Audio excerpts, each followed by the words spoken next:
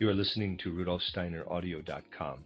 This is a reading of, I'm going to call it a cycle of lectures, entitled The Fall of the Spirits of Darkness by Rudolf Steiner. 14 lectures given in Dornach from the 29th of September to the 28th of October 1917. This is lecture 1, entitled The Driving Forces Behind Europe's War, given in Dornach on the 29th of September 1917. It is a matter of deep satisfaction to me, as I think you know, to be with you again for a while, for this is the place where we are able to create a visible sign of our intentions and of the will to come closer and closer to a true knowledge of the Spirit in our studies and in our work in spiritual science. The quest for knowledge is intimately bound up with the most inward aspect of the human being, and every now and then we must therefore inquire into the essential nature of our will and intent. In the light of the present situation, woeful as it is, it seems the answer to this question must be a negative one. For more than 3 years we have seen something spread across the world that I need not discuss in detail, at least to begin with, for we are all aware of it and feel it deeply. The events now taking place are the opposite of our own intentions, which have come to expression in this very building. Again and again we must try to see clearly which stream of spiritual development we wish to see taken up by humanity. And today we have to say it is the opposite of the stream which has led to the terrible tragedy of these last years. This is something we may call to mind again and again when we give deep and full consideration to the events now raging all over the world. We may say to ourselves that it appears as if time were drawn out and had become elastic, as if the things we remember from before this madness took hold of the world happened not just years but centuries ago. There will, of course, be many today, as there always have been, who may be said to sleep through the events of the day, people who are not fully awake to what is going on today. But when those who are awake look back on what went through their minds 4 or 5 years ago and left an impression, they will feel more or the less the way one does when one lets the mind dwell on an old book or a work of art that was created hundreds of years ago. Events which meant something to us before this madness came on the world now seem to have happened an infinitely long time ago. Anyone who is awake through the science of the Spirit was, of course, able to appreciate what was coming even before these events developed. Many of our friends will remember the almost routine answer I gave to questions asked over and over again after my public lectures from the beginning of this century. The question, you may remember, was, quote, according to the statistics, the world population is increasing. How does this relate to the idea of repeated Earth lives? The increase in population is rapid. How can one reconcile this with the spiritual scientific finding that these are always the same souls? Close quote. My answer always had to be, it does look as if the statisticians are right and the world population is increasing, but we have to take a longer view and consider much longer time spans if we are to do justice to the question. And I would always go on to say that a time may well come, sooner than we may expect, when people discover to their horror that the population can also decrease. You can't blame me, rein me in, or try and tame me. It's time to put yourself first. It is not always possible to give plain and simple answers in anthroposophy. People have not yet reached the point where they are able to take truths in the right way, and some things can only be hinted at. Read through the lectures given in Vienna not long before this catastrophe came on our world, and you will find the passage where I spoke of the social cancer that is gnawing away at the evolution of humanity. This and other things were said in order to indicate what was going to happen in human evolution and to challenge people to reflect. For we need to reflect on these things if we are really and truly to wake up. We need to be awake and alive for the sake of humanity. If anthroposophy is to fulfill its purpose, its prime task must be to rouse people and make them really wake up. Merely knowing what is going on in the physical world and knowing the laws that human minds are able to perceive as operative in this world is no more than being asleep in a higher sense. Humanity is only fully awake when people are able to develop notions and ideas of the world of the spirit. This is all around us, just as air and water, the stars, the sun, and the moon are all around us. When we are physically asleep, we are wholly given up to the internal processes that go on in the body during the night and have no idea of anything in the physical world around us. We are asleep in exactly the same way when we are wholly given up to the physical environment and to the world and the laws of the intellect, and have no idea of the world of the spirit that is all around us. Humanity has made great play of its intellectual progress and scientific achievements in the last few centuries, and has been particularly insistent on this at the turn of the 19th to the 20th century. Yet, strangely enough, the unconscious and instinctive life was never more to the fore than it is at this time. Up to the present time, this instinctive and unconscious element has increasingly taken hold of the human race. Failure to see the spiritual reality and take account of the element of the spirit is ultimately the cause of this terrible world war.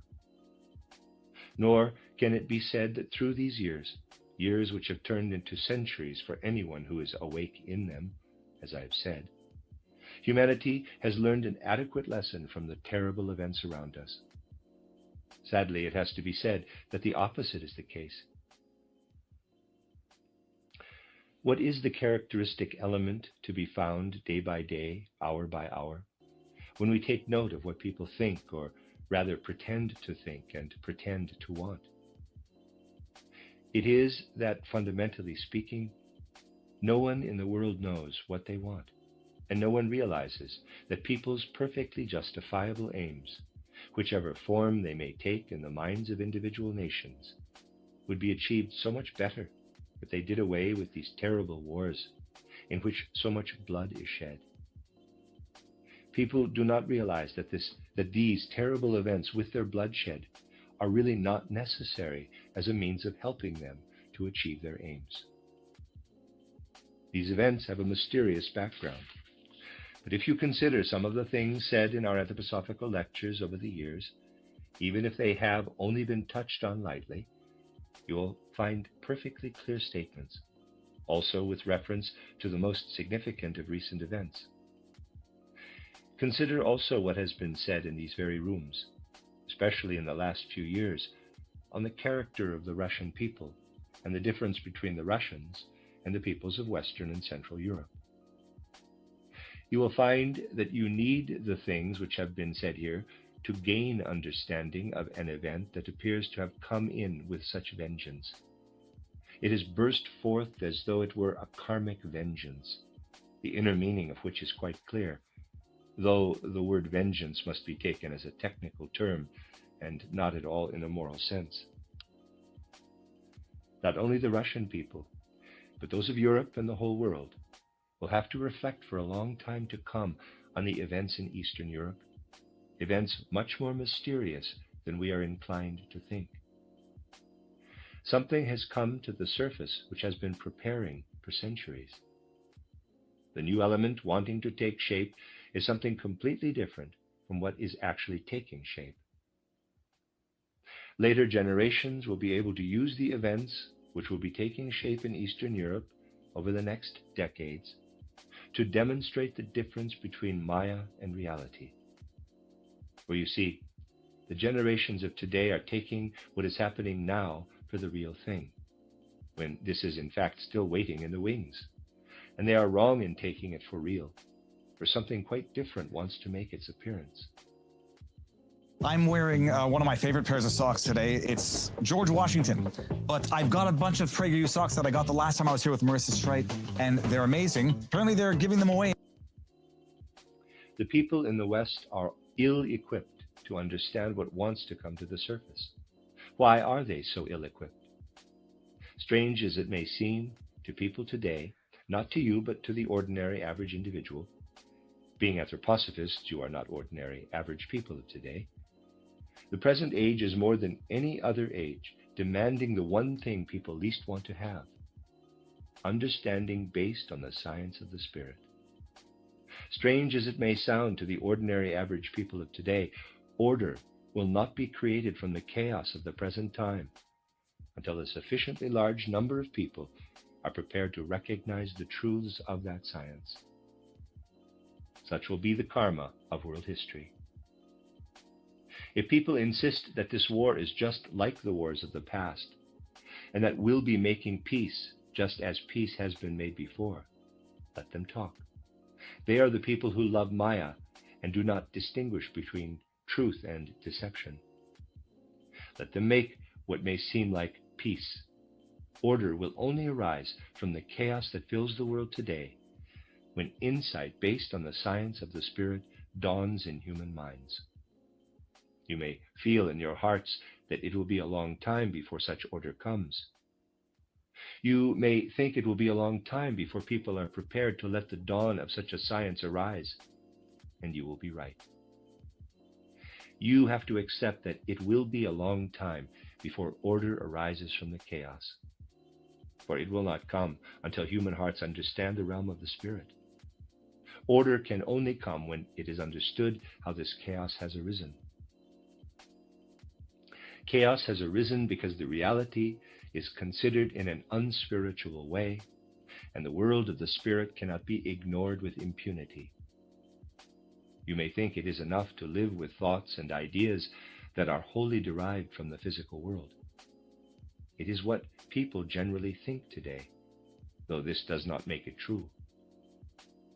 The most completely and utterly wrong idea of humanity, let me read it again, the most completely and utterly wrong idea humanity has ever had is, to put it simply, that the spirits will put up with being ignored. You may consider it egotistical and selfish on their part, but the terminology is different in their world. Egotism or not, the spirits take their revenge if they are ignored here on earth. This is a law, an iron necessity. One way to characterize the present time is to say that the present human chaos is the revenge of the spirits who have been ignored for too long. I have often said, both here and elsewhere, a mysterious connection exists between human consciousness and the destructive powers of decline and fall in the universe. Each can, or indeed must, take the place of the other in the following way.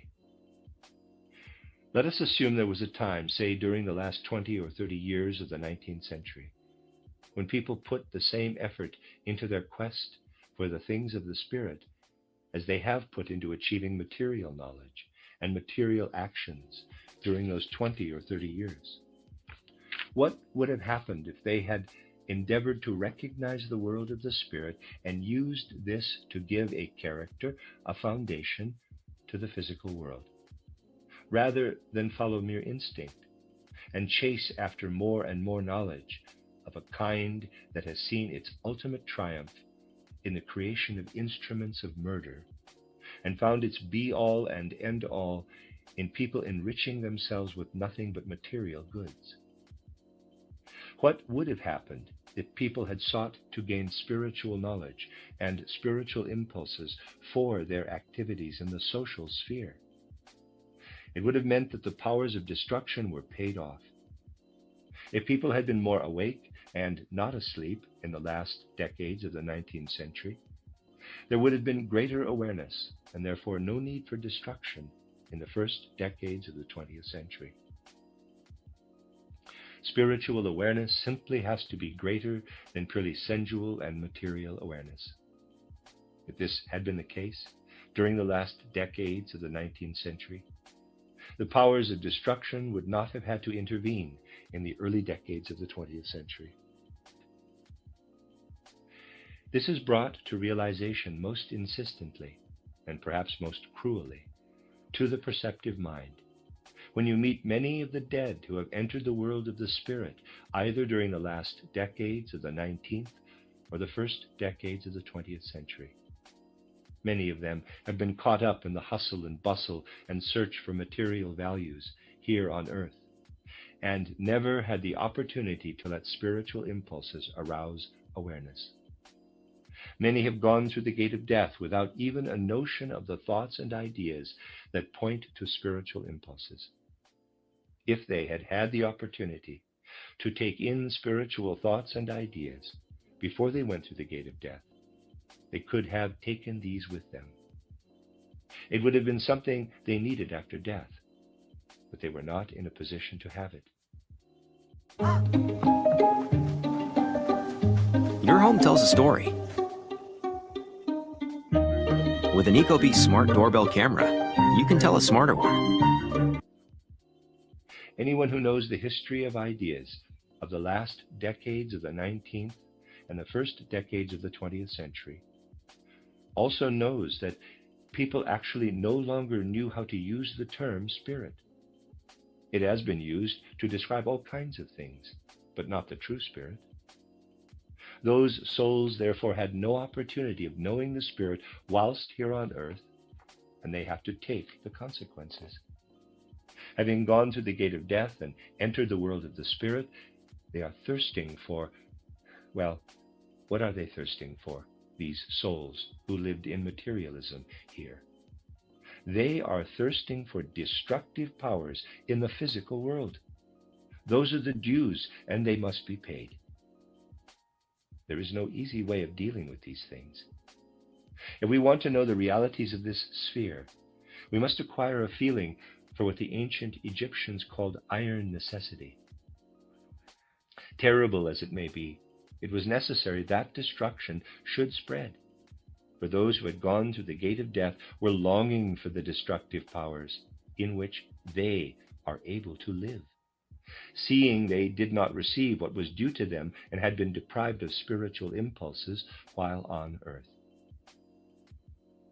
Order cannot arise from the chaos until people are ready to give room to such grave truths in their souls, and also let these truths enter into the ideas that apply in the world of politics today. And if these truths sound pessimistic to you and make you think that humanity is still a long way from achieving all that is demanded, as I have indicated, you are indeed right. But let this justifiable pessimism become a challenge to be awake and to try, whatever your place in life may be, to awaken souls so that the science of the Spirit can send out its impulses. It cannot yet be done to any great extent, but we must have the real, honest desire to make people consciously aware in such a way that they are able to understand this concrete fact. Longings have arisen in the dead in recent times, and those longings are being met with events which are truly horrifying for those of us who are alive here on the physical plane. Just think how easy it is for some people to present their friends with an image into which human beings enter when they have gone through the gate of death. Consider the unctuous sermons preached in the churches, with politicians now actually following the example of these sermonizers, and the facile world of the Spirit, and you simply cannot help realizing how far removed from reality is the facile vanity of many of today's leading figures. Compare the speeches of such leading figures. Their lives show that they do anything but lead, and that they are guided by all kinds of forces of which they are completely unconscious, and which are not the right forces. Compare this with what is really needed at the present time, and you will realize the immense gravity of the present situation. Right next to our physical world lies another, non-physical or spiritual world. And this has never before influenced our world as intensely as it is doing at the present time. People are not aware of this, however. They do not even notice when things get heart-stoppingly fearsome and terrible. Intensely illuminating words are heard in the world today. They should set vast numbers of people thinking, but people never notice, or at least they do not show it if they do. Some of you will remember that on a number of occasions in the last 3 years, I have said that when the history of this world war will be written in the future, unfortunately present-day critics have not done so, though it could be done fairly easily, it will be impossible to use the method which has produced the legend, the fairy tale, or call it what you will, which currently goes by the name of history. This was produced by scholars, in quotes, as the world calls them, sitting in libraries for months, years, and decades, and studying diplomatic records in order to write their histories. Inevitably, a time will come when most of these histories will have to be pulped. In fact, no one will be able to write the history of these last years by such a method unless they are literally off their heads. The causes of the chaos will not be apparent to the people who have been writing histories until now, but only to people who have a real feeling for what it means when a miserable individual of our time has to face a court and is forced to sum up the condition he was in at the time by flinging down before the world the lamentable statement, quote, "First one thing happened, then another, and that was the moment when I went out of my mind," close quote. It was Sukhomlinov who spoke these pitiful words. Many people had gone out of their minds at that time, not only Sukhomlinov. What kind of moments are these in world events, when the only way of describing them is by confessing that one has gone out of one's mind? They are moments when Ahriman and his cohorts gain access to the human race and to human thoughts. For as long as people watch over their conscious minds and their consciousness is not in any way clouded or inactive, neither Ahriman nor Lucifer have access to it. But when it is not fully active and one needs to use the phrase, "I have gone out of my mind," that is the moment when Ahriman and his cohorts enter the stage. The things that happen then will not appear in diplomatic records. Little of what in recent decades makes real sense, by the way. Leaving this aside, the things that have happened in our time and have led to chaos are not merely human actions, but above all the actions of Ahrimanic spirits seeking to gain access by reducing human awareness. Some of you know very well that soon after the present catastrophe in the world, I pointed out that when we speak of the origins of this catastrophe in time to come, we must not do so on the basis of written records. Instead, we shall have to point to real facts through which Ahrimanic spirits gained access to the stage of human events. These things must be taken in all seriousness. They have to be seen as concrete realities and not merely as abstract formulations. People who do not know anything about it may well laugh when one says that Ahriman gained access to human evolution. They may well laugh at people who say this. But the day will come when world history laughs them to scorn for having laughed at others today. They told me that I would need to pay for Mom's medicine, and that we certainly cannot say that the judgments, ideas, and notions to be found on the surface in recent years show any degree of maturity. People even failed to understand when, 18 months ago, it was pointed out somewhere that something might soon happen of which due note should be taken. It should not be taken lightly. Concrete examples given as an indication of what was likely to happen were never taken in the right way. People were not sufficiently awake in their minds to do so. Now the event has come, and people fail to realize that something is taking root deeply in a certain soil. People are taking it as something which, well, Because a certain number of statements take up so many lines, people accept they have a certain number of statements made in that particular number of lines. They are not at all interested in looking for the roots of such statements, but simply take things at their face value. I think you know what I mean. You know I am referring to the papal note as something I had seen coming for 18 months. Footnote, on August 1st, 1917, Pope Benedict XV issued a peace note to the governments of the belligerent nations. End of footnote. I have looked around a good deal to see if I might not find someone who has expressed their views on this note or asked the kind of question that should have come to mind. Let us remember that the idea of the state as we know it today has been dawning since the 16th century. In some parts of the world, peculiar people known as historians are speaking of states as something which have existed for I do not know how long, but they know little about real history. The present-day idea of a state is no more than 400 or 500 years old, and something entirely different existed in earlier times. It is important to know this and be really clear about it. The priestly element, which is to be found in Rome, is indeed older than our modern states. It had its justification in its own day, when it brought about many things in the world.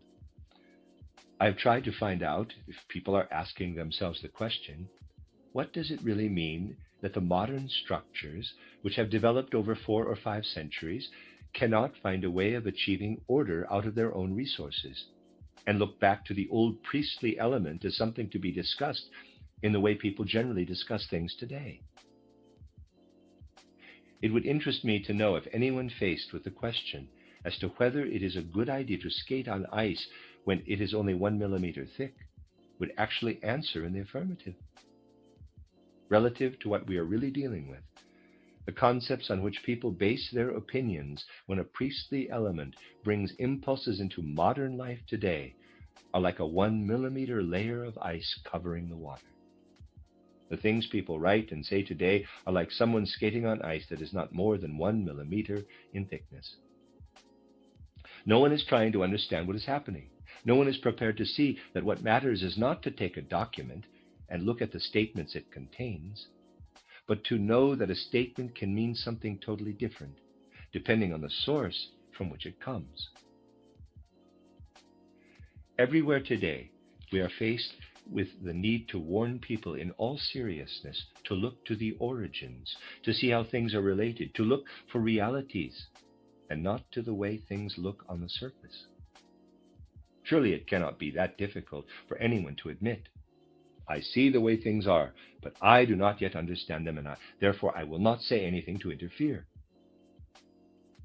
Considering the incredibly superficial level of education, it is not at all surprising when people are able to understand and have an opinion on everything.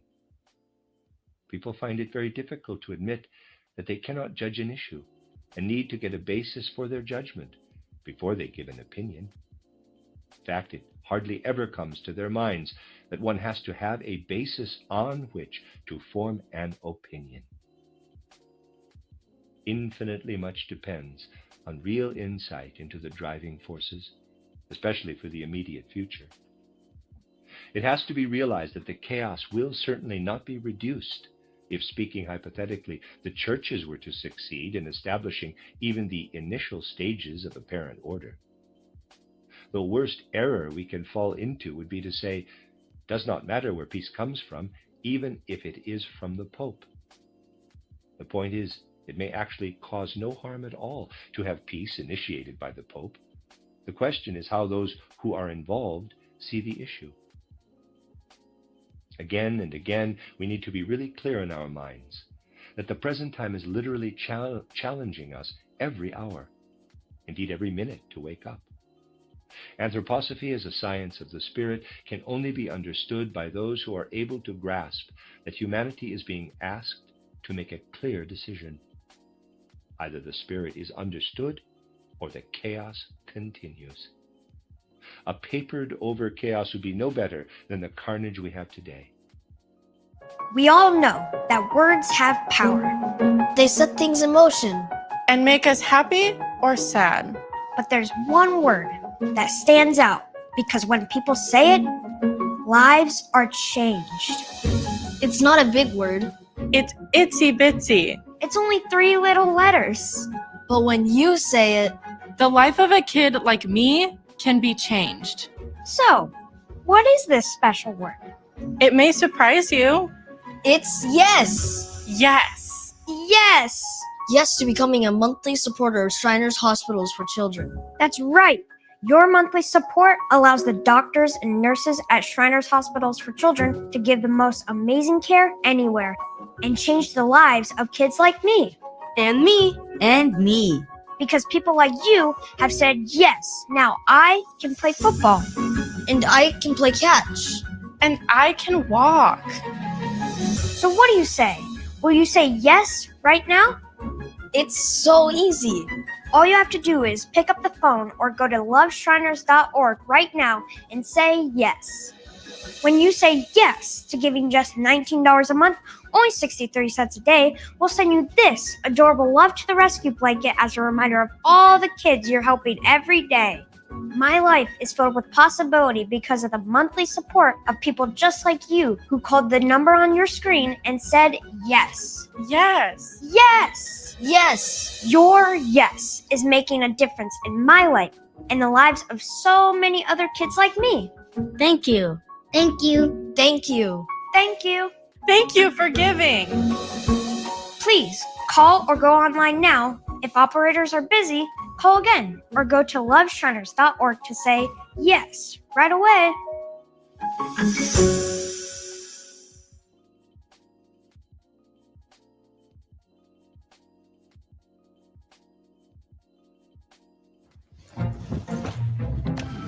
Believe it or not, baby. At University of Phoenix, You could earn your master's. For under 11,000. 11. Yes, 11! Master's degree for under 11K in less than a year. Some things are too obvious to be a coincidence. Earn your competency-based master's at University of Phoenix.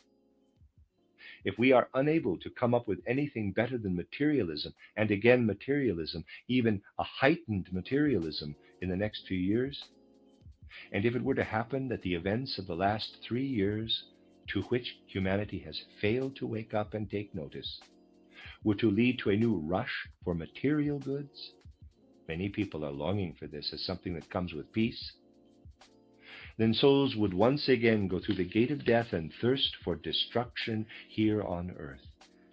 There would be no end to the destruction. All it needs is to get an idea, a feeling, an inner impulse for the need to turn to the things of the Spirit. Then we shall progress, depending on the extent to which this is achieved. Anyone who wants to gain a little understanding of the present position and looks at our time in the light of the serious truths we have been considering must develop a reasonable degree of feeling for all the terrible, hopelessly commonplace and superficial things that are now being written and said in this world. Imagine a band of children smashing up all the pots and plates, glasses, and everything in the house. The adults who see this happening are considering how to stop it, for the children keep running to the larder and all over the house to find more things to smash. Finally, the adults have an idea as to how they can stop it. A number of people who are watching, people who actually consider themselves to be the teachers of the children, find a solution. They take care that everything breakable is collected and smashed to pieces, and that, they think, should put an end to it all. I do not know how many people would not consider those teachers to be fools. This is the kind of situation where people would see the truth. Yet there are people who consider themselves to be wise and who say to the whole world, carnage must continue until peace comes. Everything has to be broken, so there will be nothing left to smash in the world. This is considered wisdom. Go on murdering people for as long as you can, and you will stop the murder. This is wisdom.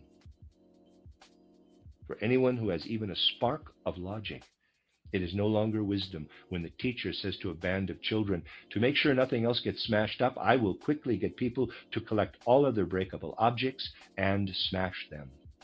I reckon nothing else will get smashed after that. Why do people call this foolishness? And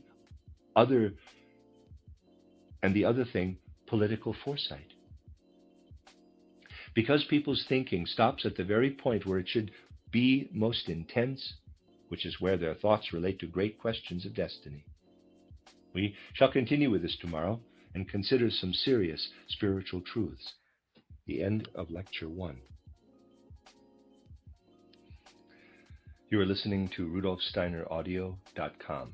This is a reading of a cycle of lectures entitled The Fall of the Spirits of Darkness by Rudolf Steiner. This is Lecture 2, entitled Humanity's Struggle for Morality, given in Dornach on the 30th of September, 1917.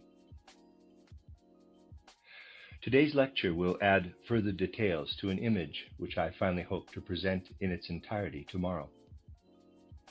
We are living at a time, yesterday's lecture will have given you an idea of this, of which we can say that much will have to change in the way people think, feel, and use their will. Our inner aims will have to change. It is especially with regard to our innermost being that old, inherited, and acquired habits will have to go and a new way of thinking and feeling develop. This is what our time demands.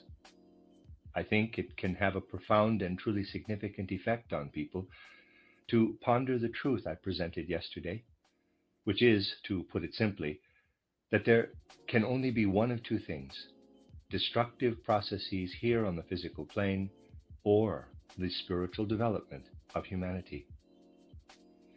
Just think what it means, that knowing this truth, we shall be compelled to feel socially at one with the dead, the departed. Our inner response to present events on this physical plane is one of deep pain, and it is right this should be so. On the other hand, we should not forget that the number of people who have taken up spiritual life in recent decades is small, and the souls of those who have not done so are thirsting for destructive processes here on the physical plane, because these will give them the powers they need for the life of soul and spirit which comes after death. In practice, this means we are challenged to do everything we can to encourage spiritual life as the only way of freeing future humanity from those destructive forces. It has to be clearly understood, of course, that this was different in the past, when the fact that an age of materialism must inevitably summon up an age of wars and devastation did not hold true to the same degree. It will, however, hold true in future. Feeling healthy by leaps and bounds. Making a dinner that makes their whole day. And giving your best friend the best nutrients for their best life. Science did that. Here's how to go from slow and sluggish to a Fortnite strafing god. On regular keyboard mode, you can't press two movement keys at the same time. You just freeze. This makes strafing super slow, but with rapid tap on, you will always go the direction of whatever key is pressed, even with your previous key activated. With faster strafes, you're way harder to hit.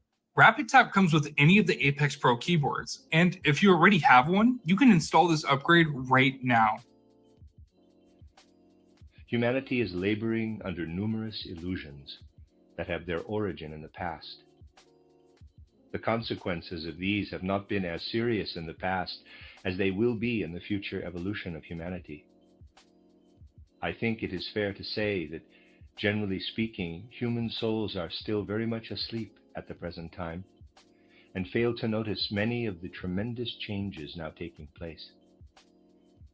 Sometimes, however, some of this comes through at an instinctive level, and individuals are then aware of the great riddles of the age.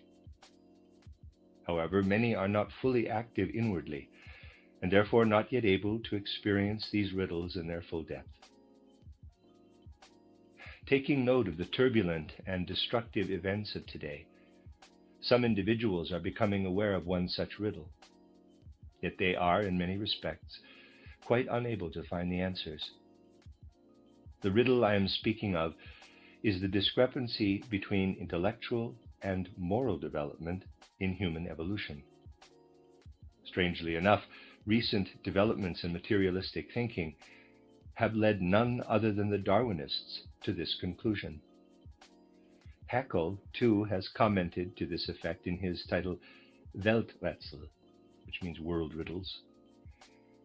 Now, in these times of war, it can be seen again and again that this imbalance between intellectual and moral life in human evolution is beginning to puzzle people.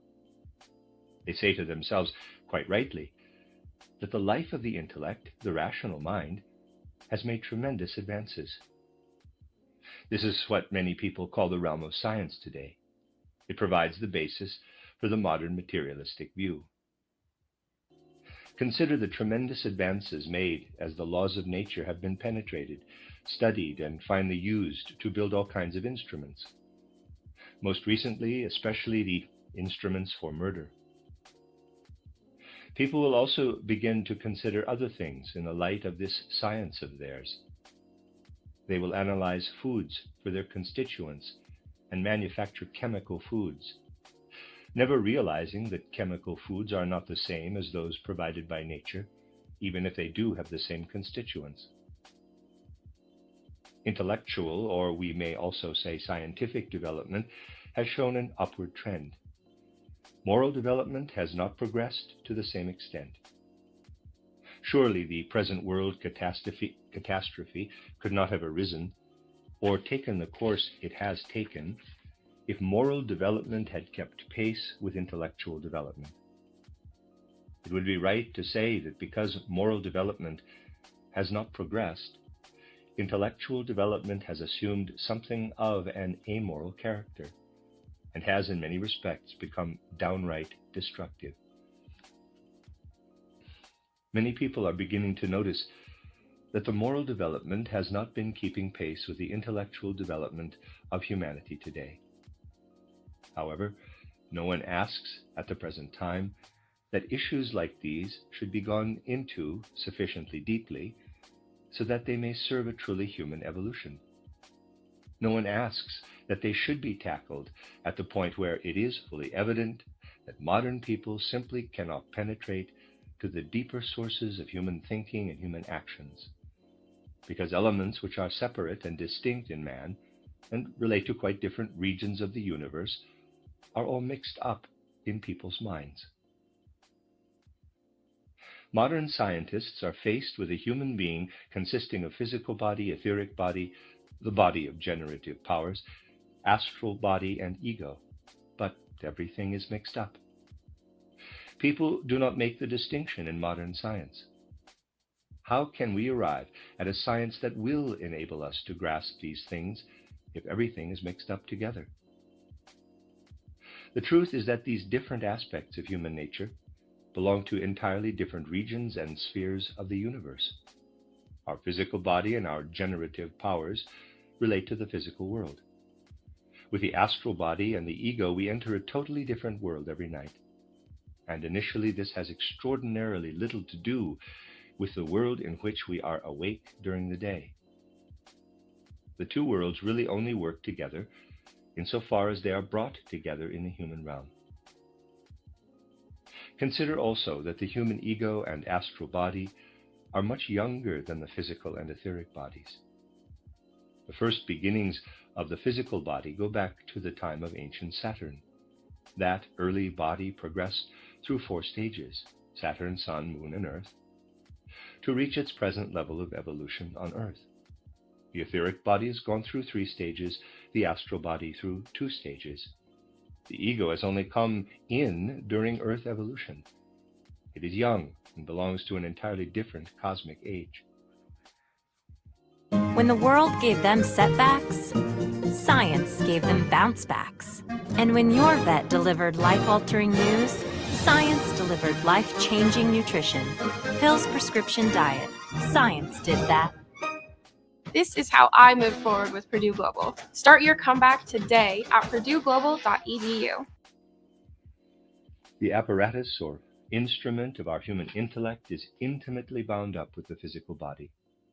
It has reached a great level of perfection because the physical body has gone through such a comprehensive process of development in the Saturn, Sun, Moon, and Earth periods. We can see this from the level to which the nerves, the brain, and the blood have developed. This, then, is the highly developed instrument we use for our intellectual activity. On a previous occasion, here in Dornach, I suggested that the human being is much more complex than we are inclined to think. When we say, in quotes, physical body, we are speaking of something that is far from simple. It is based on principles that go back to ancient Saturn. Then the etheric body was added. This created its own element in the physical body. The astral body also created its own element in the physical body, and so did the ego. The physical body thus really has 4 elements to it. One of these relates to the physical body as such, one to the etheric body, one to the astral body, and one to the ego. The etheric body has 3 elements, one related to itself, one to the astral body, and one to the ego. Let us stay with the physical body for the moment. We find that during the night when we are asleep, the element of the physical body relating to the physical body continues in the usual way. The element relating to the etheric body can also continue, for the etheric body stays with the physical body. But what happens to the element relating to the astral body, which is organized to meet the needs of an astral body that wants to go outside, and with the element relating to an ego, which has also gone outside? During the night, these 2 elements, let us call them the astral physical body and the ego's physical body, are forsaken by the principles on which their whole organization is based. The ego and the astral body are then outside the parts of the physical body to which they belong. For as long as we live between birth and death, we are really leaving something behind in bed every night which is not taken care of by the principle to which it relates. It clearly has to function differently during the night than it does during the day. I think you can see this. During the day, the astral body and the ego are active and aglow in it. During the night, they are not. People do not inquire into these things today because everything has merged into one and become mixed up in their minds, as I have said. They do not distinguish between the different aspects of their body, though these can be quite clearly distinguished. During the night when we are asleep, the astral-physical element in the physical body exercises powers very similar to the powers of Mercury, the mercurial powers that make Mercury liquid, and so on.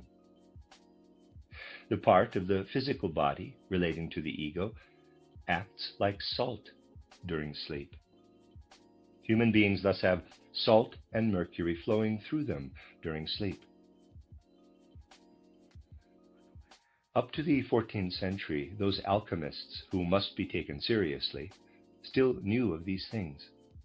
After this, sectarianism came into alchemy, and the books were written which are generally read today. The old knowledge was still to be found with Jakob Boehme, however, who used the terms salt, mercury, and sulfur. These are some of the secrets of human nature. We say then that when we are asleep, we look down on a body that has become mercurial and salty. The fact that the body becomes mercurial has highly significant consequences, and we may be able to say more about this in the course of these weeks. The fact that it becomes salty, well, I think it is not at all difficult for people to discover this for themselves when they get up in the mornings. What is the significance, however? It is more or less like this. On waking, the ego and astral body, having been outside in the world of the spirit during sleep, enter into the salty or mineral principle in the human body and into the mercurial principle, which flows within the human being as a vitalizing principle. Principles which have been separated during the night now come together. As they interact, opportunity is given for the things acquired in the world of the spirit to be brought in. Mercury and salt have been resting.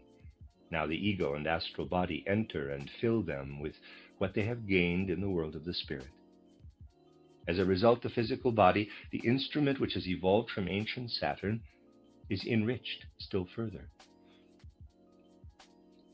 On the one hand, the physical body is the instrument we use for intellectual activity, and it is truly venerable and highly developed because it has evolved over such a long time. Yet on the other hand, the process I have just described can bring the influence of the spiritual world to bear in the present time. As a result, human beings are now able to influence the instrument of the intellect from the world of the spirit, and intellectual thinking can play such a significant role in the present age. The world in which we are, between going to sleep and waking up again, does, however, have one peculiarity. There is nothing in it by way of moral laws. Strange as it may seem, between going to sleep and waking up again, you are in a world devoid of moral laws. We might also say it is a world that is not yet moral. When we wake up, the impulses we bring from this world may take hold of the physical body and the etheric body with regard to the intellect, but cannot in any way take hold of them in any moral sense. This is quite impossible, for the world in which we are, between going to sleep and waking up again, does not have moral laws. People who think it would have been better for the gods to arrange things in such a way that humans did not have to live on the physical plane at all are very much mistaken. For in that case, people could never become moral. Acquire morality by living here on the physical plane. In short, we bring wisdom to the physical body from the world of the spirit, but not morality. This is tremendously important and significant, for it explains why humanity must inevitably lag behind when it comes to moral principles. Feeling healthy by leaps and bounds. Making a dinner that makes their whole day and giving your best friend the best nutrients for their best life. Science did that. Dick's Epic 4th of July sale is on. Take 20% off bog bags and igloo coolers, 25% off Stanley drinkware, $200 off Callaway irons and TaylorMade drivers. Buy any DSG item and get the second half price. Shop in-store or at Dicks.com. Have made excellent provision for their intellectual development, not only providing them with an instrument which has evolved through the Saturn, Sun, Moon, and Earth periods, but also giving them the wherewithal by which to maintain the intellect, by filling them with wisdom in the world which they enter during sleep. It will not be until later periods, in the second half of Venus evolution, that we make connection with a moral world during sleep. Clearly, it is therefore tremendously important for us to see to it that our social life becomes truly moral. These are the things modern humanity does not want to consider. Some are aware of the riddles, as I have said, but people do not want to consider the deeper reasons, for that would be too much of an effort. They want to take human nature as it presents itself and refuse to consider that in many respects it extends into the worlds of the cosmos, beyond space and beyond time, and that human nature cannot be explained if we merely look at it the way in which it normally comes to expression, and do not take account of these other aspects. It is a magnificent and awesome truth that sleep helps our intellectual thinking, even our genius, for geniuses too bring back elements from sleep that enter into their mercurial and salt principles. In fact, it is this which makes someone a genius.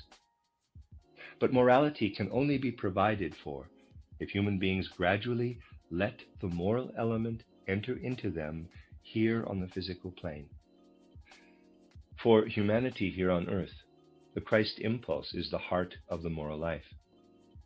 It is therefore most important, I have stressed this before from other points of view, that human beings encounter the Christ impulse here on the physical plane. We have to look at this from many different points of view. So it seems we can now understand why people who have all kinds of impulses based on wisdom at an instinctive level, for these impulses are given in sleep, are able to invent tremendously complex machines, playing a role in the advance of science and technology. Need not connect this in any way with morality, for morality belongs to a totally different sphere.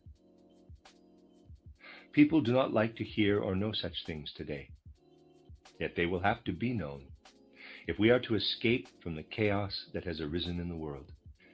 And this is a very serious matter. Human evolution will not progress unless these truths become part of our life on earth. The gods did not intend human beings to become automatons, which they could influence like automatic machines. They wanted them to be free individuals who realize what will take them forward. It is wrong to ask why the gods do not intervene. Attempts have to be made, and if one such undertaking should go awry, we should not draw the wrong conclusions. Instead, those who come later must let this give them an even greater impetus to work in a way that helps to encourage such an attempt at further development in the spirit. I have recently been much concerned with a significant attempt made in the past which did not entirely come off. I discussed this in the first part of my essay entitled The Chemical Wedding of Christian Rosenkreuz, Anno 1459. It is to be continued in title Das Reich. The work was written in the early 17th century. People were given it to read as early as 1603, and it was published in 1616. The author, Johann Valentine Andrea, also wrote titled Fama Fraternitatis and Confessio Rosicruci, unusual works which attracted all kinds of comment, some sensible but most of them absurd.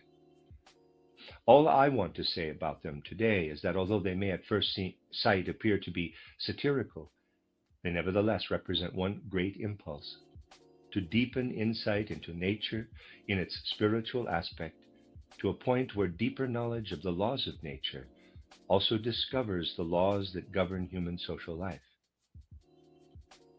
This is an area where people find it particularly difficult to distinguish between Maya, illusion, and reality. The motives we ourselves or others tend to ascribe to our actions are not the true ones. It is painful to have to realize this, but I have spoken of this on several occasions. They are not our true motives, nor are the outward positions people hold in social life their true positions. People are usually completely different inside from the way they present themselves in the social sphere, and also from the way they see themselves. People believe so strongly that their actions are based on a particular motive. Some think their motives are entirely selfless, when in reality they are nothing but the most brutal egotism. People are not aware of this because they have such illusions concerning themselves and their social connections. This is another area where we can only discover the truth if we look more deeply into the whole scheme of things. Johann Valentine Andrea was someone who wanted to look more deeply. What mattered to him, among other things, was to see beyond Maya into reality. He was not the kind of superficial person who thinks he can do this with all those harangues profound educationists and others today think will reform the world. He realized that one must look more deeply into the whole scheme which lies behind the world of nature if one is to find the spirit in nature. Then one will also find the threads which truly connect human beings with the spirit. And only then shall we really know the social laws that are needed. You cannot reflect on social relationships today if you think the way people do in modern science, for this will only give you the surface of nature and the surface of social life. Johann Valentine Andrea looked deep down to find nature and the social life, for only there do they come together. It really is like this. Think of the borderline between Maya and reality. There you have a peephole on nature on the one side and a peephole on social life on the other. And you have to look deeper before you realize that they actually only meet a long way back. People will never reach this point, however. They will continue to look at some of the laws of nature at a surface level, and will then speak about social life out of their feeling, out of superficiality. This will not help us to see the scheme of things, however, that Johann Valentine Andrea sought to find. At most we shall get to be, excuse me, calling a spade, a Woodrow Wilson. Cue the parade. 4 for the 4th is back at Bob's Discount Furniture. Celebrate in style by shopping 4 of Bob's must-have trendsetters for just $7.99 and under, like the farmhouse chic Calvin bedroom, Playday sectional with pop-up sleeper and hidden storage, Consumer Reports recommended treasure mattress, and the 5-star Betty dining set. And don't forget, there's even interest-free financing when you pay in 4 installments. Oh my Bob! So stop in and celebrate 4 for the 4th. Andrea wanted to discover the scheme of things, and his desire to do so fills such works as his title Fama Fraternitatis, there we go, and Confessio Rosicruci. He was addressing the leaders, the statesmen of his time.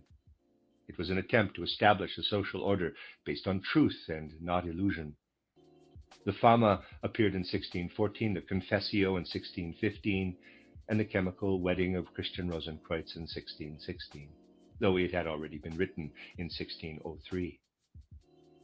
The year 1618 marked the beginning of the 30 Years' War, which brought conditions in which the truly great things aimed at in the Fama and the Confessio were swept away.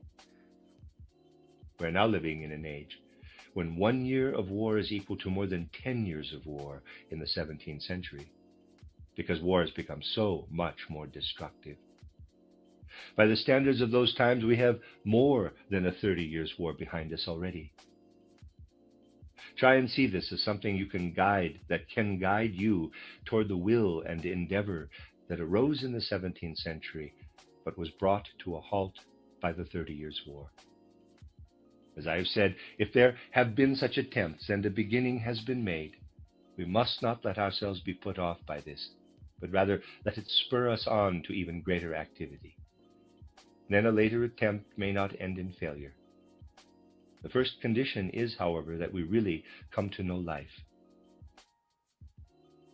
I now want to relate these to matters I discussed with you last year and at the beginning of this year.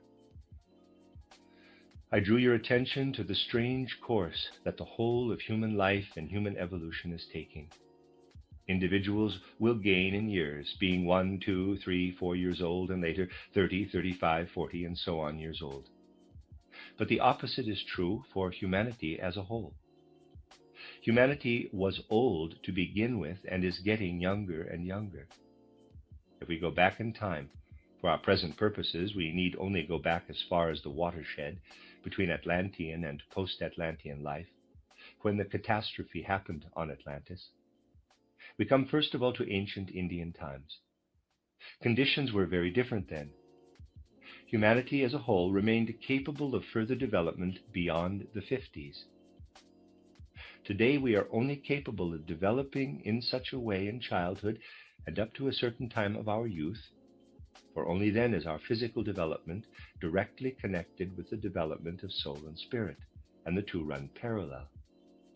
This soon comes to an end, however.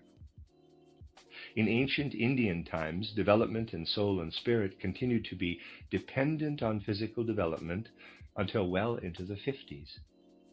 People went on developing the way a child develops, and this only came to an end when they were old men and women. This is the reason why people looked up with such humility to their old people. During the time of ancient Persia, people were no longer able to develop to such a high level, but only into their 40s and early 50s. And in Egyptian and Chaldean times, only into their 40s. In Greco-Latin times, this kind of development went only as far as the 35th year. Then came a time, you will remember, the Greco-Latin age began in the 8th century before the mystery of Golgotha, when human beings were only capable of development up to their 33rd year. That was the time when the mystery of Golgotha took place. The age of humanity then matched the age at which Christ went through the mystery of Golgotha. After this, the human race got younger and younger. By the beginning of the 5th post-Atlantean age in the 15th century, humanity was only able to develop up to the age of 28, with no further development after this. And today we have reached a point where people only reach the age of 27, if this is left to nature. In the past, human beings naturally remained capable of development into a ripe old age. Today, people must conclude such development as comes of its own accord and is tied to the physical body by the age of 27, unless they take up a spiritual impulse in their inner life and push on from within. People who do not take up anything spiritual remain 27 years old, even if they live to be 100. It means they have the characteristics of 27-year-olds. And with people refusing to look for inner spiritual impulses, we now have a culture and a social life that is 27 years of age. We do not grow beyond the age of 27 in our outer social life. This age now rules humanity. If we go on like this, humanity will go down to 26, 25, and 24 years, then in the 6th post-Atlantean age to the 21st, and later to the 14th year. These things must be looked into, and they should not be taken pessimistically. Instead, they should give us the inner impulse to go toward the life of the Spirit and set out on an inner quest to look for the elements nature is unable to provide. This is another point of view from which it is apparent that spiritual impulses are needed in civilization. The most characteristic people of our age, those who take the lead today, are people who do not get beyond their 27th year. The question is, what would really make someone a present-day leader? Well, let us say we have someone who is born and is very much alive, who does not take in much by way of tradition, but only what comes by nature, without undue influence from outside. This individual would be very much determined by what comes of its own accord. Education usually gives color and nuance to this in most people. But let us take a really typical individual who essentially shows only the characteristics of the present age. Someone born into poverty, perhaps, and not given an education that puts much emphasis on tradition, but who would only be influenced by whatever arises from circumstance. Such a person would grow up, would be very active initially, for it is part of the present age that one is active up to the 7th, 14th, and 21st year, and perhaps be a forceful personality up to his 21st year. But unless he is able to develop spiritually, then, being very much a representative of the age, he will come to a halt at the age of 27. Now, if he were to be truly representative of the age, something like the following would have to happen. At the age of 27, he would come to a key point in his life, to such effect that the circumstances he creates for himself at the age of 27, committing himself for life, would not allow him to progress beyond this. In modern life, this could take the form, for instance, that such a person, a self-made man with tremendous energies and all kinds of impulses arising from the time itself, gets himself elected to Parliament at the age of 27. To get oneself elected to Parliament means one has committed oneself, and there are some things that now have to be maintained. And so the individual remains as he is, which is entirely due to this development in the present age. And he is highly representative of the present age. Parliament being the great ideal in the present day and age, this would be a key point in the life of an individual who would then refuse to accept anything capable of growth for the future, and who would become completely adapted to external circumstances, or in a word, remained 27 years of age. And so at the age of 27, this would be a strong, powerful individual imbued with the impulses of the age who now entered Parliament. After some time, he would even be a minister and advance to become one of the leading figures. But he would merely be a man of our time, a typical 27-year-old. There is such an individual, someone born into such circumstances who only took in what came, nothing by way of tradition. He grew strong and powerful under these circumstances, someone who would go through thick and thin for anything that came to him in the first 27 years of his life, and who did, in fact, become a member of Parliament at the age of 27. He was a thorn in the flesh at first, being in opposition, but soon rose further and has become a kind of axis of rotation at the present time, and this is Lloyd George. No one is more characteristic of the present age than Lloyd George. Quote, his own man, close quote. He committed himself for life within a week of his 27th year by getting himself elected to the House of Commons. This and the rest of his life story show him to be a typical representative of life in the present age, a life we should not follow, for spiritual impulses should have taken over in the 27th year. If one is able to penetrate the inner aspects of life, one sees the most important events of the present time to be events to which other people are asleep. To anyone who can make a wider view, it is immensely significant that such a self-made man is elected to the British Parliament exactly at the age of 27 and thus commits himself. These are the realities which people must gradually learn to observe and consider, for they reveal the deeper connections in life. People like to skip over them today because they are not easy. Reluctance is felt because people prefer to give free rein to their passions, the emotions they create for themselves in the outer world, and to their instincts, rather than seek to gain insight. They want to live the life of the world, basing themselves on these emotions and not on their true selves. The end of Lecture 2. You really think you can get me to like dark chocolate? Without a doubt. Won't it taste bitter? Not this dark chocolate. It's delicious. I told you it wasn't bitter. From the Lindt Master Chocolatier, discover excellence. Expect delicious. From research to real cures, NMDP is committed to now making dreams possible. NMDP. You are listening to RudolfSteinerAudio.com. This is a reading of a cycle of lectures by Rudolf Steiner entitled The Fall of the Spirits of Darkness. This is Lecture 3, entitled The Search for a Perfect World, given in Dornach on the 1st of October, 1917. My intention is to give a series of lectures which will enable you to understand the present time and the immediate future, in some aspects at least. It should be a coherent whole, but it may sometimes be necessary to go a long way back. There will be a continuous thread through it all, but I would ask you to see the parts always in the context of the whole. I will sometimes go far and wide to collect the material we need to understand the present time, and some of it may seem remote. When I say the present time, I mean quite a long period of time, going back several decades, and also looking decades ahead. It is important to realize that it will be necessary to present truths based on the science of the Spirit that in many respects go utterly against current and generally accepted beliefs.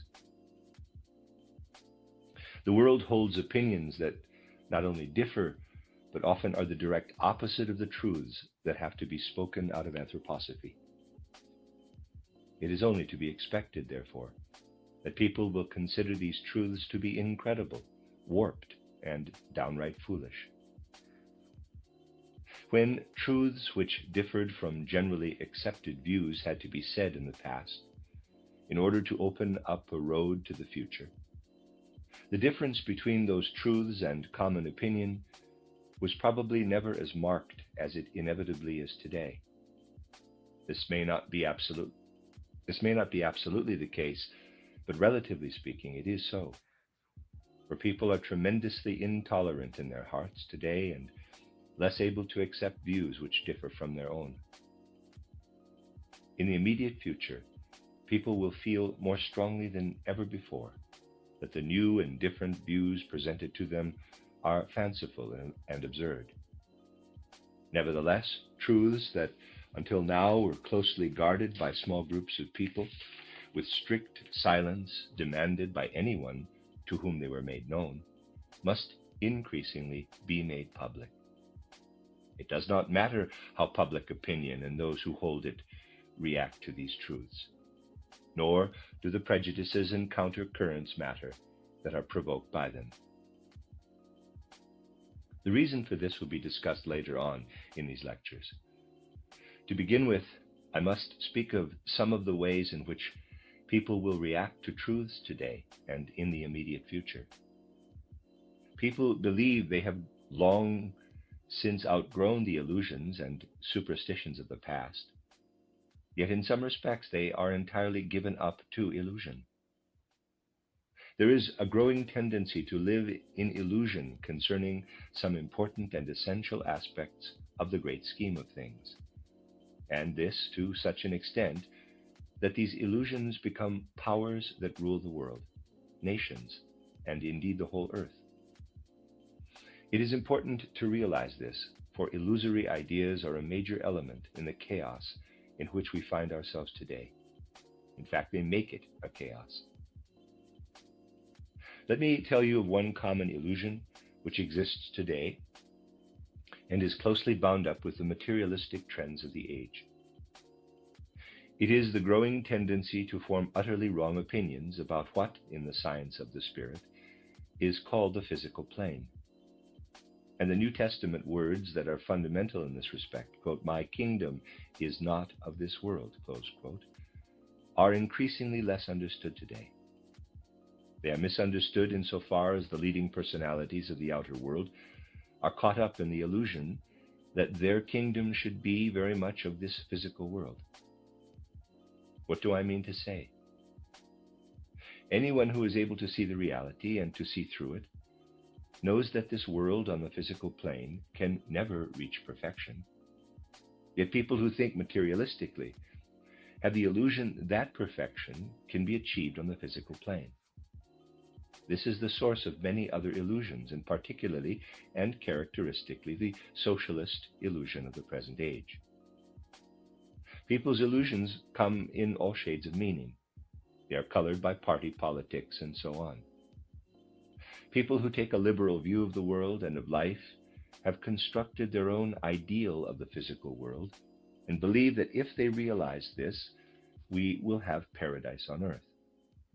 All that the socialists are able to think of is how to arrange things on the physical plane so that everybody can live what they consider to be the good life, the same for everybody, and so on. The vision of the future on this physical plane is of a wonderful paradise.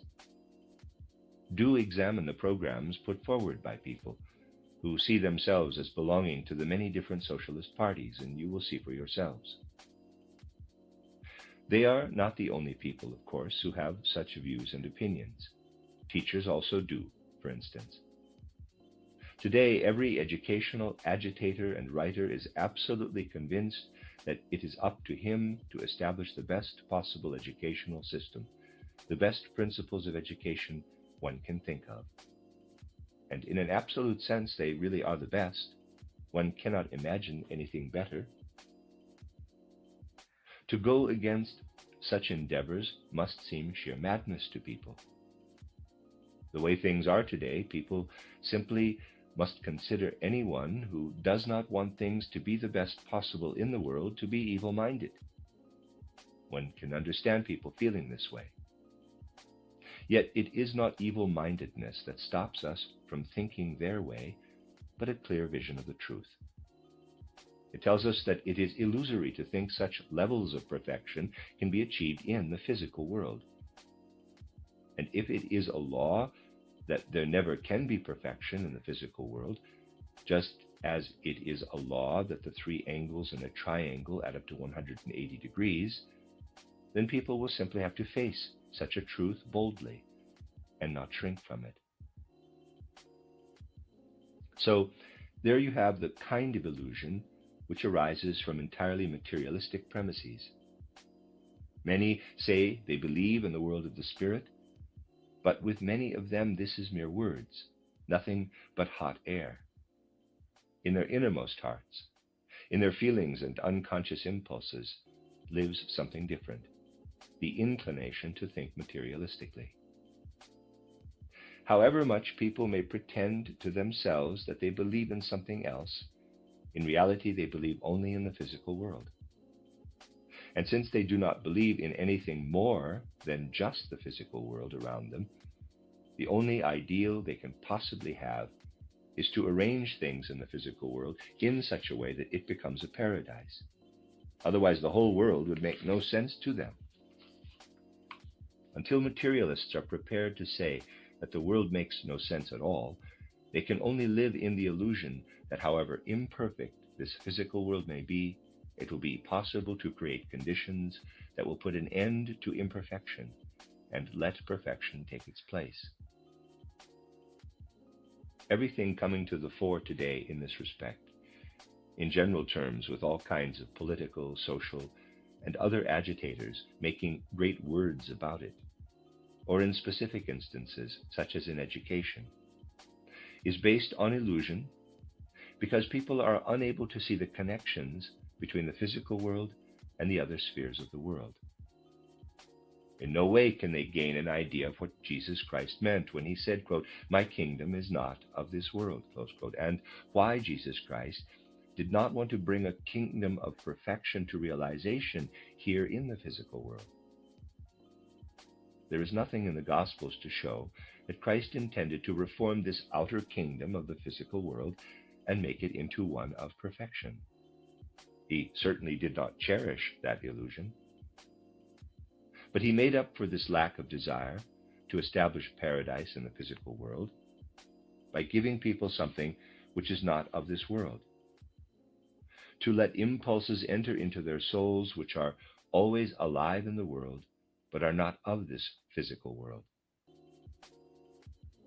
Illusions of this kind dominate the human race today in the widest possible sense, and this creates an unhealthy climate. People are free individuals and therefore free to live in illusion. In more down-to-earth contexts, their illusions would immediately be seen to be illusions. When we are dealing with physical objects, fools who invent things which merely work in theory are instantly seen to be under an illusion. It is not immediately obvious, however, in the vast field of social and political life. The following story is one I have told before. When I was a young fellow of 22 or 23, one of my fellow students came to me one day, his head aglow, absolutely fired with enthusiasm, and told me he had just made an important epoch-making invention. "Oh," I said, "that is nice. What are you going to do with it?" "Well," he said, "I'll have to go and see Rattinger, our professor of mechanical engineering at the university, and tell him about it." No sooner said than done, and off he went. Rattinger was not free at the moment, and so the student came back. He had been given an appointment for later on. So I said to him, "Why don't you tell me about it in the meantime? We have some time to spare. Tell me about your invention." It was a very clever thing.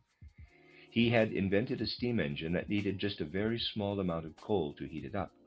After that, no more coal would be needed, for a special mechanism kept it going of its own accord. One merely had to start it up. This was certainly epoch-making. You will be wondering why we do not have it today. I got him to explain it all to me and then told him, "You know, that is really clever, but if one looks at the whole thing, it is no different from wanting to get a railway truck going by getting into it and pushing as hard as you can from inside. Someone standing outside can, of course, get it to move, but anyone inside will not get it to move a millimeter, even if they apply the same amount of energy. This is what it all came down to. Things will be extremely logical and clever, developed by applying all kinds of technical principles, and they may still be nonsense, having been thought up without taking account of reality. What matters is not to be merely clever or logical, but to relate to reality. In the end, the student never went to see the professor. When one is dealing with physical matter and mechanics, such a thing will soon be obvious. But in social and political affairs, and with reference to what, in its widest sense, may be defined as making everyone happy, it will not be immediately obvious. You can easily put forward ideas of exactly this kind. People will be impressed and believe you. Yet it is all a matter of being inside the truck and pushing from there. A time will come when a certain basic characteristic of the present time may actually be labeled with a particular name, a name that will typify a way of thinking which at heart is utterly illusory and unreal. I'm very sure that in future people will speak of early 20th century Wilsonianism, for Wilson's ideas are typical of those of someone who wants to push a railway truck from inside. All the basic ideas of Wilsonianism, which make such an impression today, are utterly unreal, though they also have a major influence on people for other reasons. They are powerful for the very reason that they cannot be realized. Any attempt to implement them, it would soon show them to be meaningless. But people are able to imagine they could be implemented. If we were able to implement Wilsonian ideas, world Philistinism would be realized throughout the world. Woodrow Wilson really deserves to be made the universal savior of general Philistinism. Of course, Philistines would not actually do all that well in a world organized by Wilson, which anyway cannot be realized, but at least they imagined that if Wilson's ideas were to conquer the world, we would be able to live according to our ideals. A time will come when people say, at the beginning of the 20th century, a peculiar ideal arose, which was to make the world into a perfect image of Philistine or bourgeois ideals. Wilson's ideas will be analyzed one day and presented as typical of the early 20th century. You see, we have not only small but also big examples of illusory ideas in our time. These illusions and unreal ideas are held not by otherworldly sects, but by groups whose beliefs spread far and wide. Important and vital, genuine truths must now be proclaimed to the world. For the reasons and because of the kind of conditions we have been discussing, they will show little relationship to the general opinions of today. Different conditions have to be created to enable people to grasp the truth. The truths which must inevitably come up are repulsive to many people today. They are thoroughly uncomfortable. The truths people like and ask for are convenient truths, for that is the way people are today. Some of these uncomfortable truths will have to be presented in the course of these lectures. They need to be made known out of a feeling of responsibility.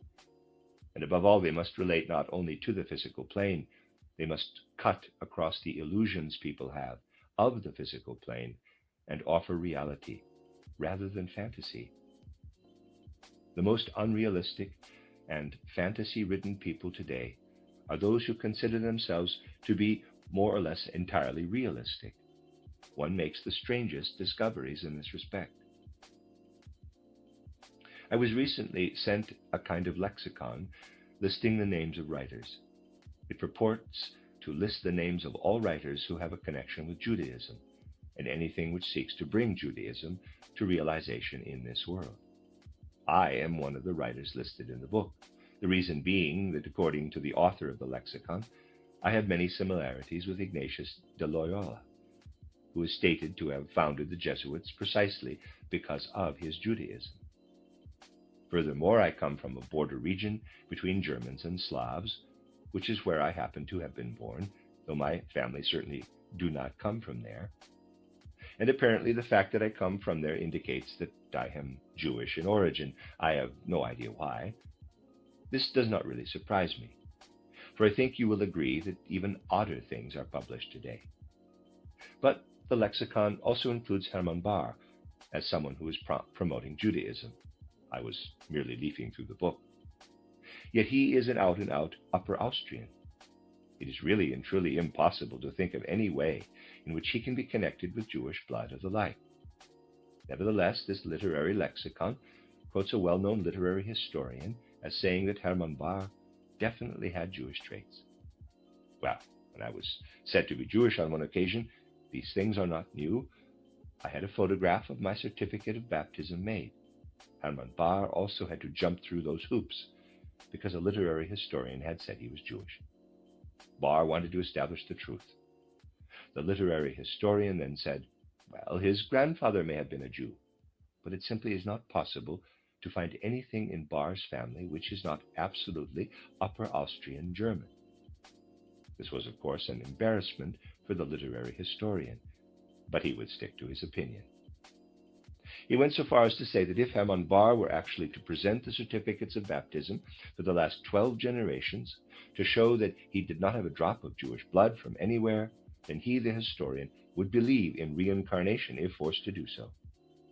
So, you see, the reason for believing in reincarnation is a highly peculiar one in the case of this renowned and widely read literary historian.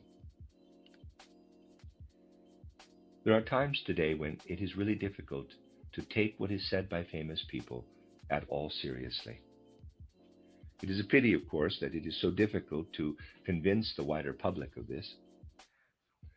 People are rather in the habit of believing in authority, despite the fact that modern people do not believe in authority at all, of course. Such at least is their opinion. Yesterday, we were able to learn something about the opinions people have of themselves. Today, when people's basic instincts sometimes take them so far from the truth, it is extremely difficult to accept the truths relating to the region which borders immediately on the physical world. To characterize anything relating to this region, one has to appeal to healthy, incorrupt minds, and this presents the greatest difficulties one can imagine. For when it comes to the truths which must now be made known, the whole constitution of the human soul will be affected even if people merely get to know them, let alone gain direct perception of them. External knowledge about the physical world has a certain effect, let us say, on the human head. But truths which go deep, even if only to the depth where they relate to the world immediately next to the physical world, touch the whole human being and not only the head. To proclaim such truths, one must be able to depend on a sound, incorrupt mind. In many spheres of life today, a sound, incorrupt mind is almost a rarity, whilst unsound, corrupt minds are far from uncommon. And the way individuals accept truths today strongly reveals the particular nature of their life of instincts and drives, the whole constitution of their souls and their state of mind. People with corrupt instincts who are unwilling to apply some degree of discipline to their lifestyles quickly tend to take an attitude which is completely determined by the base mind, particularly when the truths to be accepted relate to the world bordering on the physical world. This happens only too easily.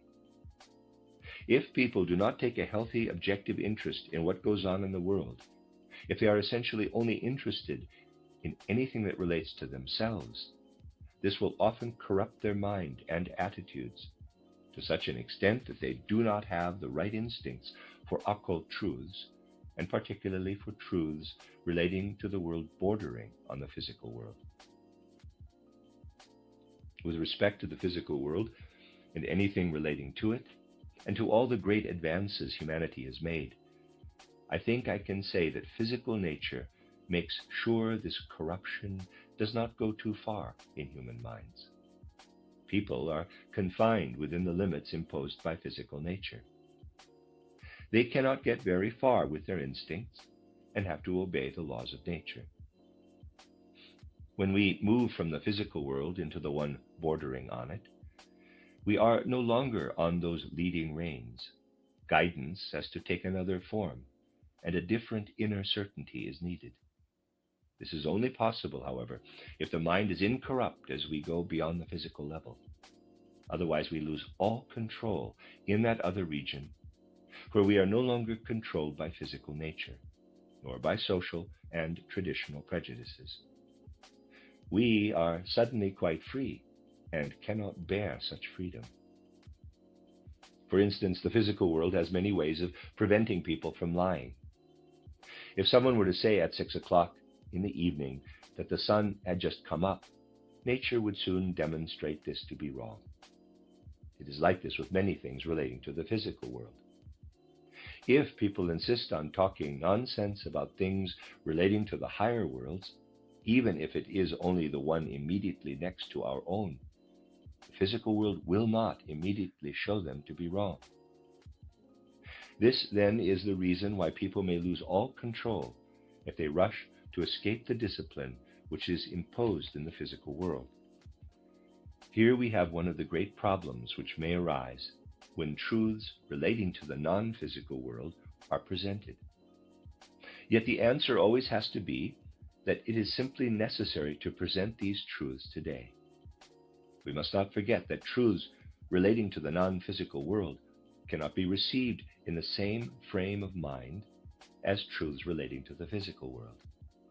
To take them in, we must slightly loosen the etheric and astral bodies. Otherwise, we shall only hear words. The state of mind has to be such, and with reference to the phenomena of the subjective inner life, it merely is a state of mind, that for any real understanding of the things of the spirit, one has to loosen the etheric and astral bodies a little. This loosening should only be a means of gaining understanding of the world of the spirit. It must not become an end in itself. This would be a very serious matter. Imagine, to take an extreme case, someone comes to an anthroposophical lecture, not in order to gain insight into the realms of the spirit, which would be the right thing, but because he thinks this is truly mystical. As he listened, he would let the words flow through him, as it were, because this would slightly loosen the ether body and the astral body. People certainly do come to lectures of this kind, sometimes also to those on pseudo-spiritual science, and listen in a kind of sleepy ecstasy. They are not really interested in the content, but more in the feeling of voluptuous pleasure which comes when the ether body and the astral body go partly outside the physical body. There may be other situations in life when to be thus given up or warm is a good thing. It is no good at all when it comes to revealing the truths relating to things of the spirit. This must be properly understood. If spiritual truths are rightly understood, and if people are, in all seriousness, following the lines of thought used to develop concepts which may make the world of the spirit accessible to our understanding, their humanity will be enhanced, and they will learn the things which have to be known at the present time for the salvation and further development of humanity. People who take these truths into themselves in the right way will also find their drives and instincts ennobled and raised to a higher level. By merely listening to spiritual truths, they go through a development that is for the good.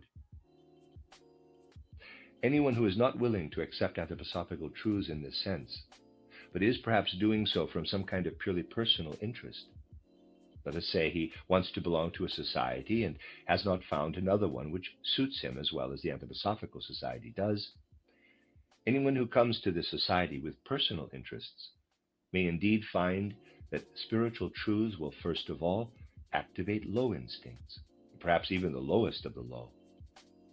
It, therefore, does not come as a surprise that people who really should not be members, but nevertheless do come and hear such things, find their lowest instincts brought to life. It is something that cannot be avoided at this time. But these things have to be made public, and it is difficult to draw the line. The right way will only be found if those who have the inner justification to be part of such a movement use their wide-awake judgment and take themselves to task. People who in any way bring personal interests to bear, before or after leaving the society, merely show that they never should have been members. And I think it is not really difficult to distinguish between personal interests and interest in objective understanding. But it is not surprising that in the situation which has arisen, because it is now necessary to make things generally known, it happens again and again that some of the instincts of the lower human nature come to the fore. The potential dangers must be consciously and clearly considered, and ways must be found to correct them. If we take the right attitude to these dangers, we shall certainly be able to meet them. This is very much a time, it is part of the chaotic situation we are in, when aberrations of this kind are far from uncommon. The tragic situation of today makes tremendous demands on the powers of many people. It is true to say that people who were not in the habit of working hard in the general rather than merely personal interest really have learned to work hard in the last 3 years. Many people have learned to work and to acquire general interests. People who rightly belong to our movement will have come to it out of more than personal interest. Nevertheless, the present age does offer enormous opportunities for a kind of lazy outsider attitude. The special constellation created by the war means that some people have really nothing to occupy them. If they are part of our movement, they will also be aware of it. Before the war, we had many lecture tours. A whole raft of people would get together and travel from one lecture to the other. Outer interest may have been lacking, but excitement could be found. And if this did not come from outside, people created their own excitements. This has now become difficult. It cannot be done. However, some people have not found a way of occupying themselves usefully. That is why a lazy outsider attitude is to be found in our ranks exactly at this time, with people whiling away the time by creating all kinds of opposition. Being unable to get the excitement of traveling from lecture cycle to lecture cycle, they find other ways of entertaining themselves. This merely shows the true nature of the interest that formerly made them travel from lecture cycle to lecture cycle. When there is an inner obligation to represent anthroposophical truths before the world, in all seriousness and with dignity, you also know that more than 50 out of an audience of 100 may well become opponents. That is a law. It is the way it is. If these 50% of such people do not actually become opponents, there will be a reason for this, but it will not be because they are consistent. For reasons which have already been given and others that will be given, this is how matters are. Someone who represents anthroposophical truths is therefore not in the least surprised if there is opposition. We might take up the points that these opponents keep coming up with all the time, things they generally know better than anyone else to be untrue. For they do, of course, know that they are not true, but it would be much more useful to consider the sources from which such opposition has sprung. All kinds of peculiar things will happen when we do so, and we shall then no longer feel inclined to take up the points that our opponents want us to take up. Instead, we are going to discover their true reasons. This can sometimes be more of an effort than to take up the points the opposition is making. Think of all the years in which lectures have been given here and how it has been necessary over and over again to say the same things I am also saying today, though this is always pointed out. But it is necessary to consider them with profound seriousness and dignity, and to consider them in a way which is fitting for an anthroposophical movement. Believe me, I have more important things to do if I am to lead this movement and be fully responsible for it than to take account of the fact that 3 or 4 people or even more if you will, get together and invent all kinds of gossip. I have more important things to do and never feel the inclination to go into such matters. But unfortunately, this is so little understood. Even within this society, there is more interest in excitement and sensation than genuine scientific interest. From the scientific point of view, it is, for instance, interesting to study not only useful but also poisonous plants, but one has to find the right point of view. Very few of those who profess to follow anthroposophical spiritual science have even the least notion of the immense seriousness and importance of what it really should be. Forgive me for saying this. If there were the right seriousness, and if the importance of this were really understood, people's attitudes would in many respects be very different from what they are.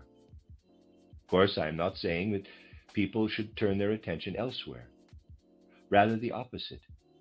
We should not turn our attention away from the phenomena which go hand in hand with the will to destroy this anthroposophical movement.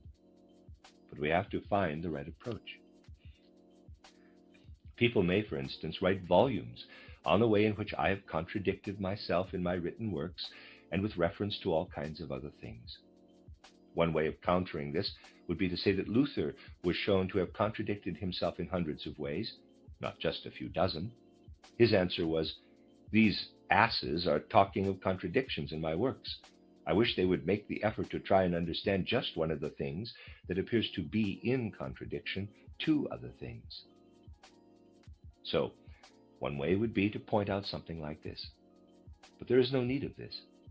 For when people speak in opposition today, it is not because they are interested in finding and revealing contradictions, but for quite a different reason. Someone offered a manuscript to Philosophisch-Anthroposophische Verlag. For instance, the publishing house was unable to use it, and therefore returned it to the author. From this moment, the author, who until then had been running after me wherever I went, became an opponent. The real reason was not that he had found contradictions. If that were the real reason, we might use Luther's words. But we cannot do that, for the individual concerned can only be seen in his true colors if we know that he is giving vent to his spleen because the publishing house was not able to publish his book. This was the real reason. So, if we simply listen to the things people say, we shall have little opportunity for getting at the truth, just as little, perhaps, as the literary historian who would convert to reincarnation if this allowed him to continue in the belief that Hermann Bahr had Jewish connections. Conversion would be necessary if he were to be shown certificates of Christian baptism for Hermann Bahr's ancestors down to the 12th generation. Much is said about the courage which people are showing today. To assert the truths humanity needs today, in the sense I have spoken of, we'll need quite a different kind of courage, inner courage. But the place where this courage should be in the soul is occupied by cowardice, reluctance to take action, and this is tremendously widespread. In many respects, it is due to this cowardice that anthroposophical spiritual science finds it so difficult to make its way today. It will make its way, but one should not sit back and accept. One should not think that things will go the right way without human involvement. One thing you will have to get used to, and it will be different from what you have been used to so far, is that I myself will have to be a lot less lenient in some respects than I have been until now. Do not think this is because I have changed my will and intention. You must look for the reasons in the existing situation. You will have to understand that I cannot let the movement which I have to represent before the world go to the dogs in any old way. Forgive the expression. Higher duties are involved than people may dream of. I cannot be involved in whatever excitements or sensations some group or set may be desiring. Consideration must be given to many general and more important interests and impulses than to the purely personal ambitions which rule one set of people or another. To find the right way of presenting anthroposophy, We simply must be able to set aside the purely personal element, which for many is about the only thing that interests them today. And so I must conclude here today with something which I have always been saying in all the other places where I've been speaking these days. There are many members of our anthroposophical science of the spirit who are truly dedicated and who have a clear idea of the seriousness of our work. But again and again, there are others who do not belong and who behave in a way that simply would not happen if membership of the society were limited to those who rightfully belong to it. Things keep coming up among members which are far removed from what is really intended. Some of these can only be said to relate to what is really intended if one takes a totally distorted view. Things are said by groups of people who have to be ignored, for our real interests go far beyond giving one's attention to the ambitions which are alive in those groups. Things are said there, and people are beginning to believe them, which have no more to do with our true intentions than a dung beetle has to do with a pendulum clock. It is quite impossible to see how they go together. Yet fantastic stories created out of base instincts that are left to run riot are set in circulation. And this despite the fact that the people who generate them know full well that not a word is true. Such things can be explained in natural science, but we must also draw the logical conclusion and take the necessary actions. In the first place, I am going to impose 2 rules on myself. Anyone who is going to speak of the one rule without the other will be saying something which is not true. I have made these 2 rules known in all the places where I have been giving lectures in recent months. In principle, I shall no longer continue to give private interviews to members of the Anthroposophical Society. For all those private interviews have led to reports which are full of lies. I have better things to do than refute the tales told by people who let their imaginations run riot. And so there is no other way but to discontinue these private interviews. Some individuals have a true esoteric impulse, and I will find other ways of making sure they are able to progress. It will just take a while. The measure should not prevent anyone from progressing in esoteric development. But, generally speaking, all private interviews must now stop. This, then, is the first rule. Do not come to me, as people have done in some local groups, and say it is a harsh rule. No, do not come to me. Go to those who are responsible. The second thing is that I release everyone who has ever had a private interview with me from the promise not to talk about it if they wish to do so. Anyone can tell anything they like about what has happened or been said in those private interviews. That is, insofar as they wish to do so. I am not going to prevent anyone from telling the whole truth about anything ever discussed with me in a private interview. These 2 rules go together. The one does not apply without the other. And as I said, if you think they are harsh, go to those who are responsible. Unless I am less lenient in these matters than I have been until now, the problems I am speaking of will not stop. As I said, I shall find other ways to make sure this does not harm anyone's esoteric development. Ways and means will be found. But people being as they are today, it is not possible to establish such a science without things going badly astray on occasion, with people always jumping to the wrong conclusions. This is why there will have to be these rules. People who take a serious and dignified approach to our spiritual scientific development may find it difficult to understand how such rules could come about, but they will accept the 2 rules as inevitable. From now on, everything will be entirely in the open. There is nothing there which needs to shun the light. This is what is so shameful about it all. The truth and the whole truth could be told by everybody without leaving the least stain on our movement.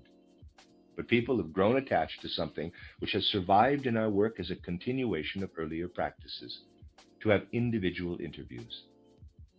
If talking to individuals had not resulted in lies, the rule would not have been necessary. But everything ever said to any member can be truthfully told. Our movement can only gain from the truth. Go and tell as much as you like. The truth will not be affected by the lies which are told. But it must not even appear to be affected, for it is important for humanity that anything presented out of a background of spiritual science is presented in a serious and dignified way.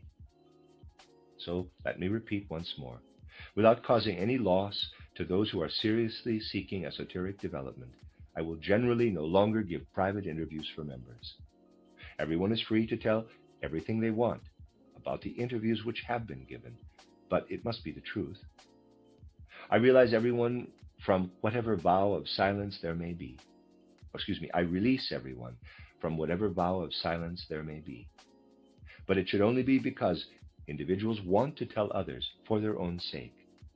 They do not have to do it for my sake. And I have no objection to people spreading it about far and wide that these rules exist and are characteristic of our movement. Then the world will realize the infamous nature of the things that are so often said, especially about our society. The end of Lecture 3. Feeling healthy by leaps and bounds. Making a dinner that makes their whole day and giving your best friend the best nutrients for their best life. Science did that. Apex Pro is the world's fastest keyboard, but what does that mean for you? It makes you strafe and dodge quicker, so you're harder to hit. It lets you stop quicker, so you can shoot more accurately, and it lets you choose which keys to be slow, to avoid accidentally pressing them. Sounds super advanced, right? It is. So now you can automatically load the best setting for your favorite game when you launch it. If you already own an Apex Pro, make sure you use this power right now. You are listening to RudolfSteinerAudio.com. This is a reading of a cycle of lectures by Rudolf Steiner entitled The Fall of the Spirits of Darkness. This is Lecture 4, entitled The Elemental Spirits of Birth and Death, given in Dornach on the 6th of October 1917. As I said in my earlier lectures, the time has come for humanity to know certain truths concerning the spiritual background to the physical world. If people are not going to be prepared to accept these truths out of their own goodwill, they will be forced to learn them from the terrible events that will happen as time goes on. The question may arise as to why now is the time for humanity to learn these truths, some of which are liable to shock people. They have, of course, existed for a long time, but humanity in general was protected and it did not have to accept them. Many of these truths were carefully guarded in the ancient mysteries, as you know, so that people in the surrounding areas were not exposed to the disturbing effect of these truths. Now, we have often said that it is fear of the great truths that prevents people from accepting them. Those who have this fear today, and there are indeed many of them, could of course say, why cannot humanity go on in a kind of sleep state where these truths are concerned? As it is, people have grown tense and fearful in recent times, and why should they be exposed to those great and fearsome truths?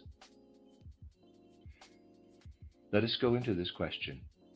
First of all, considering why from now on humanity has to be treated differently, as it were, by the world of the spirit than has been the case so far in this post-Atlantean age. In my earlier lectures, I spoke of the non-physical world which borders directly on our physical world. This is the world humanity will need to know about in the time which lies just ahead. You know, as soon as you enter into a non-physical world, everything is different from the way it is here. You get to know certain entities, and above all things of a special nature which are hidden from the sight of weak humanity. Sight here includes anything conveyed in ideas and insights. Why has the human eye, EYE, been deflected from this other world in the post-Atlantean age right up to the present moment?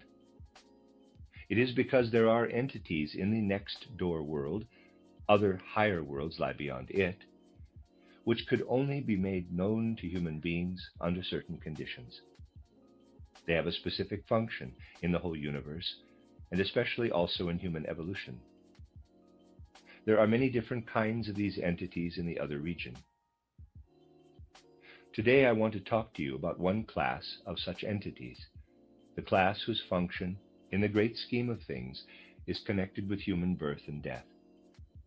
You should never believe that human birth and death are actually as they present themselves to the senses. Spiritual entities are involved when a human being enters this physical world from the non-physical, and then leaves it again for the non-physical world. To give them a name, let us call them the elemental spirits of birth and death for the moment. It is true that the individuals who until now were initiated in the mysteries considered it to be their strict duty not to speak to people in general of these elemental spirits of birth and death. If one were to speak of them, and of the whole way in which these elemental spirits live, one would be speaking of something that would seem like red-hot coals to people, for this is how humanity has developed in the post-Atlantean age. We might also use another analogy. If people get to know more about the essential nature of these elemental spirits of birth and death, and do so in full consciousness, they come to know powers which are inimical to life in the physical world. Anyone with more or less normal feelings, even today, will be shaken to learn the truth that in order to bring about birth and death in the physical world, the divine spirits who guide world destinies have to use elemental spirits who actually are the enemies of everything human beings seek and desire for their welfare and well-being here in the physical world.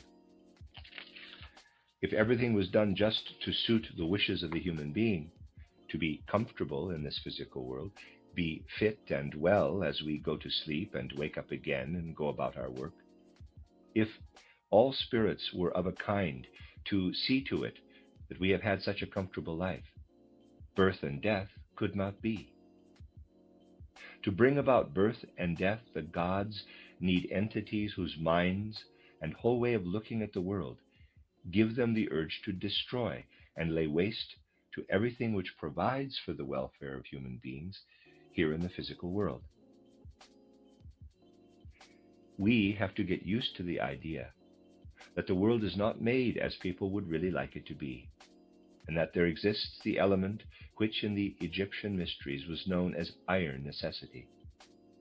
As part of this iron necessity, entities hostile to the physical world are used by the gods to bring about birth and death for human beings. So we are looking at a world that is immediately next to our own, a world that day by day, hour by hour, has to do with our own world, for the processes of birth and death happen every day and every hour here on earth. The moment human beings cross the threshold to the other world, they enter into a sphere where entities live and are active, whose whole conduct, views, and desires are destructive for ordinary physical human life. If this had been made known to people outside the mysteries before now, if people had been given an idea of these entities, the following would inevitably have happened.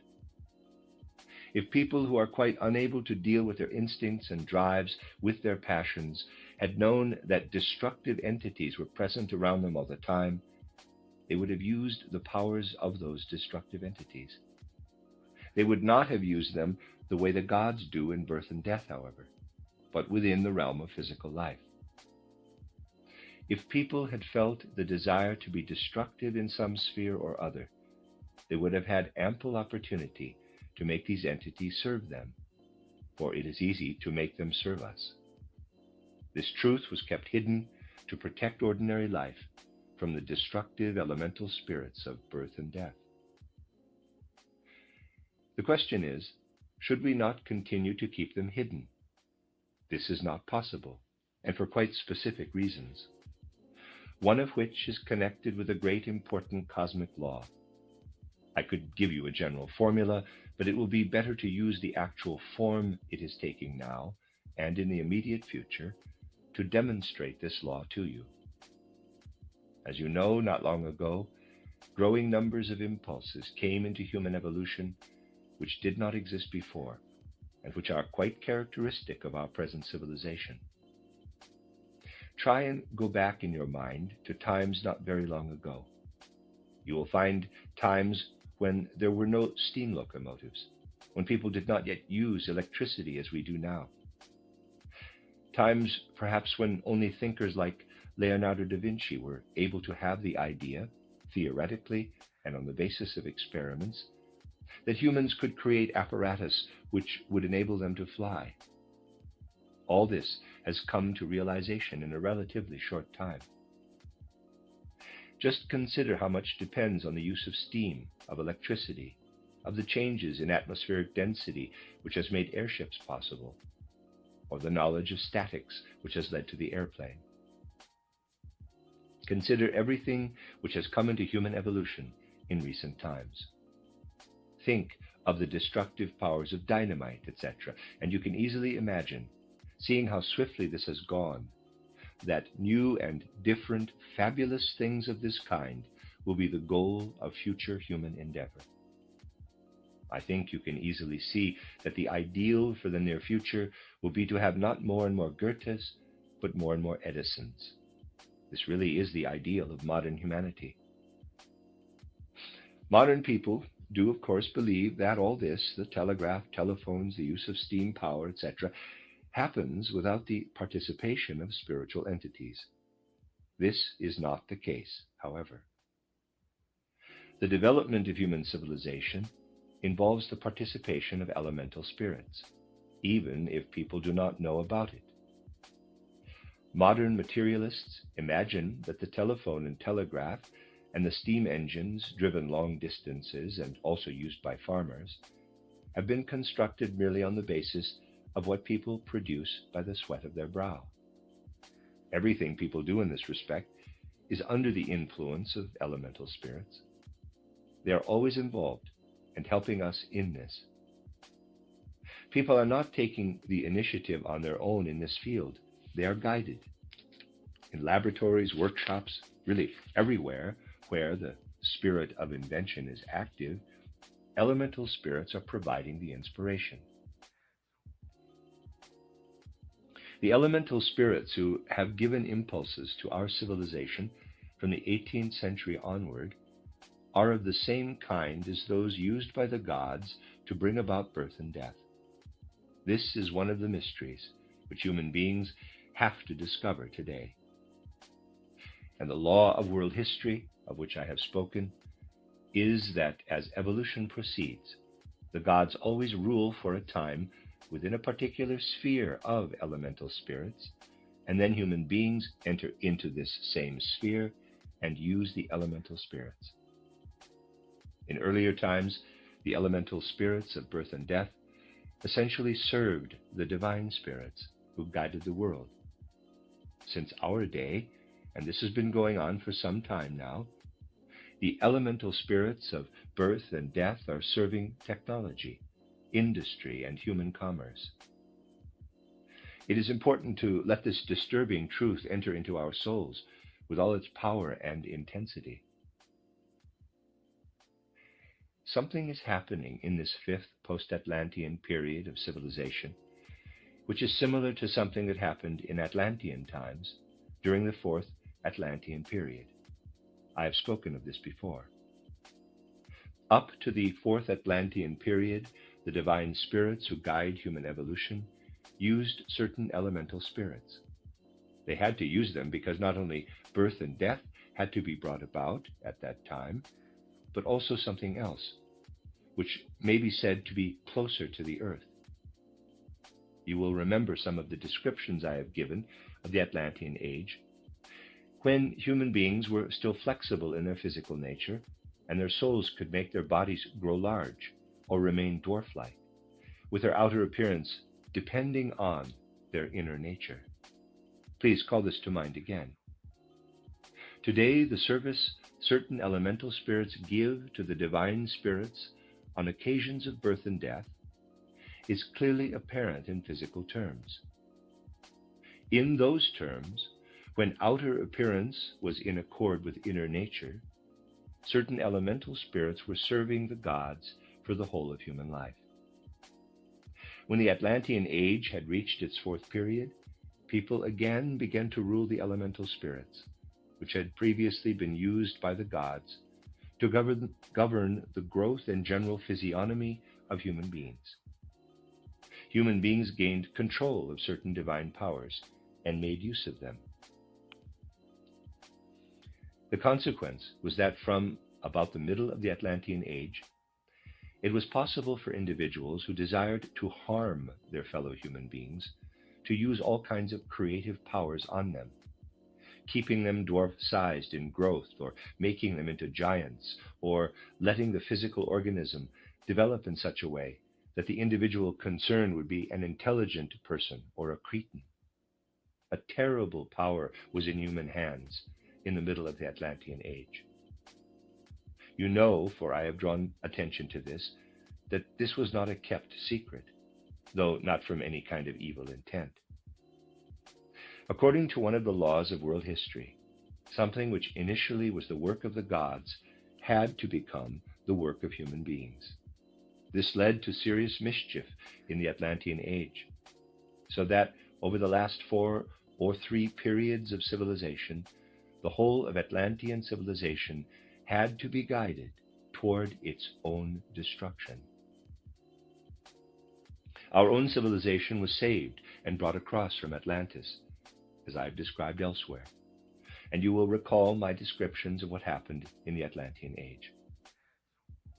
In the last 3 or 2 periods of post-Atlantean civilization, in the 5th stage of Earth evolution, work now done by the gods will again become work to be done by humanity. We are only in the early stages of the technological, industrial, and commercial activities which proceed under the influence of the elemental spirits of birth and death. This influence and its effects will be increasingly more radical. Until now, the elemental spirits of birth and death have been guided by the gods, and their influence has been limited to the coming into being and passing away of humans at the physical level. But the civilization of our own and future ages has to be such that these spirits can be active in technology, industry, commerce, and so on. There is also another quite specific aspect to this. As I have said, these elemental spirits are the enemies of human welfare and want to destroy it. We have to see things straight and not have any illusions concerning the radical nature of this. Civilization must progress in the fields of technology, industry, and commerce. But by its very nature, such a civilization cannot serve the well-being of humanity in the physical world. It can only prove destructive to the human wheel.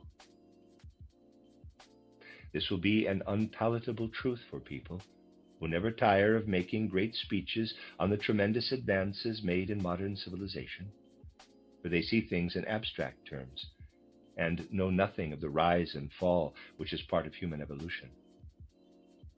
I have made brief reference to the causes of destruction in Atlantis, a commercial, industrial, and technological civilization, which is now in its beginnings, harbors elements which will lead to the decline and fall of the 5th Earth period. And we only see things straight and face reality if we admit that we are here beginning to work on something which must lead to catastrophe. This is what it means to enter into iron necessity. Looking for an easy way out, people might say, all right, I won't take the tram. It might even go so far, though even members of the Anthroposophical Society are unlikely to take things this far, that people will not go on trains and so on. This would be complete nonsense, of course. It is not a matter of avoiding things, but of getting a clear picture, real insight into the iron necessities of human evolution. Civilization cannot continue in an unbroken upward trend. It has to go through a succession of rising and falling waves. There is, however, something else which can happen, something people generally do not want to know about today, but which is exactly what modern humanity will have to discover. Insight, a clear picture of the necessity which exists, is what will have to come to all human minds. It will necessarily mean that much will have to change in the frame of mind in which we consider the world. Human beings will need to live with inner impulses which they still prefer to ignore today, for these go against the good life they want. There are many such impulses. Let me give you just one example. People today, especially if they want to be good people, wanting nothing for themselves, but only to be selfless and desire the good of others, will of course seek to develop certain virtues. These too are iron necessities. Now, of course, there is nothing to be said against a desire for virtue, but the problem is that people are not merely desiring to be virtuous. It is quite a good thing to want to be virtuous, but these people want more. If one looks to the unconscious depths of the human soul, one finds that in the present time, people are not really much concerned to develop the actual virtues. It is much more important to them to be able to feel themselves to be virtuous, to give themselves up entirely to a state of mind where they can say, quote, I am truly selfless. Look at all the things I do to improve myself. I am perfect. I am kind. I am someone who does not believe in authority, close quote.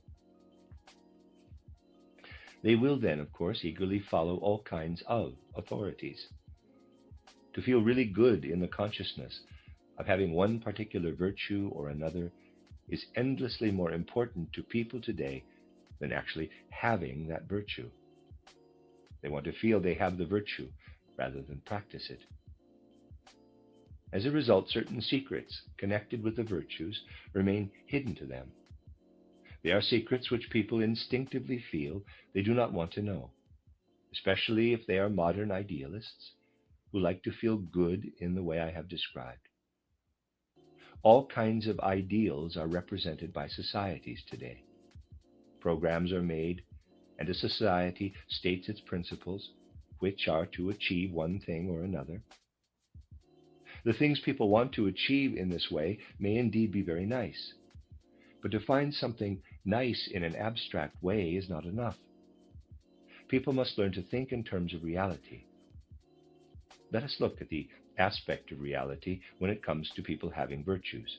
Perfection, benevolence, beautiful virtues, rights. It is nice to have them all in the outer social sphere. However, when people say, quote, it is our program to achieve perfection in some particular way, benevolence in some particular direction, we aim to establish a specific right, close quote, they usually consider this to be something absolute, which can be brought to realization as such. Surely, quote, people will say, quote, it must be a good thing to be more and more perfect, close quote. And, quote, what better ideal can there be but to have a program that will make us more and more perfect, close quote. But this is not in accord with the law of reality. It is right and good to be more and more perfect, or at least aim to be so. But when people are actually seeking to be perfect in a particular direction, this search for perfection will, after a time, change into what in reality is imperfection. A change occurs through which the desire for perfection becomes a weakness. Benevolence will, after a time, become prejudicial behavior. And however good the right may be that you want to bring to realization, it will turn into a wrong in the course of time. The reality is that there are no absolutes in this world. You work towards something that is good, and the way of the world would turn it into something bad. We, therefore, must seek ever new ways, look for new forms over and over again. This is what really matters. The swing of the pendulum governs all such human efforts. Nothing is more harmful than belief in absolute ideals, for they are at odds with the true course of world evolution. A good way of demonstrating things, not to prove but merely to illustrate, is to use certain ideas. And to some extent, ideas from the physical sciences can be used as symbols to illustrate non-physical ideas. Imagine you have a pendulum suspended here, and there's a drawing on the board. Now you see, if you take the pendulum to this point, to one extreme, and then let go, it will go to this point to find its equilibrium. It follows this path. Why does it do so? Because it is subject to gravity, people say. It goes down, but once it has reached the lowest point, it does not stop there.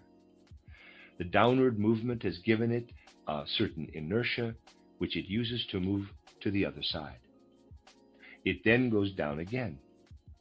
It means that when the pendulum travels this distance, the downward movement gives it sufficient energy to swing to the other side. This provides an analogy that may be used to give a strong visual image of one thing or another. Thus we may say, a virtue, perfection, benevolence, goes in this direction, but then goes in the opposite direction. Perfection becomes weakness, benevolence, uncritical adoration, and right turns into wrong in the course of evolution. People prefer not to consider such ideas today. Just imagine trying to explain to a solid middle-class citizen who is establishing a society which is to serve certain ideals. You are now setting up an ideal. But in making it part of the process of evolution, you will create the opposite effect, and you will do so in a relatively short time. Well, he would think you are not only no idealist, but a real devil. Why should the effort to be perfect not go toward increasing perfection? And why should right not continue to be right forever and ever? It is extremely difficult for people today to have ideas based on reality instead of ideas that are one-sided abstractions. Yet they will have to learn to have such ideas, for they will not progress without them. They will also have to become used to the idea that progress in civilization will gradually make it necessary for us to use the elemental spirits of birth and death. And in doing so, humanity will have to live with the fact that a destructive element becomes part of human evolution. Every now and then, people who refuse to familiarize themselves with anthroposophy, which is the only means of finding the right attitude to such things, find the right ideas by themselves from instinct. What is the significance of all this? The elemental spirits of birth and death are, of course, messengers of Ahriman. The iron necessity of world evolution forces the gods to use Ahriman's messengers to control birth and death. When they ask the elemental spirits to act on their behalf, they do not allow the powers of these messengers to enter the physical world.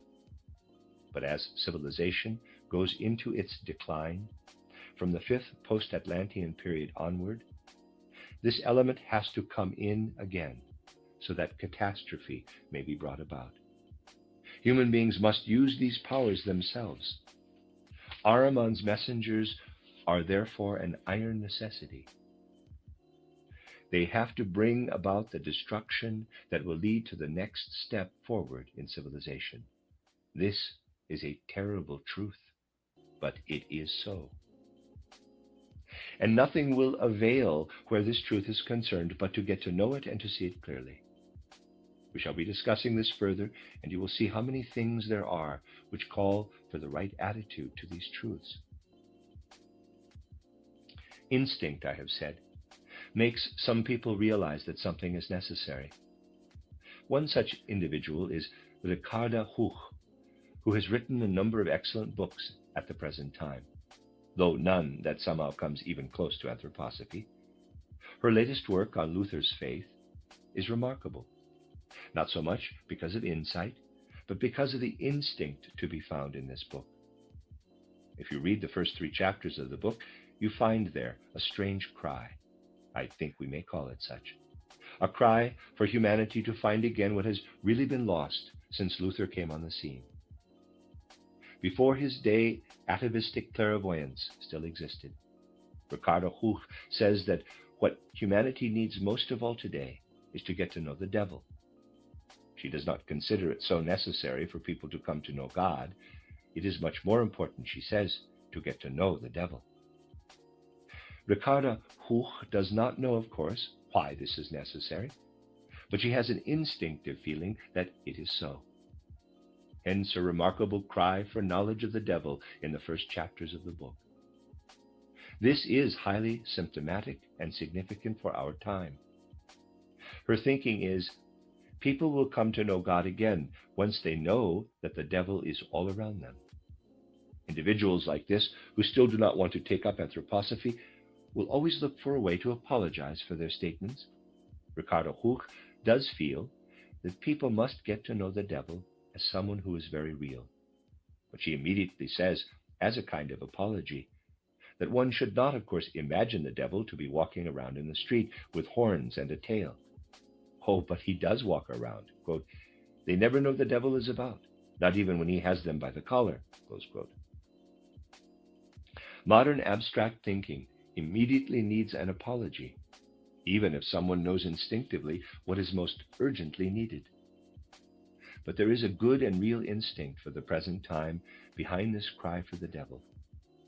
People should not simply grow blindly, as if asleep, into what iron necessity demands of them in the immediate future, which is to use the messengers of the devil in our work, in laboratories, workshops, banks, and everywhere else. They have to use them so that civilization may progress. But they must know the devil. They must know that the keys which are used, say, to unlock the vaults, have the devil's power in them. Ricardo Huch knows this instinctively, and people need to know it. For only knowledge will take us into the future in the right way. It is of immense importance that there are people who, out of instinct, point to the need which exists to know the devil and not walk past him fast asleep, for he is getting more and more powerful. Perhaps there is something else that is characteristic. I mention it only in passing.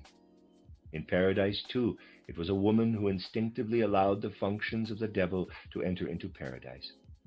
I think it is not much to the credit of men in our civilization that they are still calling this kind of thing superstition and refuse to have nothing to do with it, once again leaving it to a woman. It may indeed be characteristic that a woman, Ricardo Huch, is calling for the devil, just as once in Paradise it was Eve who let in the devil. This merely as a passing comment. It is the devil who will and must be the bearer of our future civilization. This is a harsh truth, but it is important. It is intimately bound up with the fact that destructive powers will have to enter into the future progress of civilization. Above all, and I will speak of this tomorrow, destructive powers will have to enter into the whole field of education, and especially the education of children, unless the matter is taken in hand with wisdom. Because of the general trend of civilization and the customary practices and emotions of people, destructive powers will also enter more and more into the whole social sphere. They will, above all, bring more and more destruction into the actual relationships between people. Humanity should seek to bring Christ's words to realization. Quote, where 2 or 3 are gathered together in my name, there am I in the midst of them. Close quote. Technological and commercial progress will not bring this to realization, but rather, where 2 or more want to fight and assault each other in my name, there am I in the midst of them. This will happen more and more in the social life. And because of this, there is a general difficulty today in presenting truths which will bring people together. Let us conclude by being clear in our minds, at least for the moment. We shall continue with the subject tomorrow and the day after, about the frame of mind in which people generally receive truths. People do not like to be told truths today, because they simply do not believe truth to be something which comes to human beings directly from the world of the spirit. Modern people believe truth must always be something grown in their own garden. People in their 20s have their own point of view. They do not need to be convinced of a truth. They do not need to have the truth revealed to them. They have their own point of view. And someone who has eagerly fought for the truth, a young fellow of 24, just finished at university, where he may have attended lectures on philosophy, he has his point of view and enters into discussion with another who has just as eagerly fought for his own truth. Each of them believes that the absolute certain truth grows in his own garden, even if the soil has not been prepared. People are not inclined to receive truths. They announce themselves the possessors of truth. This is the characteristic element in the present time. Ricarda Huch has put it rather nicely. She points out that in the period of enlightenment in Europe, our present state of mind, or call it what you will, which is absolutely awash with chauvinism, was preceded by Nietzscheanism, which was far more sublime than anything connected with native pride and chauvinism. Many, many people became followers of Nietzsche, and it was he who set up the ideal of the, quote, tawny beast, close quote. People actually had little idea of what this meant. Ricardo Huch says, people who did not even have what it takes to be a decent pet rabbit fancied themselves as tawny beasts of the kind Nietzsche presented. There you have the modern bourgeois point of view. One does not have what it takes to be a decent rabbit, but if someone establishes a high ideal, that is how they like to see themselves. One considers oneself to be this without doing anything to achieve it. People do not feel they need to develop, for they cannot bear the idea of being something in the future. They want to be something now. This splits them apart into human atoms, each with his own point of view and with no one able to understand anyone else. There, in this mood, where no one can understand anyone else, you see the destructive powers at work in human society. This is driving people apart. It was, of course, the devil who presented people with the temptation to be tawny beasts. They did not actually become such beasts. But even so, the 19th century impulses, which destroy social life in the 20th century, have certainly taken root. We will continue with this tomorrow. The end of Lecture 4.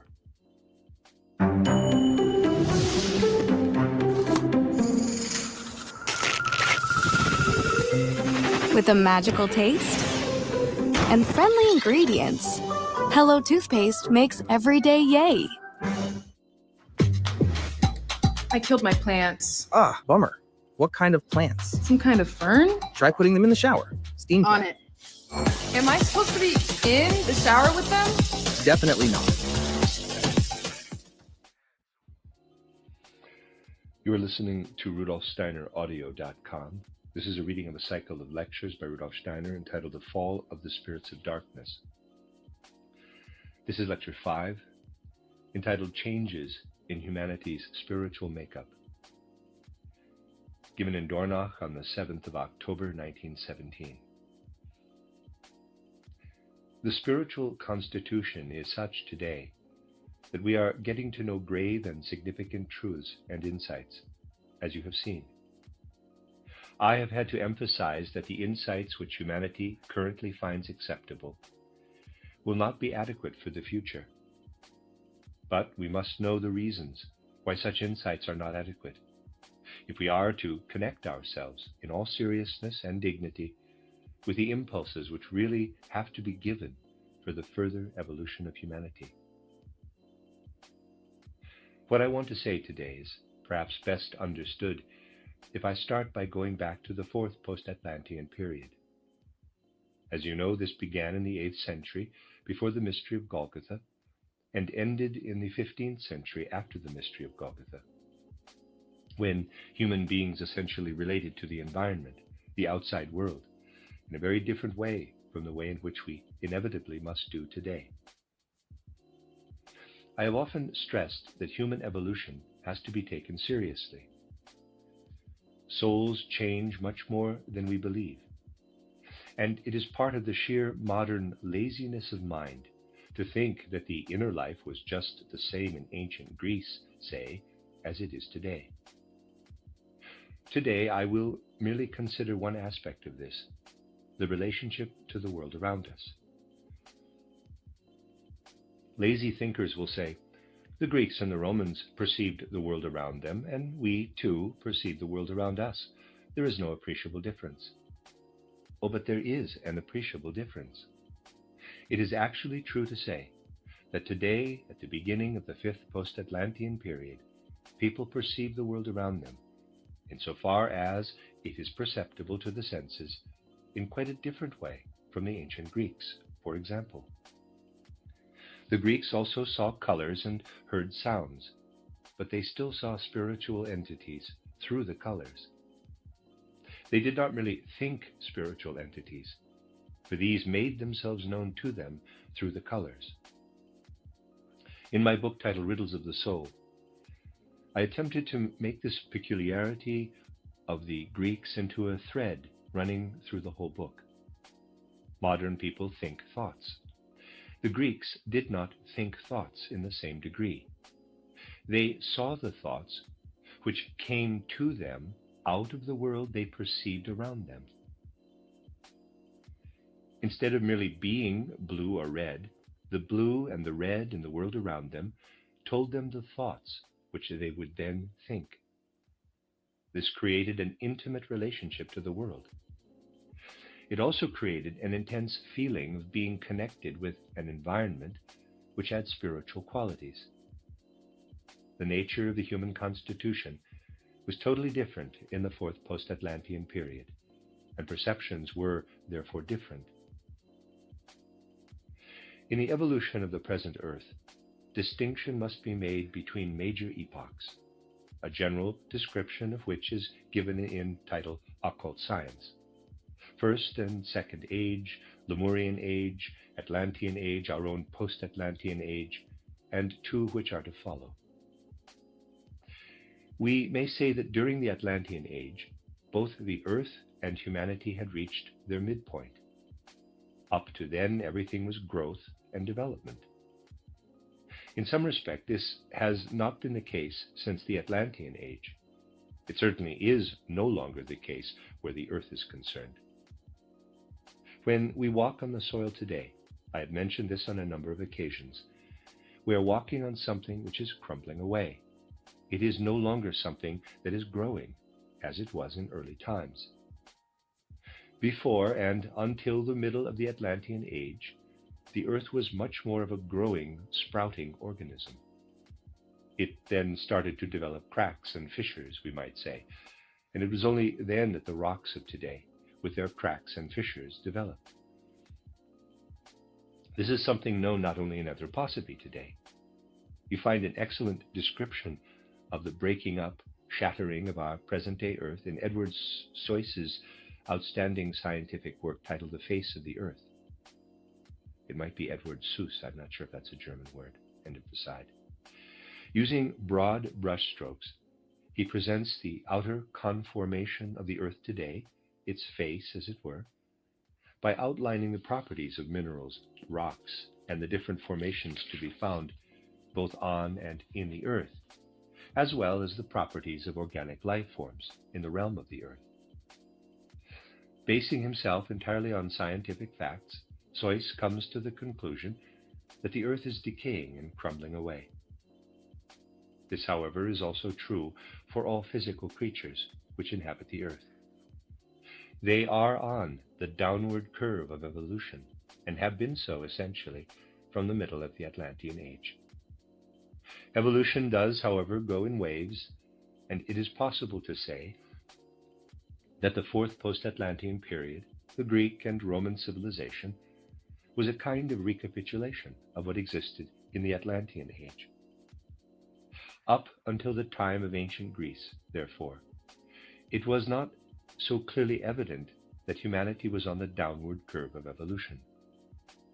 It was a feature of ancient Greece that the inner life was still in complete harmony with physical development. I have spoken of this before. That harmony was, of course, greatest in the middle of the Atlantean Age, but it was recapitulated in ancient Greece. The total human constitution of the ancient Greeks has been discussed on a number of occasions, especially in our characterization of Greek art, which we know to have come from quite different impulses than the art of later periods. The Greeks still had an inner feeling for the etheric in the human form. They did not need the models we need today, because they felt the form inside themselves. We are thus able to say that until the time of ancient Greece, the living human body was determined and maintained by the immediate environment. Human beings were intimately bound up with the space immediately around them. This changed with the beginning of the fifth post-Atlantean age. Strange as it may seem to you, it is nevertheless true to say, we really are no longer in this world to take care of our own organization. We do still incarnate, but no longer in order to take care of our own organization. This organization evolved until the middle of the Atlantean age, or until ancient Greek times. Then, human bodies were as perfect as they can be during time spent on Earth. It will not be until the Jupiter epoch that humanity achieves a higher level of physical perfection. Now, we are really here to be part of a downward curve of evolution, to incarnate in order to learn and experience all manner of things by the very fact that we are in bodies which are dying, increasingly crumbling and withering away. I am using fairly radical terms. The fact is, however, that anything we inwardly develop and inwardly are will no longer become part of the outer physical body to the same extent as it did in the past. The consequence of this will be all kinds of changes in development. In March this year, a very important person died in Zurich, Franz Brentano. You will find a memoir in my book titled Riddles of the Soul, which is due to appear shortly. The book will have 3 parts and an appendix. In the first part, I am discussing the relationship between anthropology and anthroposophy. In the second part, I am showing the attitude of modern scholars, in quotes, to anthroposophy, giving Dessoir as an example. And in the third part, I intend to show how Franz Brentano, a man with a fine mind, was held in thrall by modern science, but nevertheless came as close as anyone can get to anthroposophy with his psychology. The appendix will give brief outlines of aspects which in the present situation can only be touched on, though they might well provide the subject matter for several volumes.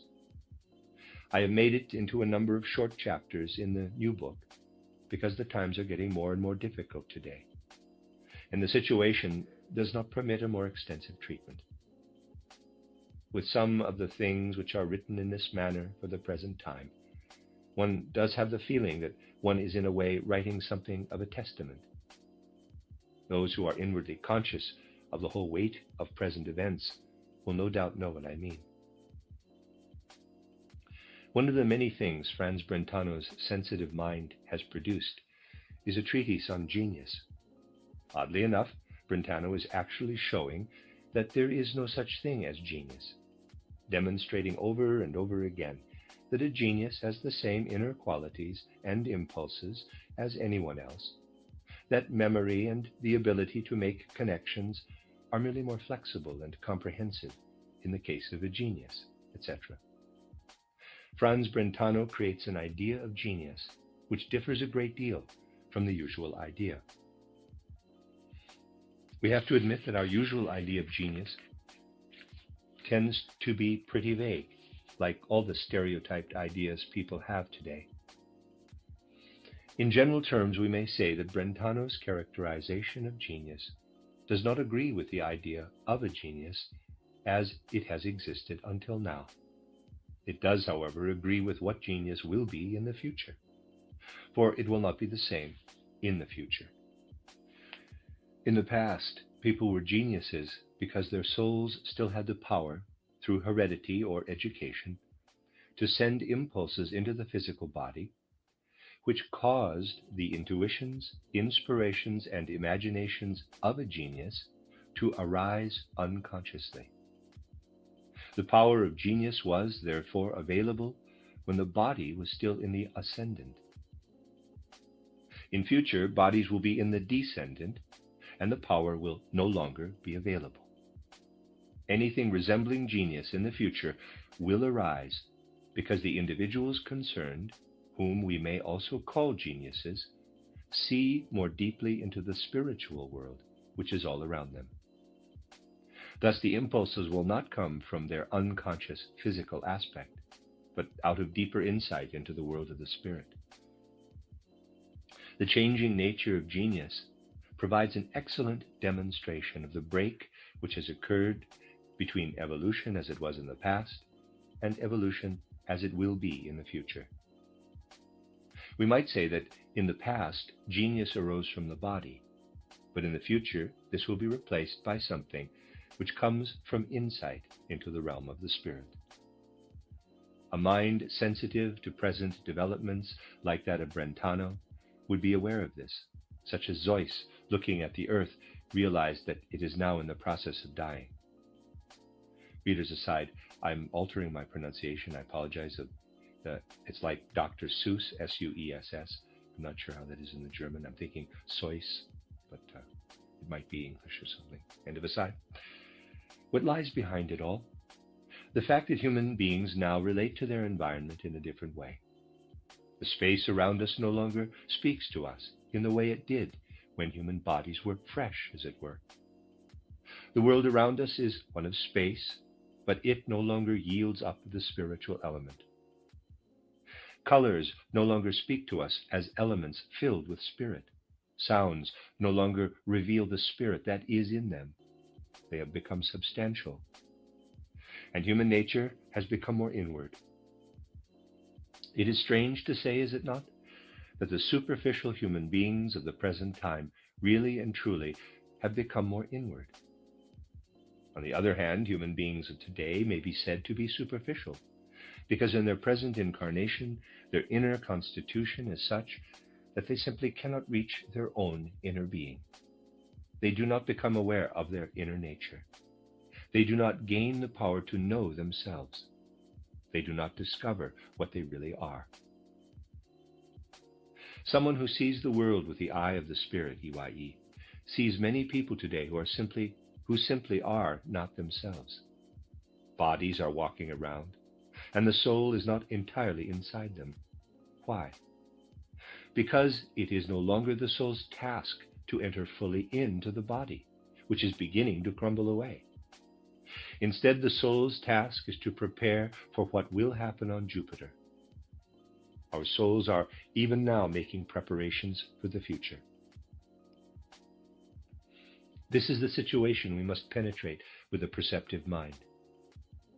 We are entirely constituted to hear the words of a cosmic spirit, quote, "My kingdom is not of this world," close quote. But it will be a long time before human beings are prepared to grasp this truth. Yet in spite of our outward superficiality, we are truly less and less of this world. This, however, should not be confused with something else. People might well believe they could now walk around like Nietzsche's followers who called themselves, quote, tawny beasts, close quote, saying, "We are in the world of the spirit. We do not belong to the physical world." The answer to this must be, the part of yourself of which you have knowledge does belong to the physical world. The rest is occult. It is hidden. Nevertheless, we have the task of using all our powers of insight and all our inner strength to become aware of the essential element in us which can no longer give itself completely to the body, nor penetrate the whole body. We must see ourselves as candidates for the Jupiter age. This will only happen gradually, however. For the time being, human beings still continue in what they receive from their environment. It means that they continue in something which is below them. With every incarnation, we withdraw more and more from the body, so that to some extent we are hovering above it. If this were not the case, and people had to depend entirely on being like the ancient Greeks, the prospects for the further development of humanity would be dire indeed. Strange as it may seem, conscientious occult research aiming to penetrate the laws of evolution reveals a truth which may well cause dismay at first sight. It shows that in a time not all that far ahead, possibly as early as the 7th millennium, all women will be infertile on Earth. The withering and crumbling of human bodies will go so far that this will happen. Just think, if the relationships that can only come into their own between the inner life and the physical body were to continue unchanged, people would no longer find anything to do on earth. The fact is that women will no longer be able to have children, even before the earth has gone through all its stages. Human beings, therefore, have to find a different way of relating to earthly existence. The final stages of Earth evolution will make it necessary for them to do without physical bodies and yet be present on Earth. Existence holds more mysteries than people would like to think when they base themselves on the primitive ideas of modern science. There was an instinctive feeling for this in the twilight of the fourth and the dawn of the fifth post-Atlantean age. Things were said then which relate to developments in our own age. They could not be understood, however, and people often did not even properly understand human nature.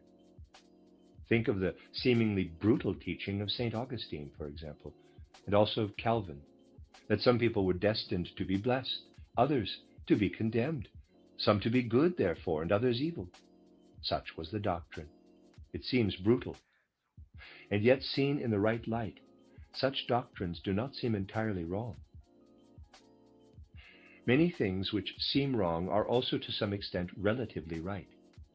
Knowledge of human nature at the time of St. Augustine, and in the centuries which followed, did not actually relate to the human mind and spirit. As you know, the human spirit was decreed to be non-existent at the Council of Constantinople, but to the human being who walks the earth. Let me try and put as clearly as I can what this is really about. You may meet one person and then another, and in St. Augustine's terms, we might say, this one is destined for good and that one for evil. But only the outer physical body, not the individual personality. The latter was not even discussed in Augustine's day. If you have a number of people, you may say, but it only has come to have meaning in more recent times, and it would have been meaningless at the time of the ancient Greeks. These are human souls. They do, of course, fashion their own destinies. No impulses come to them from predestination, but they dwell in bodies destined for good or evil. As Earth evolution progresses, human beings will be less and less able to develop their souls parallel to their bodies. Why then should it not be possible for an individual to incarnate in a body, the whole constitution of which destines it for evil? The individual can still be good inside such a body, for the connection with the physical has become less close. This, then, is another awkward truth, but a truth which we must make our own. In short, human beings are becoming more and more inward, and we must seriously come to realize that during the final epochs of Earth evolution, they will withdraw from the outer physical body. It will, however, need the brutal reality of the facts to get human beings to accept these things, and this can only be gradually, as I have said on a number of occasions. The facts will force them to know these things. Looking at the way people appear on the outside today, we get one image. Looking at the way they do not immediately appear on the outside, we get another image. Today, the two images are no longer in complete agreement, and they will agree less and less as time goes on. It is really necessary for people today not to rely entirely on outer appearances if they want to form an idea. They have to base their ideas on the things which influence human beings out of the spirit. In the future, ideas like these will be particularly vital in everything connected with politics, the social sciences, and so on, and especially also the sphere of education. Ideas coming from the natural and not from the spiritual world can no longer adequately meet human needs. Hence the inadequate political and social theories we have today. People want to base their judgment only on their physical environment, They do not want to be inspired by anything of a spiritual nature. This is the reason why their theories and political programs are so inadequate. We are living in an age when programs like the one which Woodrow Wilson is presenting are no longer appropriate. The age demands world programs created out of other depths. It will need the assistance of the Spirit to make world programs today. People have not yet reached the point, however, where they can really be conscious of the truth of everything I have just told you. They are lumbering behind. They have been people of the fifth post-Atlantean age for a long time, but they still want to think like people of the fourth post-Atlantean age. That was right. It was great and truly in harmony in ancient Greek times. It is utterly wrong, however, to think like a Greek today. The Greeks were given everything they needed from their environment, an environment which no longer exists today. In many respects, one first of all notes a form of hatred or dislike arising, hatred being merely another aspect of fear. When it comes to taking an inward look at the human being, people want to limit themselves to the outer aspect. And so we get echoes of the past that are nothing but echoes of a time when human beings were not fully in control of their lives. A very interesting phenomenon, one I would ask you to take a really good look at, is the following. Imagine we have a number of people putting their heads together in a meeting, let us say. Illuminated minds are meeting all the time nowadays. Well, the actual spiritual element has already separated to some extent. It really is no longer entirely present in those heads, for it has become inward. If there are thinkers present at the meeting, even superficial thinkers, the real heads are hidden from view. The people who are sitting there are not aware of them. And so it may be that you get meetings or individuals with old ideas running on like clockwork in those visible physical heads. These people have no idea of the demands of our time, but their automatic minds may bring up all kinds of echoes from the past. It is interesting that such things happen every now and again. In 1912, a science called eugenics was established in London. People tend to use highfalutin names for anything which is particularly stupid.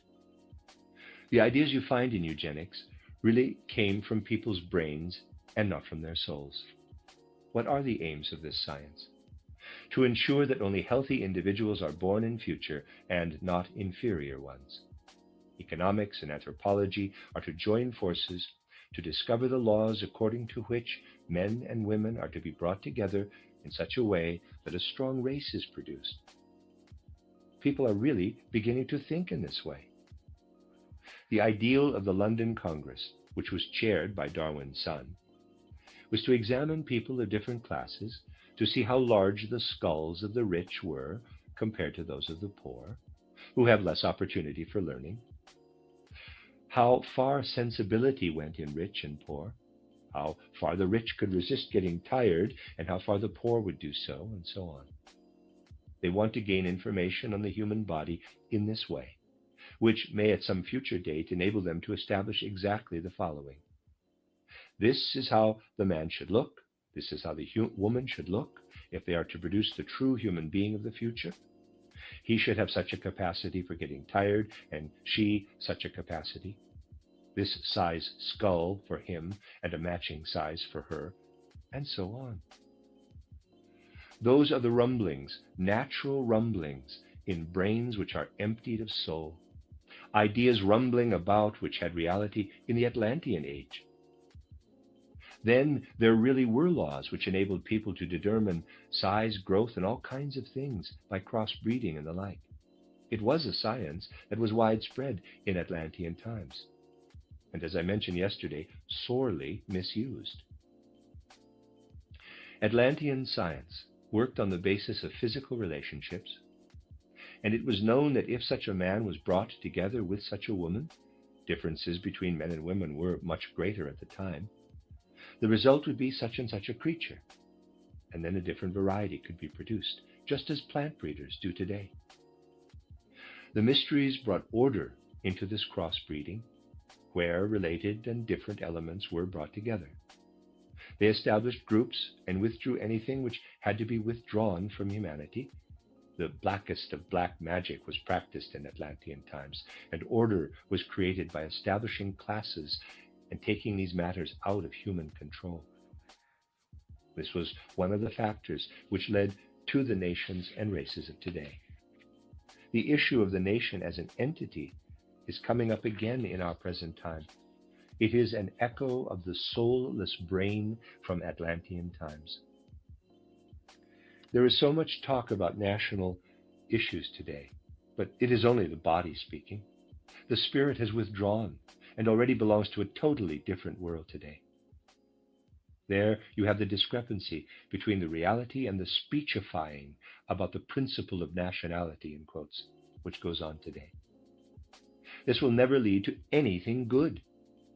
If politics are based on issues relating to nations, which are no longer issues of the day because the soul belongs to entirely different orders and realms than those which come to expression in our physical nature, this will inevitably take us into chaos over and over again. All this must be known, and it can only be known through anthroposophy. Those rumblings in the brain emptied of soul are the reason why ideas that human beings should be produced on the basis of certain laws are now coming up again. Something else also reveals the rumblings of outdated ideas. Ideas which can still be active in dried up brains, but which no longer come from the soul. The soul needs to be made strong so that anthroposophy can enter into it. Then people will speak out of their individual reality again.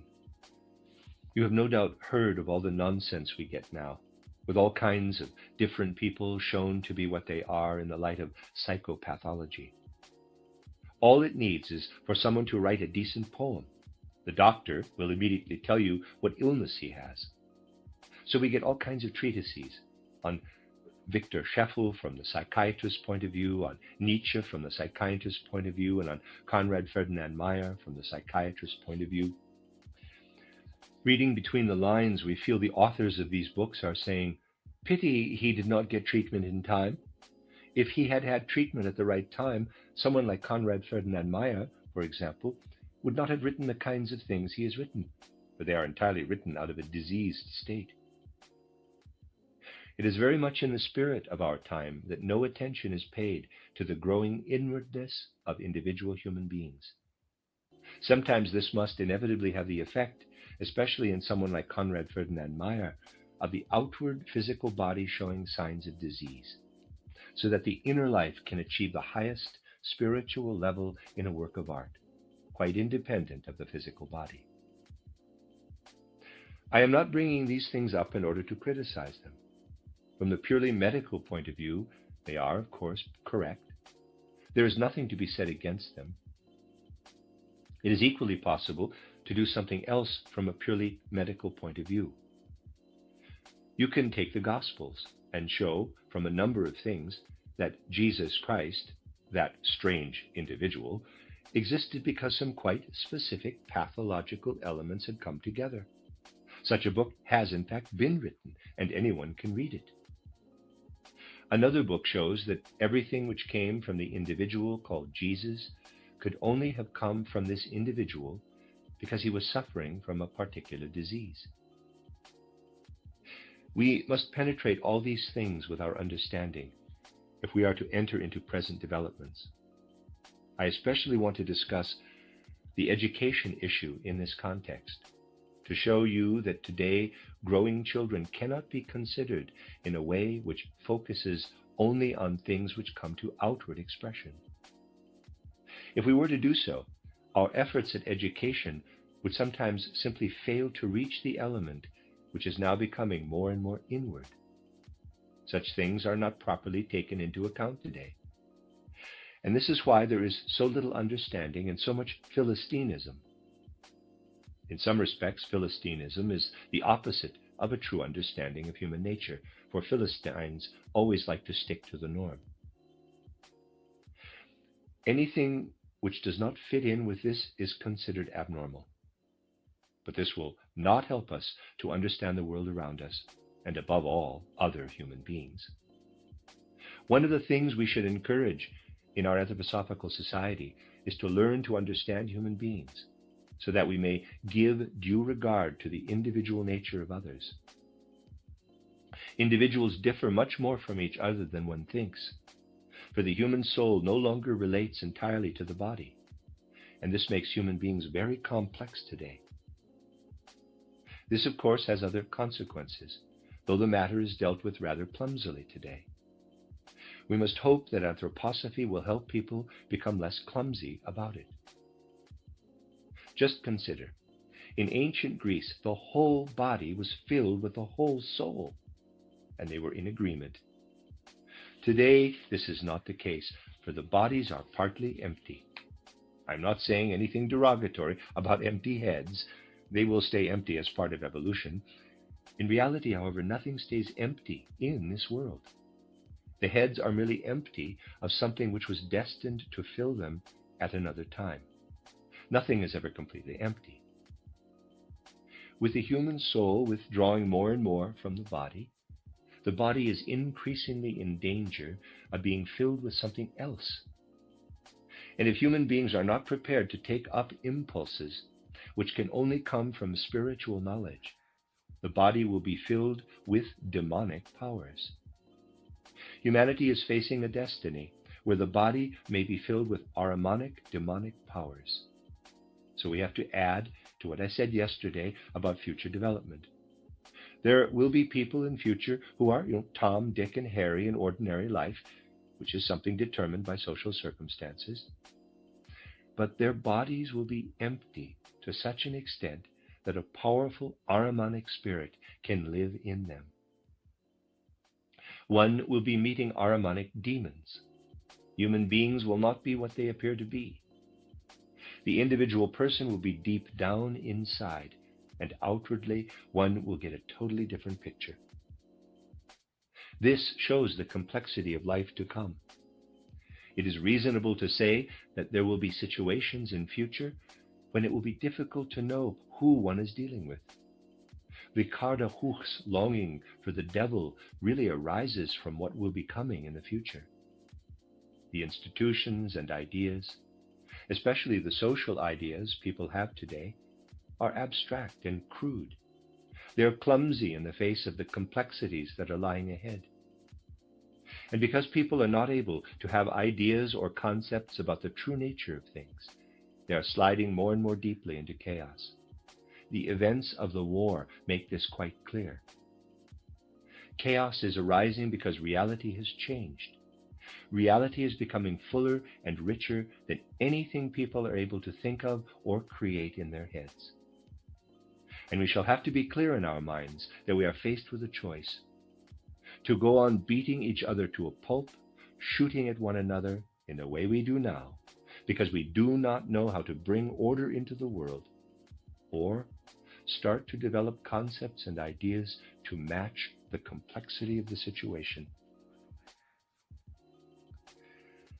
A spiritual movement must exist where people seek to develop concepts which meet the real situation. There will be vast numbers of people in future who want to stick to the rumblings of the past. Today they are still in the minority. Their concepts, ideas, and actions will be based on the outside world around them, and on the fact that their bodies are being filled with the Ahrimanic spirit which wants them to form such ideas. We should not fool ourselves, for we are faced with a quite specific movement. At the Council of Constantinople, it was decreed that the spirit did not exist. It was dogmatically stated that the human being consisted only of body and soul, and it was heresy to speak of a human spirit. In the same way, attempts will be made to decree the soul, the inner life, as non-existent. The time will come, and it may not be far off, when quite different tendencies will come up at a congress like the one held in 1912, And people will say, it is pathological for people to even think in terms of spirit and soul. Sound, in quotes, people will speak of nothing but the body. It will be considered a sign of illness for anyone to arrive at the idea of any such thing as a spirit or a soul. People who think like that will be considered to be sick, and you can be quite sure of it, a medicine will be found for this. At Constantinople, the spirit was made non-existent. The soul will be made non-existent with the aid of a drug. Taking a, quote, sound point of view, close quote, people will invent a vaccine to influence the organism as early as possible, preferably as soon as it is born, so that this human body never even gets the idea that there is a soul and a spirit. The two philosophies of life will be in complete opposition. One movement will need to reflect how concepts and ideas may be developed to meet the reality of soul and spirit. The others, the heirs of modern materialism, will look for the vaccine to make the body, in quotes, healthy. That is, makes its constitution such that this body no longer talks of such rubbish as soul and spirit, but takes a sound view of the forces which live in engines and in chemistry, and that planets and suns arise from nebula in the cosmos. Materialistic physicians will be asked to drive the souls out of humanity. People who think that playful ideas will help them to look ahead to the future are very much mistaken. We need serious, profound ideas to look ahead to the future. Anthroposophy is not a game, not just a theory. It is a task that must be faced for the sake of human evolution. The end of Lecture 5. When the world gave them setbacks, science gave them bounce backs. And when your vet delivered life-altering news, science delivered life-changing nutrition. Hill's Prescription Diet. Science did that.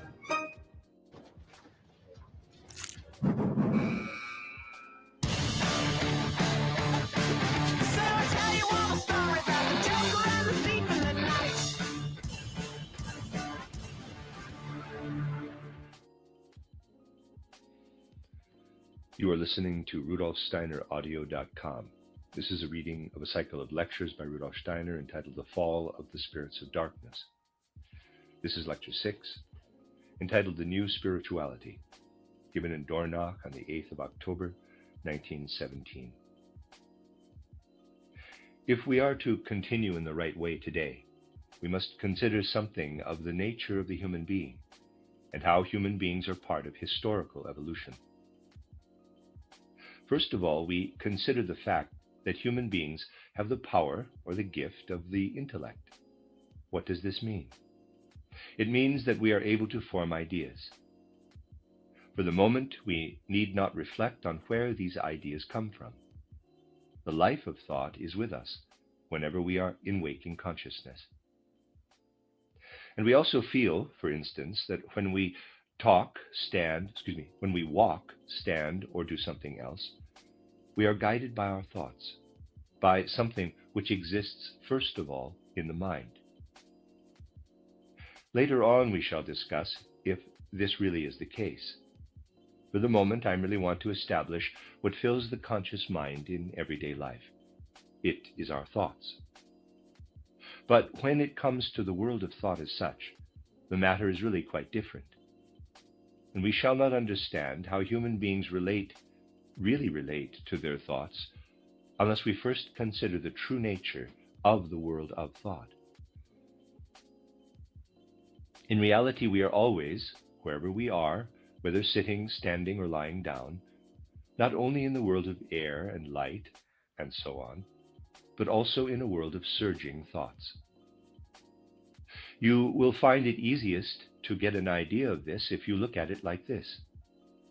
When you walk on earth as an ordinary physical human being, you are also a breathing human being, walking in a space filled with air. And in more or less the same way, you move in a space filled with thoughts. Thought substance fills the space around you. It is not a vague ocean of thoughts, nor the kind of nebulous ether people sometimes like to imagine. No, this thought substance is actually what we call the elemental world. When we speak of entities which are part of the elemental world in the widest sense of the word, they consist of thought substance, actual thought substance. There is, however, a difference between the thoughts flitting around out there, which really are living entities, and the thoughts we have in our minds. I've spoken of this difference on a number of occasions. In my book, due to be published shortly, and which I mentioned yesterday, you will find further references to this difference. You may well ask yourself, if there is such an elemental principle out there in thought space, and if I too have thoughts in my head, what is the relationship between the two? To get the right idea of how your own thoughts relate to the thought entities out there, you have to visualize the difference between a human corpse which has been left behind when someone has died and a living person who is walking about. The kind of thoughts you have to consider in this respect are the kind you gain from the world you perceive with the senses when in waking consciousness. Our own thoughts are actually thought corpses. This is the essential point. The thoughts coming from the world we perceive with the senses and drag around with us when in waking consciousness are thought corpses, thoughts that have been killed. Outside us, they are alive, which is the difference. We are part of the elemental world of thought insofar as we kill its living thoughts when we develop ideas on the basis of what our senses have perceived in the world around us. Our thinking consists in having those corpses of thoughts inside us, and this makes our thoughts abstract. We have abstract thoughts because we kill living thoughts. It is really true that in our state of consciousness, we walk around bearing thought corpses, which we call our thoughts and ideas. This is the reality. The living thoughts in the outside world are certainly not unrelated to us. There is a living relationship. I can demonstrate this to you, but do not be frightened by the grotesque nature of this unaccustomed idea. Imagine you are lying in bed and it is morning. You can get up in two different ways. Ordinarily, you are not aware of the difference between them because you are in the habit of making the distinction, and anyway, you do not pay attention to this particular moment of getting up. Nevertheless, you can get up out of habit without thinking about it, or you can actually produce the thought, I am now going to get up. There are people, however, who get themselves up out of sheer habit, and yet there is just a touch of the idea, I am going to get up now. To repeat, many people do not make the distinction, but it can be made in the abstract, and the difference is enormous. If you get up without giving it a thought, out of sheer habit and training, you are following impulses given by the spirits of form, the Elohim, when they created human beings as dwellers on earth at the beginning of earth evolution. So, you see, if you switch off your own thinking and always get up like a machine, you are not getting up without thought having gone into it, but it is not your own thought. The form of movement involved in getting up involves thoughts, objective, not subjective, inner thoughts. These are not your thoughts, but those of the spirits of form. If you were a terribly lazy person who really did not want to get up at all, if it really was not in your nature to get up, and you would only get up on reflection against your nature, out of purely subjective thought, you'd be following Ahrimanic tendencies. You would be following only your head, and therefore Ahriman. As I said, the distinction is not made in ordinary life. And everything else we do is really done in the same way as our getting up. Human beings truly are made up of two entities, which can be outwardly distinguished as the head and the rest of the body. The human head is an extraordinarily significant instrument and much older than the rest of the body. The construction of the human head is such, I spoke about this last year, that the basic shape arose during moon evolution, though the head has, in fact, come down through Saturn, Sun, and moon evolution. Humans would look quite different if they still had the shape they had during moon evolution. In very general terms, we might say people would look like specters, with only the form of the head emerging somewhat more clearly, which was the original intent. The rest of the body was not meant to be as visible as it is now. These things have to be considered, otherwise we cannot really understand human evolution on Earth. The rest of the body was meant to be purely elemental by nature. In the head, everything would come into effect which has come down as moon existence, transformed by Earth. Let us call it A. But this inherited moon existence, transformed by Earth, is the actual human being. For the human being is really a head with only a very insignificant attachment. The rest of the human being, let us call it B, and to begin with, let us simply consider it to be this elemental, airy principle, is a manifestation of the higher hierarchies, from the spirits of form downward. The right and only way of seeing the human being is to realize that everything shown here as B has been created by the cosmic hierarchies. The human being, which has evolved from the time of Saturn, emerged against the background of the cosmic hierarchies. If you visualize the essential nature of the parts of the human being which are not head, you must think of it as all spirit, or at least all air. Then you have the body of cosmic hierarchies, and there's a drawing. However, Luciferic seduction entered into the whole process of evolution. The outcome was that this whole, more elemental body condensed to become the rest of the human body, which of course also had an effect on the head. This will give you an idea of the true nature of the human being. Apart from the head, which is their own, having come from earlier evolution, human beings would be an outward manifestation of the Elohim if their bodies had not become sensuous flesh. It is entirely due to the temptations of Lucifer that this outward manifestation of the Elohim has condensed to become flesh. Something very strange has arisen as a result, an important secret to which I have referred a number of times. What has happened is that the human being has become the image of the gods in the very organs which are normally called the organs of his lower nature. This image of the gods has been debased in human beings as they are on earth. The highest principle in human beings, the spiritual principle coming from the cosmos, has become their lower nature. Please do not forget that this is an important secret of human nature. Our lower nature, which is due to Lucifer's influence, was actually destined to be our higher nature. This is the contradictory element in human nature. Rightly understood, it will solve countless riddles in the world and in life. We are thus able to say, in the course of human evolution, man has, thanks to the Luciferic element, made the part of him that should be constantly emerging from the cosmos into his lower nature.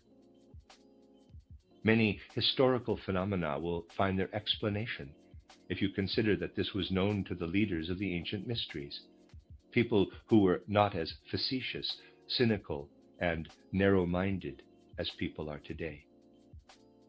Certain symbols taken from the lower nature and used in the past, symbols that today are merely seen as sexual symbols, are explained by the fact that the priests who used them in the ancient mysteries did so in order to give expression to the higher reality of the lower nature of man. You can see how sensitive we have to be in dealing with these things if we are not to be facetious. Modern people slip easily into facetiousness. because they cannot even imagine that there is more to human beings than mere sensuality, which in fact is the Luciferic element in our higher nature. Thus, historical symbols are easily given entirely the wrong interpretation. It takes some nobility of spirit not to interpret the old symbols in a lower sense, even though they often can be interpreted in that way. With this, you will also begin to realize that if thoughts from the elemental world come to us, they are living thoughts, not abstract dead ones that come from the head. They must be coming out of the whole human being. Mere reflection will not achieve this. Today, the idea is that we only arrive at our thoughts by reflection. Today, the idea is if human beings will just reflect, they can think about anything, providing the things they want to think about are accessible. This is nonsense, however. The truth is that the human race is in a process of evolution, and the thoughts developed by Copernicus, for example, or Galileo, at a particular time, could not be reached by mere reflection before that time. You see, people fabricate the thoughts they have in their heads. But when a thought which marks a real change arises in world history, this thought is given by the gods and through the whole human being. It flows through the human being, overcoming the Luciferic element, and only reaches the head out of the whole human being. I think this is something you can understand. In certain ages, particular thoughts just have to be waited for and expected. Then human beings are not merely reflecting, nor is something conveyed through their eyes or ears, but inspiration comes from the world of the hierarchies, and it comes through the whole essential human being, which is the image of the hierarchies. If you consider this, some of the things I said yesterday can also tell you a great deal. In the present age, from the fifth post-Atlantean age, we are living much more inwardly than before. In ancient Greek times, for example, when the outer environment provided much more that was spiritual. This inwardness of life relates to the process in which thoughts come up through the whole human being. In earlier times, in the fourth post-Atlantean age, the relationship between human beings and the gods was much more of an exterior thing. Today it has become much more intimate. Human beings are always associating with the gods. Their heads do not normally know anything about this, however, because they only hold human thoughts, or rather, the corpses of thoughts. Human beings always associate with the gods as whole human beings, and this association is more intimate today than it was in the past. Even the nature of clairvoyance is such that the relationship to the gods and to disembodied spirits is altogether different from what it was before. When a human soul associates with spirits or with the dead, the association is a very subtle one. It is more or less similar to the way in which our own thoughts associate with our own will in the soul. It is very intimate. And this intimacy belongs to the present age. It corresponds to the essential nature of human beings here on earth, and also to that of the dead, of those who are going through the gate of death to enter the world of the spirit at this time.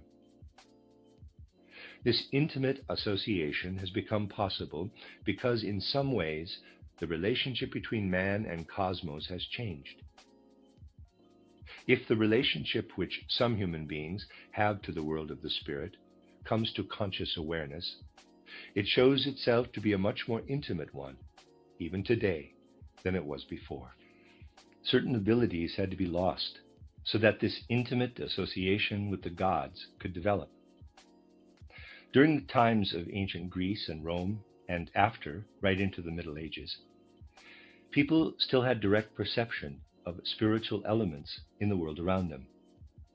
As I said, they did not merely see physical colors in the way we do today, or hear physical sounds, but perceived spiritual elements in colors and sounds.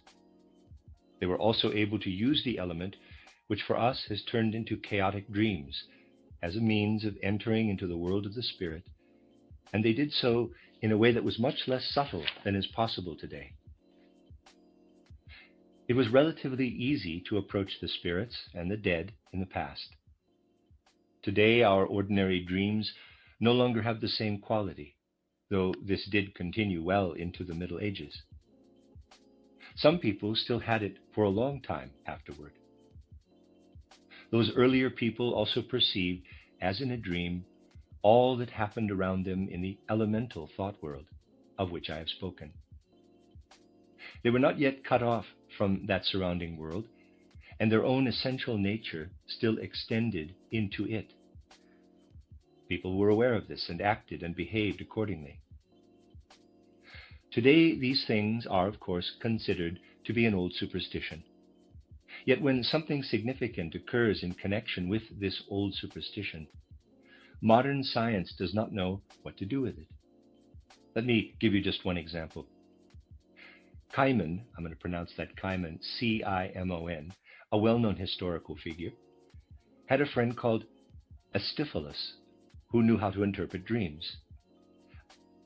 Astiphilas was able to interpret dreams intellectually.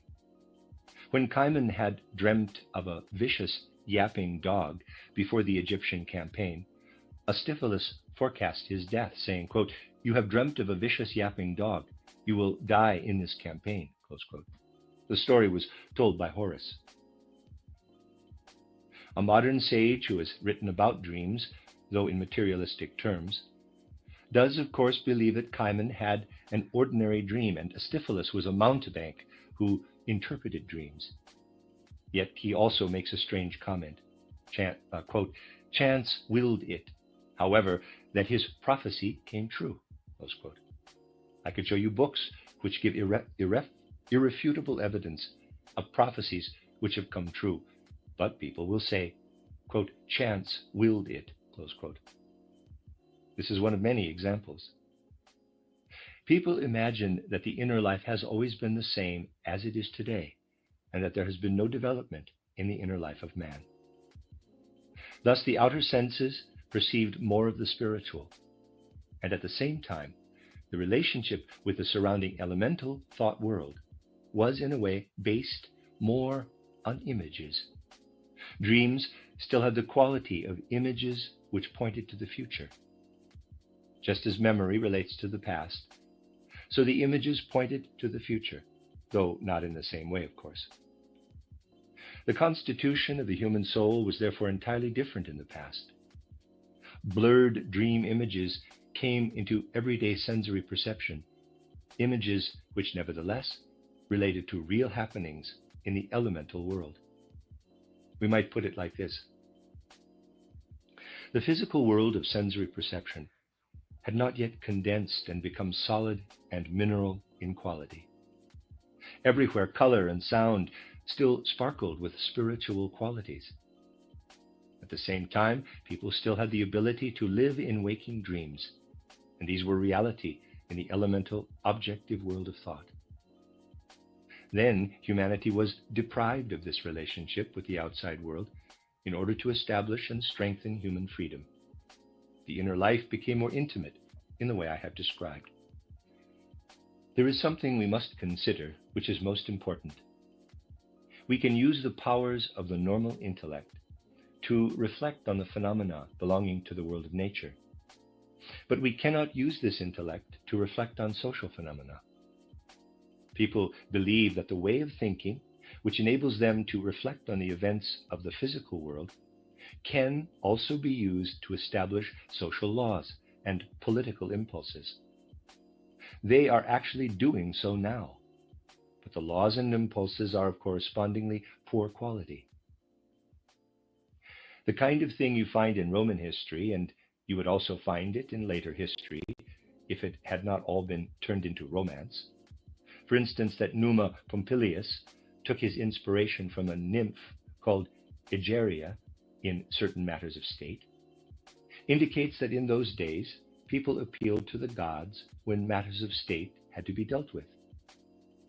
They would not have thought it possible to create political structures merely by thinking about them.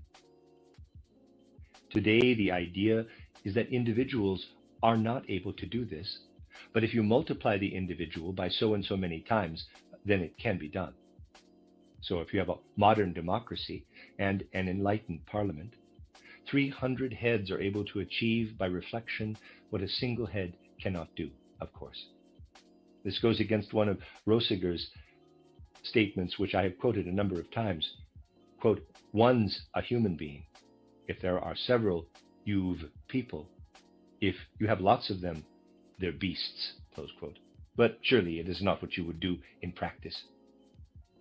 And just imagine what the whole enlightened modern world would say if news were to get around, not in the old form, but in a new one, that Woodrow Wilson had taken his inspiration for some decree or other from a nymph. These things have changed, even if they are not exactly more intelligent. It will, of course, be difficult to grasp, but it is something we have to realize, that real and appropriate ideas concerning social structures will only come when people appeal again to the Spirit. They are not forced to do so, and the form will be different. But this appeal to the Spirit must be made again. Otherwise, everything people produce by way of political principles, social structures, and ideas will be mere nothingness. There has to be living awareness of the fact that we live in the world of elemental thought and have to take our inspiration from it. People are still able to laugh about such things today, but humanity will have to struggle through pain and suffering to gain awareness of inspiration in the creative sphere of the social order. Here we have an even more subtle indication of something that will become more and more necessary for humanity. People will have to realize that they must now prepare themselves to make a connection again with the world of the Spirit, so that they may bring into the kingdom of this world a kingdom which is not of this world, but is present everywhere in the kingdom of this world. Only then will salvation come for a social sphere where chaos now reigns. It will, however, be necessary for people to overcome the unease and reluctance they feel about concerning themselves with the intimate relationship between man and world. In the more important fields of human activity, people will have to go more deeply into the nature of this relationship, as it was in the fourth post-Atlantean age. This will give them the necessary orientation so that they can really see how human beings related differently to the world around them than they do now. It is possible to study this, but we must overcome this mythology in the bad sense we call the study of history today. We need to consider historical reality, going back at least as far as the mystery of Golgotha. And this will be possible if the study of external history is enriched by the study of spiritual science. We have to make the effort to enter into a study of spiritual science. The whole way of thinking, of course, is such nowadays that people often feel everything to be utterly grotesque when they begin to enter into the world of the Spirit. People instinctively think that things will look just the same there as they do in the physical world. All they are prepared to accept is that they will find a more refined, subtle form of this world, and they fail to understand that they will find it completely different. So much so that even the smallest detail will come as a surprise. Let us assume a modern philosopher, your normal kind of university professor, were to have some kind of inspiration. It would be a small miracle, but let us assume such a miracle were to happen. So that for 5 minutes, he were in a position to ask the world of the Spirit, if he was a true philosopher with a true inner vocation. What do you think the answer would be? He would be given an image. This would be the right answer, only it would need to be correctly interpreted. This is really true. I'm telling you something that has happened innumerable times. The answer would be that the philosopher is given ass's ears. And the interpretation of this would be, quote, I am indeed a real philosopher, close quote. This is not a joke. The point is that some ideas mean one thing in the physical world and exactly the opposite in the spiritual world. In the physical world, it is not a distinction to have ass's ears. In the spiritual world, having ass's ears as an image is worth much, much more than the highest distinction ever awarded to a professor of philosophy. But imagine someone who is only used to the physical world and who suddenly, as I said, by a miracle, becomes clairvoyant and sees himself wearing ass's ears. He would think he was being made a fool of, that he was being taken in. And he would immediately call this an illusion. Things are different in the world of the spirit, down to the last detail. And it is necessary to translate everything we meet there in order to find the right correspondence and interpretation in the physical world. Telling a joke when I spoke of those ass's ears. If you read the writings of ancient times, you will find the dreams dreamt by philosophers to convince them of their inner vocation. The dream I've described is quite typical of that kind of thing. Philosophers had to see themselves with ass's ears to be convinced of their vocation. People will inevitably be surprised and taken aback when they want to get acquainted again with the specific nature of the spiritual world. Reading title The Chemical Wedding of Christian Rosenkreutz, Anno 1459, you will sometimes feel that the grotesque things said in it are enough to make you laugh, yet they are deeply significant. For the path to which the work refers should not be considered in a sentimental way, but with a certain superior humor. As I have said, later times also have events analogous to Numa Pompilius receiving instruction from Egeria. These things are no longer made known, which is, of course, the reason why history has become mere conventional fiction. Consider, it was as late as the end of the 16th and the beginning of the 17th century when Jakob Böhme had his profound intuitions, truly great, tremendous, grand visions, which contained intuitions from an earlier time. His followers included many people who lived in later times. One of the last to be consciously a follower of Jakob Böhme was St. Martin. He based himself entirely on Jakob Böhme, especially in his book, it's in French here, I'll give it a try, titled Des Erreurs et de la Vérité, the errors maybe of something, though it is a somewhat dematerialized Böhme. Still, he had enough of what had come through from older times to realize if one wants to have ideas concerning social structures, if one wants to have real, effective political ideas, these must not merely be thought up. They must have come from the spiritual world. In his book, St. Martin presents not merely ideas concerning the world of nature and its progress, and of history and its progress, but also quite specific political ideas. Today, when states are the only kind of political structure, one would call them ideas on the political state. His discussions do, however, include one idea of special significance, and it is characteristic that this is in the forefront of his political ideas. St. Martin refers to, quote, original human adultery, close quote, which he says took place at a time when sexual relations did not yet exist between male and female on earth. He is therefore not referring to adultery in the usual sense. He means something quite different, something he keeps deeply veiled, and to which the Bible refers with the words, quote, the sons of the gods saw how beautiful these daughters were, and they took them for themselves, such women as they chose, close quote. This event brought chaos to the world of Atlantis. There was also a mysterious connection between this and the way in which human beings had made their elemental spiritual nature sensual. All one can do is hint at the event which St. Martin calls original adultery. He, too, was merely hinting at it. It is evident that St. Martin realized that to consider politics, one must not merely take account of outer human situations, as people do today, but find a way of going back to earlier times when one had to go beyond the world of the senses and into the world of the spirit if one wanted to know anything about the human being. The principles of political thinking must be evolved out of the world of the spirit. St. Martin still knew this at the end of the 18th century. He only died in 1804, and what he said in Des Erreurs et de la Vite has also been translated into German.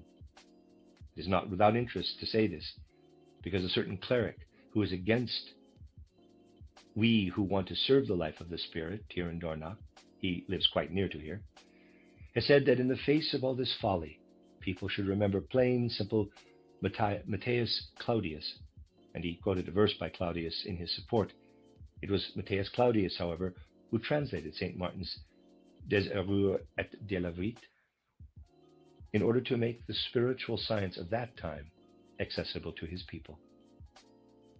The gentleman in question therefore demonstrated his colossal ignorance where Matthias Claudius is concerned, quite apart from the fact that he quoted only one verse. If he had quoted the preceding verse, he would have contradicted himself. Still, he was satisfied with the one verse which he thought suited his purpose, which was to quote something against anthroposophy. As late as the 18th century, St. Martin knew that if we are to have fruitful political ideas, there has to be a bridge between human thoughts and the spiritual influences which come from higher worlds. No previous century has been as God-forsaken, really, as the 19th century and the beginning of the 20th century. It is important to realize this. Nor was any earlier century so vain and so proud of being God-forsaken. Still, if people were to read about the statesmanship advocated by St. Martin, I think all those clever people who now get together and want to guide the destinies of the world would feel their stomachs turn. For it is the tendency today to get to know as little as possible about the real world around us. It is, of course, possible to erase from our minds the thoughts which come from the living Spirit, and we can decide to work only with thought corpses. People's actions do not relate to this, however, but become part of a web of living thought. And when people with thought corpses refuse to enter into those living thoughts, the outcome will be chaos. This chaos has to be overcome, which calls for the clear insights of which I have spoken before, as well as in these lectures. It does, however, require a complete change of direction from what is considered to be right today and the absolute ideal. Above all, this change of direction will have to come soon. And it would be best if it were to come right now and be as widespread as possible in the field where educators are appointed for both young and old. There is no other field where humanity has entered as deeply into materialism as it has in education. Let me conclude by presenting a thought which will be occupying us in the days ahead, for it is very interesting and very important for all humanity. I would like to present it in such a way, however, that you will be able to turn it over in your own inner mind for a few days.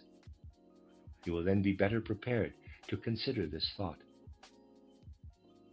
The children who are born today, we must consider them in the knowledge that the outer form is withering and splitting up, as I have shown in these days.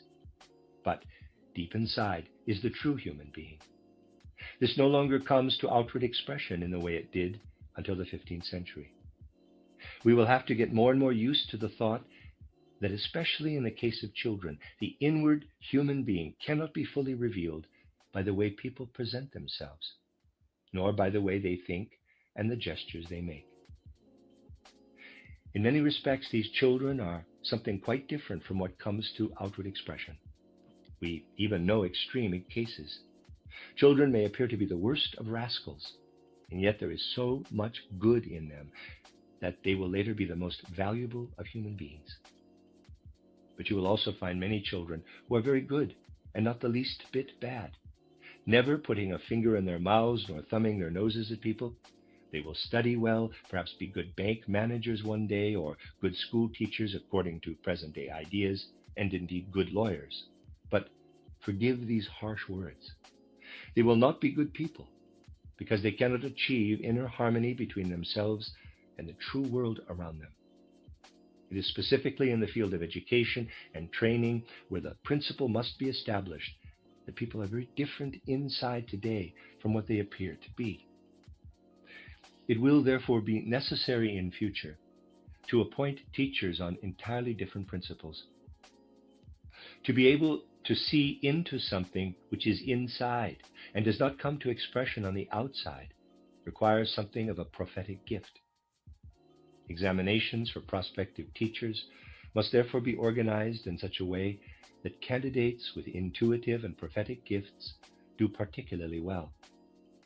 Candidates who do not have such gifts must be made to fail their exams, however great their knowledge. The last thing we do today is to consider the prophetic gifts of people who are to become teachers. We still have a long way to go with regard to many things that will have to be done. Yet the course of human evolution will eventually force people to accept such principles. Many of the materialists of our age would, of course, consider it a crazy notion to say that teachers should be prophets, but it will not be forever. Humanity will be forced to recognize these things. The end of Lecture 6.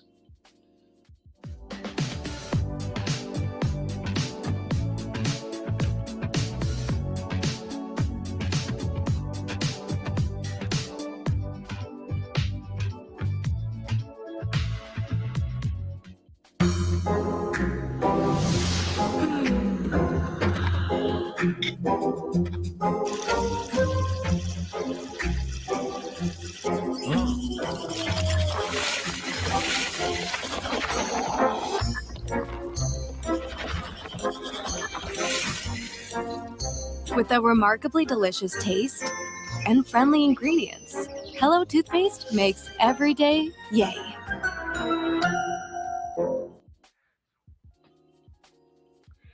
You are listening to RudolfSteinerAudio.com. This is a reading of a cycle of lectures by Rudolf Steiner entitled The Fall of the Spirits of Darkness. This is Lecture 7, Working from Spiritual Reality, given in Dornach on the 12th of October, 1917. To get even closer to the problems we have opened up in these lectures, to make some incidental comments today. You probably know the amusing experiment so often done by conjurers. They show the audience some heavy weights and the effort required to lift them. To make the thing more credible, the pretend weights usually have figures written on them, so and so many hundredweight or kilogram or whatever. Having made enormous efforts and slowly lifting the weights so that the audience can admire his muscular strength, the conjurer then suddenly lifts them up high, or may even bring on a small boy who'll trot off swinging the weights, for the whole is made of cardboard. It is merely that the shape and the figures have been imitated to give the impression that those are real weights. This experiment will frequently come to mind for anyone who has a little bit of spiritual science, and who learns what people, even the more intelligent ones, are saying or writing about historical events or historical figures. This applies even to biographers and historians, who, according to current opinion, are doing their work extremely well. If you have training in spiritual science, you may be entirely satisfied with the descriptions which are given, for a time.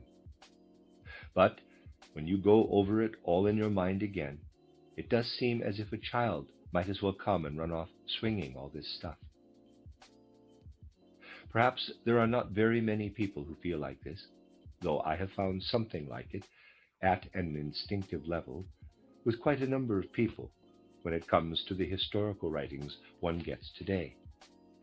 The whole of Roman history, and particularly also Greek history, which is written today, comes under this heading. And I am forced to say that historians dealing with one particular field, people whom I respect highly, nevertheless leave me with this impression. I have enormous respect for the historian Hermann Grimm, as will be evident from several of my lectures. But when I take up his books on Goethe, Michelangelo, or Raphael, these figures seem as if they had no real weight, comparatively speaking, as if they were but darting shadows. The whole of Grimm's Goethe, the whole of his Michelangelo, are merely figures from a magic lantern, for these too have no weight. What is the reason for this? It is that people who are merely equipped with the education, the intellectual content of our present time, do not have a real idea of the true reality, even though they generally think they are describing such a reality. People are infinitely far away from the true reality today, because they do not know the element which is always around us and gives spiritual, if not exactly physical, weight to the figures. Luther is being presented in hundreds, if not thousands, of ways during these weeks. All very erudite, of course, for today's writers generally are most erudite. I am quite serious about this. But the Martin Luther described by our contemporaries is like the image we have of the weight made of cardboard, for the element which lends weight to a figure is missing. You may say, if one is sitting on a chair and watching the man lifting weights, it looks exactly the same whether the weights are made of cardboard or are real weights. You could even paint the scene, it would look the same. The painting could be perfectly true, even if the weights lifted by the model were made of cardboard. The descriptions given by historical figures like Luther, the descriptions given of historical figures like Luther may be eminently true, and the individuals who are so proud of their realism may have succeeded extremely well in using numerous details, numerous characteristic and significant things to create a sophisticated image. But the image does not necessarily correspond to reality, because the spiritual weight is lacking. If we really want to understand Luther today, we must know the inner quality of his true nature, quite independent of our own point of view. We must know he lived a short time after the dawn of the fifth post-Atlantean age, but that all the impulses of the fourth post-Atlantean age were alive in his heart and mind. He was out of place in the fifth post-Atlantean age, for he felt, thought, and reacted like someone from the fourth post-Atlantean age. The task facing him belonged to the fifth post-Atlantean age, which then was just beginning.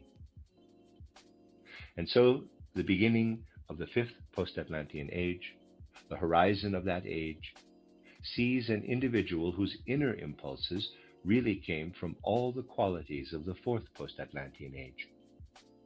The prospect of what was to come in the fifth post-Atlantean age lived in Luther's soul at an unconscious, instinctive level. That age was to bring all the materialism which could only arise for humanity in post-Atlantean times and would gradually penetrate every human sphere.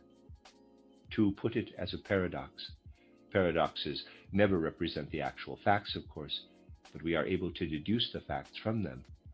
We might say, Luther was entirely rooted in the fourth post-Atlantean age when it came to the impulses in his heart and mind and feelings.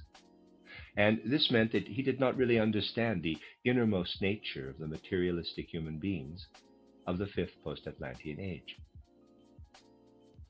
He certainly had an instinctive, more or less unconscious, inner grasp of the conflicts which would arise between the people of the fifth post-Atlantean age and the outside world, of how they would act in that world and be caught up in its works. Yet all this was really of no concern to him, because his feelings were those of the people who had lived in the fourth post-Atlantean age. Hence his insistence that no good would come of being connected with the works of the world and being involved in the world. You must distance yourselves from these works and from everything which exists in the outside world, and find the way to the world of the Spirit solely in your heart and mind. You must build your bridge between the spiritual and the earthly world, not on the basis of what you are able to know, but what you are able to believe.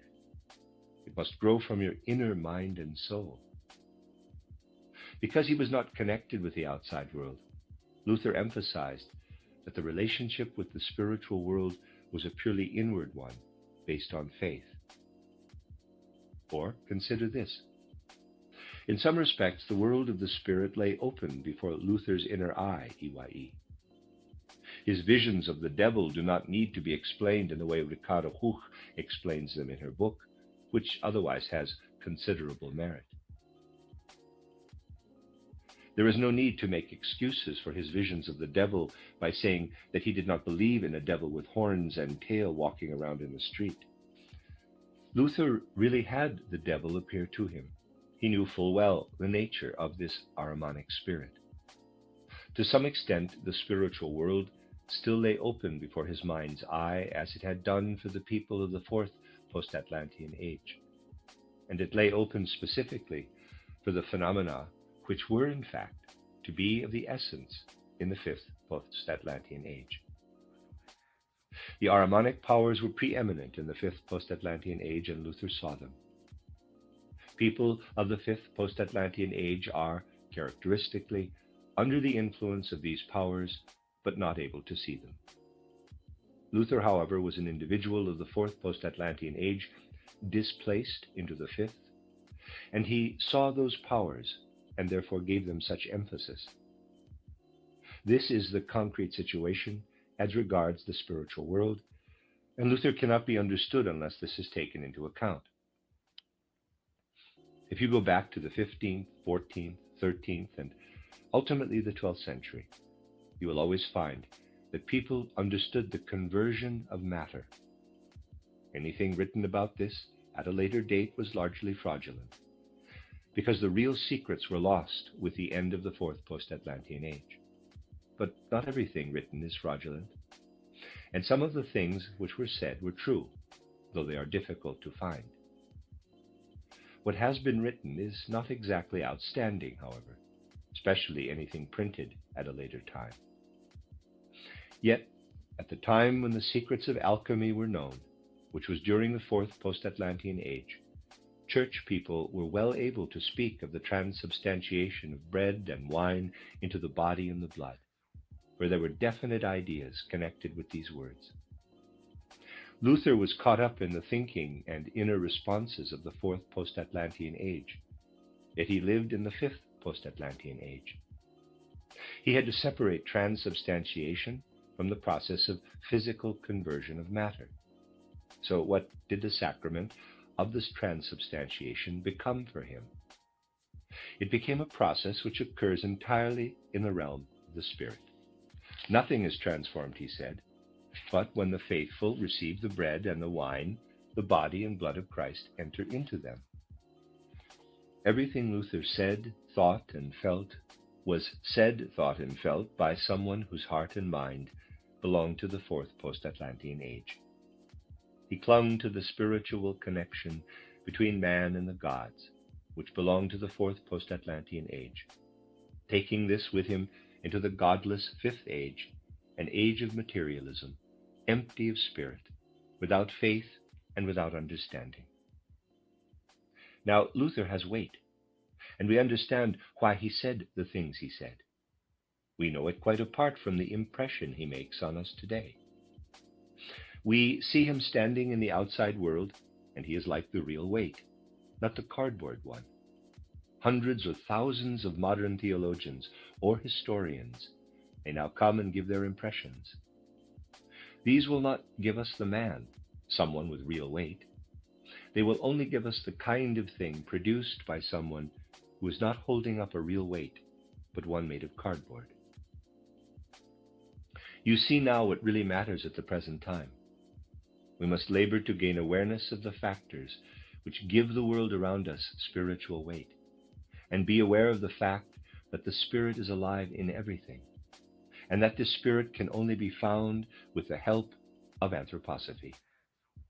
You can collect all the documents you want and scribble endless notes on Luther. You can present an accurate picture as far as the outer aspects are concerned. But to stay with our analogy, you will always have a cardboard figure, unless you are truly able to look for the things that give the figure real weight. Now, you may well say it seems hard to compare the work of some of the most erudite people to cardboard weights. And even if this were so, their work was really beautiful and satisfying in many ways. Is all this to be changed? Could we not go on enjoying their work? You see, two questions arise for people in the present-day state of consciousness. Questions which may well touch us deeply. Why did the spiritual world demand that these people should have the instincts which have led to such works? Well, these things really point to something which is very widespread today and closely bound up with human nature. As I have already mentioned, we are living at a time when certain truths have to become known, which are not welcome truths. Yet anyone who can read the signs of the times knows that they have to become known. In the first part of my essay entitled The Chemical Wedding of Christian Rosenkreuz, written for the next issue of the journal Das Reich, I have touched lightly on some of these truths. Just a short while ago, it was still taboo for those in the know to speak of these things in public. Today, one must speak of them, even if this may cause problems. A short passage in my essay relates specifically to what I am going to say now. Is it not true that as we move about in this world, we do not have full and real knowledge of the things which are immediately around us, at least not to begin with? I think this is something anyone can quite easily establish for himself. We mainly use our sense of sight as we move through the world. But if we did not have other kinds of experiences as well, we would never know with complete certainty if something we see weighs a great deal or only little. We would have to pick it up to check the weight. Think of how many things there are where you cannot know if they are heavy or light as air until you pick them up. And finally, when you know that something is not as light as air, this knowledge has not come from looking at it, but from having lifted something like it before.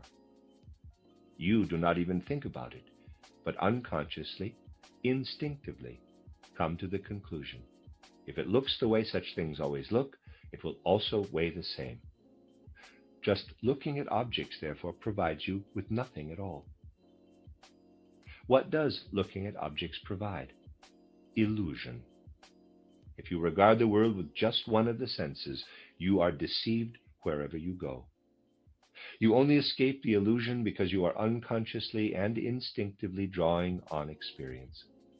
The whole world is really trying to deceive us, even in the world we perceive around us with the senses.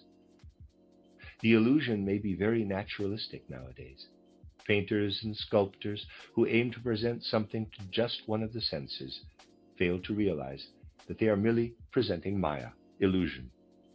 For the more you try and present something realistically for just one of the senses, the more you are presenting Maya. This is necessary, however, for if it were not for this illusion, we would not be able to progress in conscious awareness.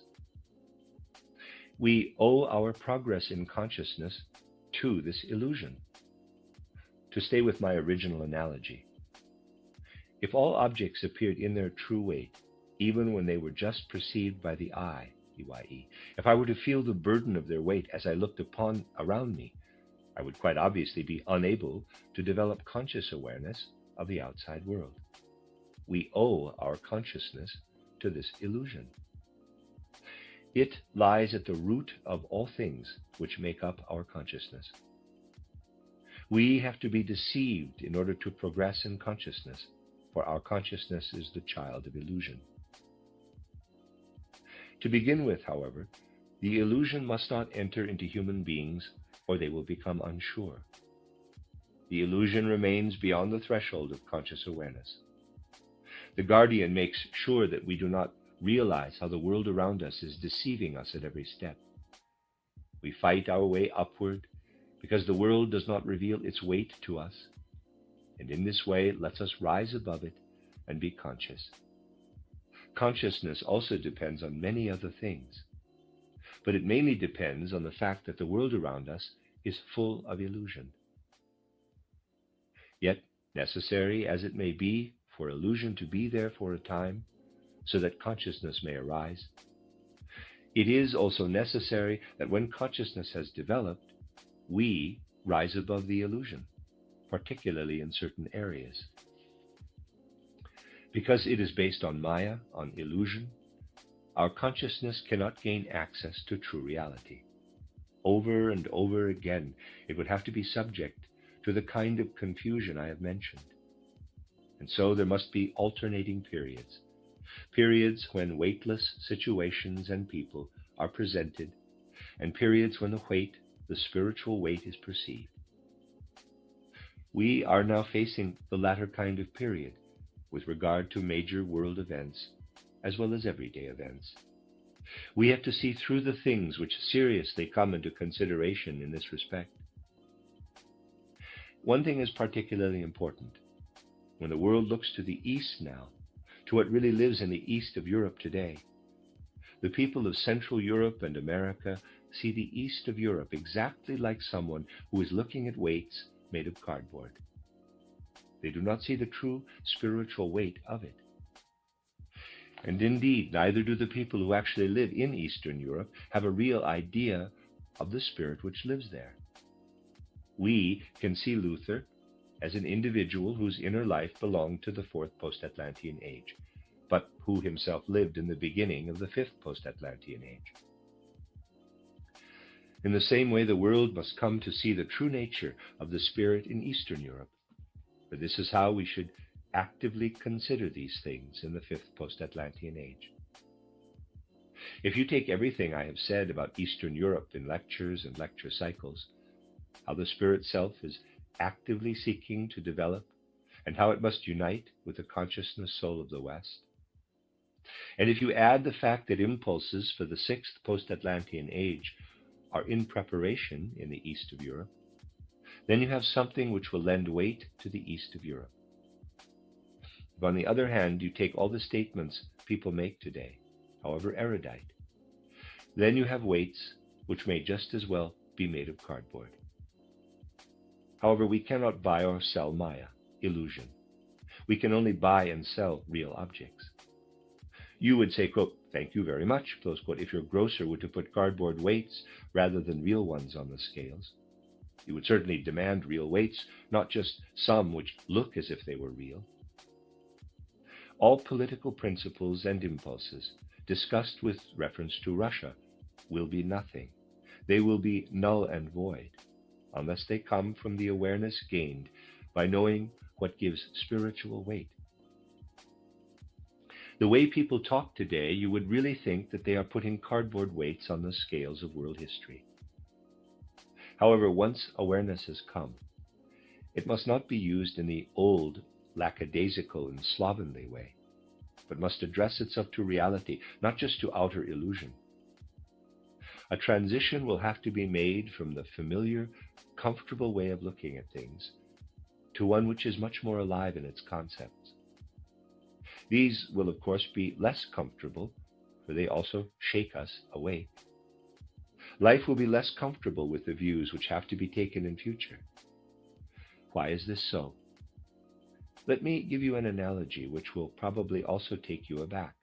I am not going to flinch, however, and I will say these things irrespective of what individual people may feel about them. As I've mentioned in earlier ages, including the fourth post-Atlantean age, powers were available to humans which have been transformed into something else today. As I said, clairvoyance has become something different today. It is based on different things. Certain things can no longer be as they were, even as late as the fourth post-Atlantean age, and one of these is the following. In the fourth post-Atlantean age, people only know tales about it today, and of course they do not believe them. There was an ordeal by fire. To prove guilt or innocence, people were made to walk a red-hot grid. If they got burned, they were considered to be guilty. If not, if they walked across without being harmed, they were considered to be innocent. People consider this to be an old superstition today, but it is true. It is one of the abilities people had in the past and are no longer able to have today. In those days, human nature had this quality. Innocents who were utterly convinced of their innocence and knew themselves to be in the protection of the divine spirits at such a solemn moment. People who were so firmly connected with the spiritual world in their consciousness that the astral body would be taken out of the physical body, could walk across the embers with their physical bodies. It really was so in the past. This is the truth. It is really a good thing for you to be fully and completely clear in your minds that this old superstition is based on truth, though of course it is not a good idea for you to go and tell the vicar all about it. These things have undergone a transformation. In the past, individuals who had to prove their innocence in a particular way could be made to walk the embers on occasion.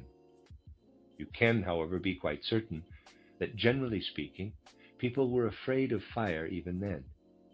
They did not enjoy walking over red-hot grids. Even in those days, it would generally make them shudder, except for those who were able to prove their innocence in this way. But some of the power which carried people through the embers in those days has now become more inward, in the sense I spoke of in my last lecture.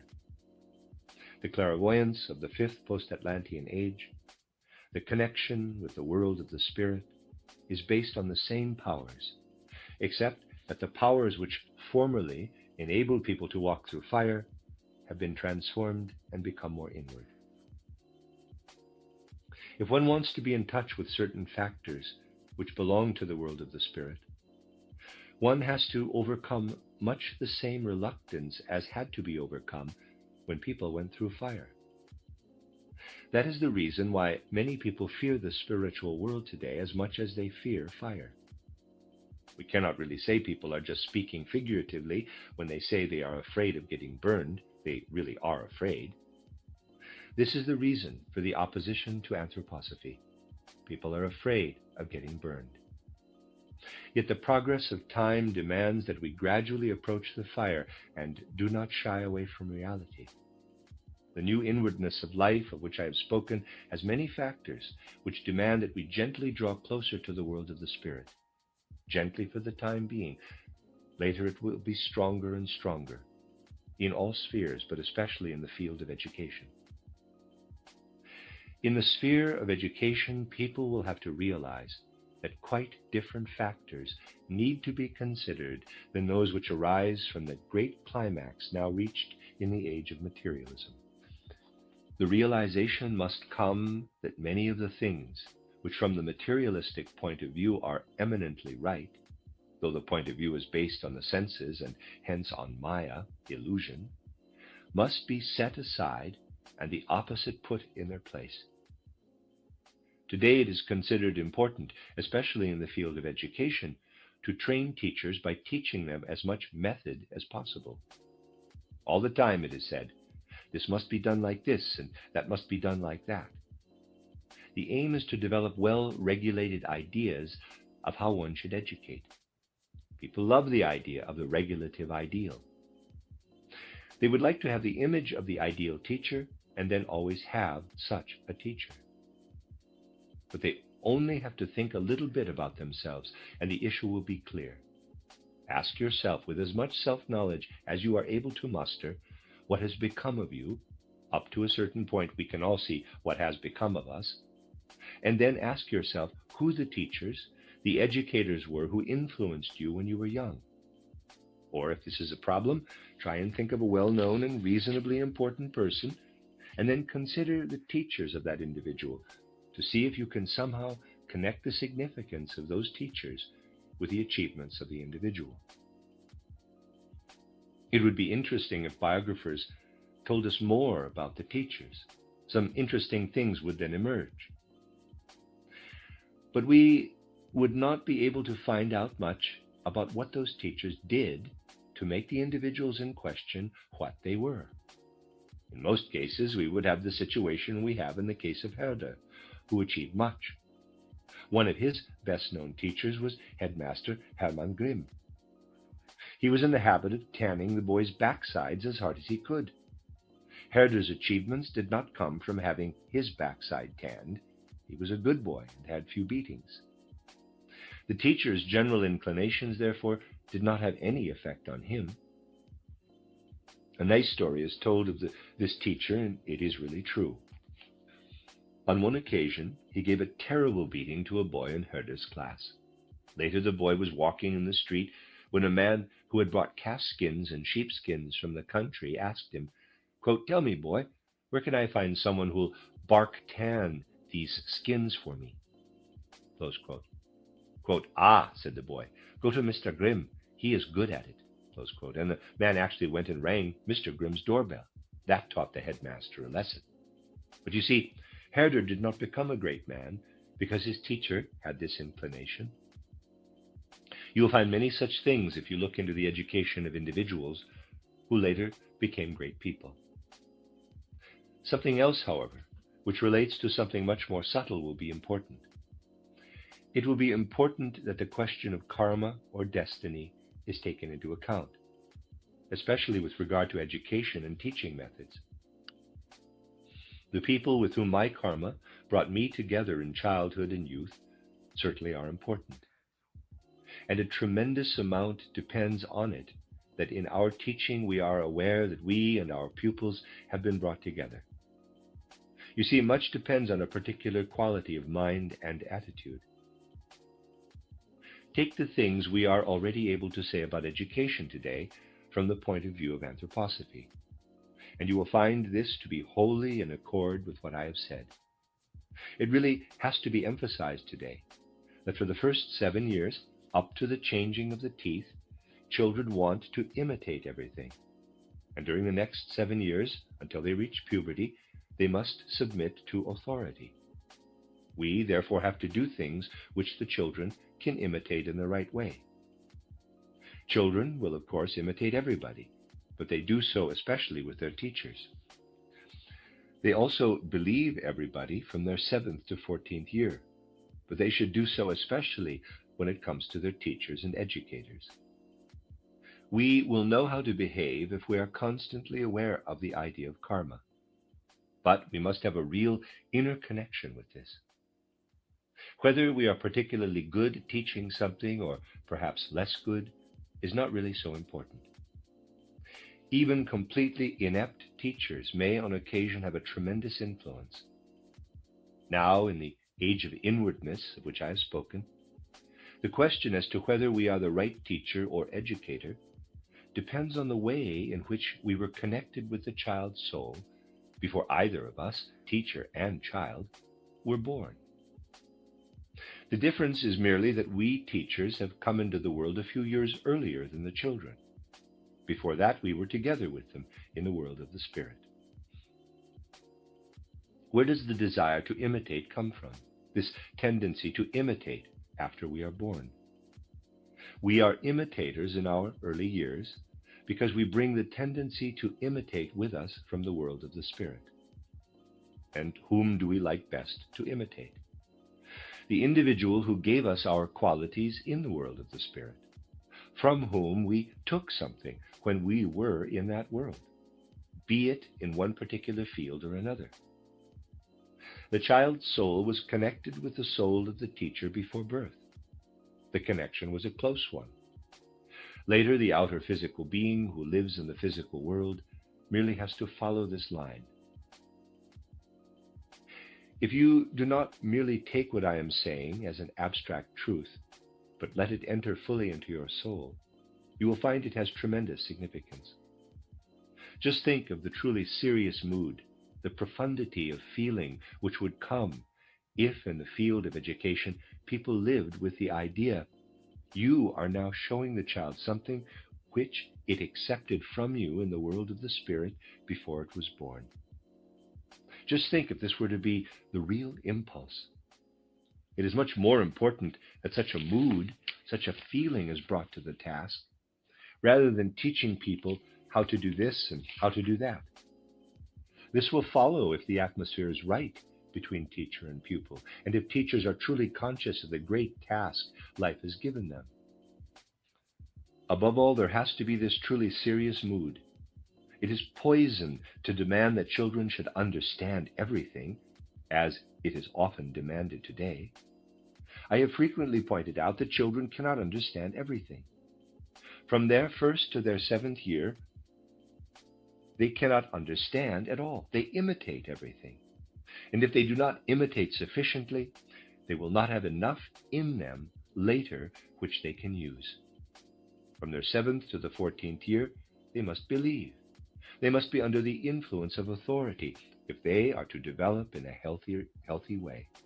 These things have to be made part of human life. It is generally considered most important today to understand everything. We are not even supposed to teach the children their tables without their understanding it. But they do not understand anyway. Such an approach makes children into calculating machines rather than sensible people. They are supposed to accept the intellect, which is in the elemental environment of which I have spoken, rather than develop their own understanding. This happens a great deal nowadays. Instead of helping the mind of the individual to develop, efforts are actually in progress to make it the ideal to inculcate the elemental intellect, which is outside the human being, so that children are caught up in the elemental world. Many instances can be seen today where we can actually say, these people are not thinking for themselves. They are thinking in the general thinking atmosphere, as it were. And if something of an individual nature should come up, its origins are not in the divine element, which can be perceived in human nature. Human beings must enter into truly living ways again, even in their understanding of the world. As I have said, this is more difficult than working with mere corpses of ideas. Humanity must once again find a living approach, and people must realize that dead truths cannot govern life. Only living truths can do so. The following is a dead truth. We are supposed to train human beings to be intelligent human beings. Therefore, as dead truth says, we must cultivate the intellect as early as possible, for this will produce intelligent people. This is arrant nonsense, however. It is as much nonsense as it would be to train a 1-year-old to be a shoemaker. People will, in fact, be intelligent only if they are not given intellectual training too early. It is often necessary to do the opposite of what we want to achieve in life. We cannot eat our food raw, but have to cook it first. And if this cooking process were to include the processes which are involved in eating, we might perhaps save ourselves the effort of eating. You cannot make people intelligent by cultivating the intellect as early as possible, but only by cultivating in them, when very young, the faculties which will later have them prepared to be intelligent. The abstract truth is, the intellect is cultivated via the intellect. The living truth is, the intellect is cultivated by healthy belief in rightful authority. Both parts of the statement have quite a different content in the living truth compared to the dead abstract truth. This is something humanity will have to come to realize more and more as time goes on. It is awkward. Consider how comfortable it is to have a goal, and to achieve this can be achieved by, and to believe this can be achieved by doing exactly what the goal says. But in life, one has to do the opposite. This is certainly awkward. It is the challenge of our time that we must find our way to reality in life. This is what we must eminently make our own. There is need for this in both the great and the small things in life. You will not understand this age. You will be doing things as wrong as they can possibly be done, unless you consider this. People have no idea today of how immensely abstract they are, with everything forced always into the same mold. But the reality is not produced in the same mold, for it is in constant metamorphosis. The modified vertebrae which form part of the human head look very different from the vertebrae which make up the spine. Let me give you an example taken from everyday life. Imagine someone on the teaching staff of a university who teaches something which I or someone else must go against. I would, of course, make every effort to show that the things this person teaches are wrong, wanting to do my duty. I would go to any length to show that he is wrong and everything he says, well, to put it bluntly, is balderdash. This is one side of the matter. Now let us assume the individual concerned found himself in a situation where the authorities wanted to dismiss him from his post or discipline him in some way. Well, of course, I would stand up for him in every possible way against his dismissal or disciplining. But this would not be a question of the content of his teaching, but of ensuring academic freedom. For as long as we are dealing with people's theories, we have to fight. When it comes to an external institution, the fight ends and may even be transformed into coming to the individual's defense. It has to be realized that it is abominable if someone lets his opposition to someone induce him to take an active part in disciplining such a person. Let us assume, however, the individual concerned was a lecturer or professor of economics or politics and were appointed to hold a government office. What would our attitude be then? It would have to be such that one got him out of that office as quickly as possible, for there his theories would cause real damage. In anything we do, we must relate to the immediate living reality and not let ourselves be ruled by concepts. In the sphere of concepts, on the other hand, it is important to take a good hard look at the concepts we use. I have given this example to demonstrate the difference between dealing with reality and dealing with concepts. People who do not make this distinction will find it quite impossible to live with the tasks of the immediate future. They will, at best, be Wilsonians. What matters is to consider carefully what lives in reality and what one has to have by way of convictions in the sphere of concepts. This is particularly important in the education of the young. Teachers in training are weighed down today with all kinds of principles as to how they should teach, how they should educate. In the immediate future, this will become much less important. The important thing will be for them to get to know human nature and the different ways in which it comes to expression. They have to become psychologists in a most subtle way and really know the human soul.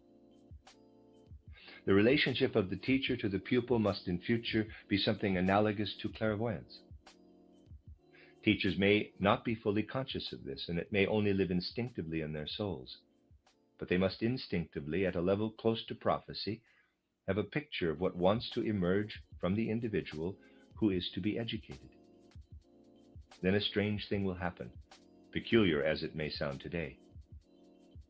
The teachers of the future will dream a great deal of their pupils, for the prophecies will be wearing the garment of dreams. The pictures we see in our dreams arise only because we are not used to connecting our dreams with the future. We dress them in elements remembered from the past, as in a garment. In reality, dreams always point to the future. Yes, it is indeed true that the inner life will have to be changed, especially in those who educate the young. This is the most important aspect. Of course, everybody is more or less involved in educating the young, with just a very few exceptions, and it must therefore also hold true in a more general sense that we must have understanding for the karmic connections, as I have mentioned. Tremendously much will depend on this becoming general knowledge. The present generation is mainly educated to think in abstract terms, and keeps confusing abstract and living ways of thinking. This is why it is so rare for anyone to support someone with glowing enthusiasm.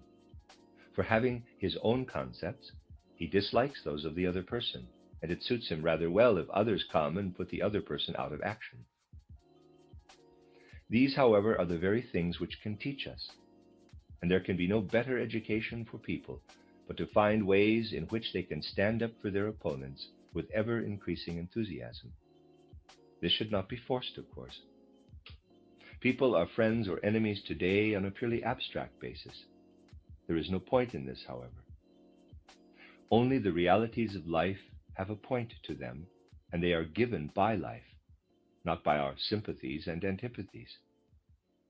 We should still have those sympathies and antipathies, but the pendulum should not merely swing up in one direction, but also go down and in the opposite direction. Humanity must learn to live on two levels at once. In dualism, to enter into profound thought, and where reality demands this, to pour ourselves out over reality. Today, people want to take their thought forms into everything connected with real life. They are only prepared to put up with reality if it fits in with their own thought forms. Uniformity is what they are after. But uniformity cannot be justified in the light of the Spirit. This is impossible. The world cannot be easy and comfortable the way it is in reality. Not everyone will have the kind of face we like and find sympathetic. But it is wrong to let our actions toward others be determined by our personal sympathies and antipathies. Other impulses must come into play.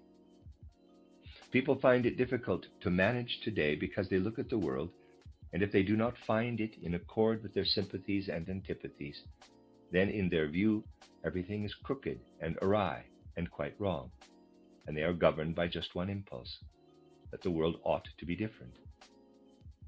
This is one thing which has to be said. On the other hand, we must not allow this to take us to the opposite, equally lackadaisical extreme, where we say that one should not be too fussy and just take the world as it is. This would be equally wrong. There are situations in life when serious objections must be raised, and this is what should be done. It means that due recognition must be given to reality. What really matters is the pendulum swing between a clear-minded inner life in well-defined concepts and loving care extended to the phenomena of the world. Anthroposophy can show the way if we have the right attitude to it. But this, too, is something which has to be learned. The truths which are won from the world of the spirit are like communications, even for clairvoyant individuals. If we treat these truths in the same way we treat the facts of the outside world, which are accessible to our unrefined senses, we are being unfair to spiritual science. The whole of spiritual science is open to our understanding. But it is wrong to ask the spiritual scientist, quote, "Yes, but why?" close quote, each time he says anything, for these are communications he has received from the spiritual world. If I say, quote, "Jack Miller has told me this or that," close quote, it is pointless to say, quote, "And why did he tell you this?" close quote. He simply told me. The question as to why has little relevance. The things which come from the spiritual world must be considered as communications of this kind. It is important to understand this. We shall continue with this tomorrow, the end of Lecture 7. You are listening to RudolfSteinerAudio.com. This is a reading of a cycle of lectures by Rudolf Steiner entitled The Fall of the Spirits of Darkness. This is Lecture 8, entitled Abstraction and Reality, given in Dornach on the 13th of October, 1917. You will have gathered, from what I said yesterday, that at the present time we must come to realize the distinction between abstract and purely intellectual thinking, and thinking which is based on reality, in order to relate our thinking to the reality. The natural tendency is to make our thinking incontrovertible, as free from contradictions as we can make it. But the world is full of contradictions, and if we really want to grasp reality, we cannot throw a general standard form of thinking like a net over everything in order to understand it. We have to consider everything on an individual basis.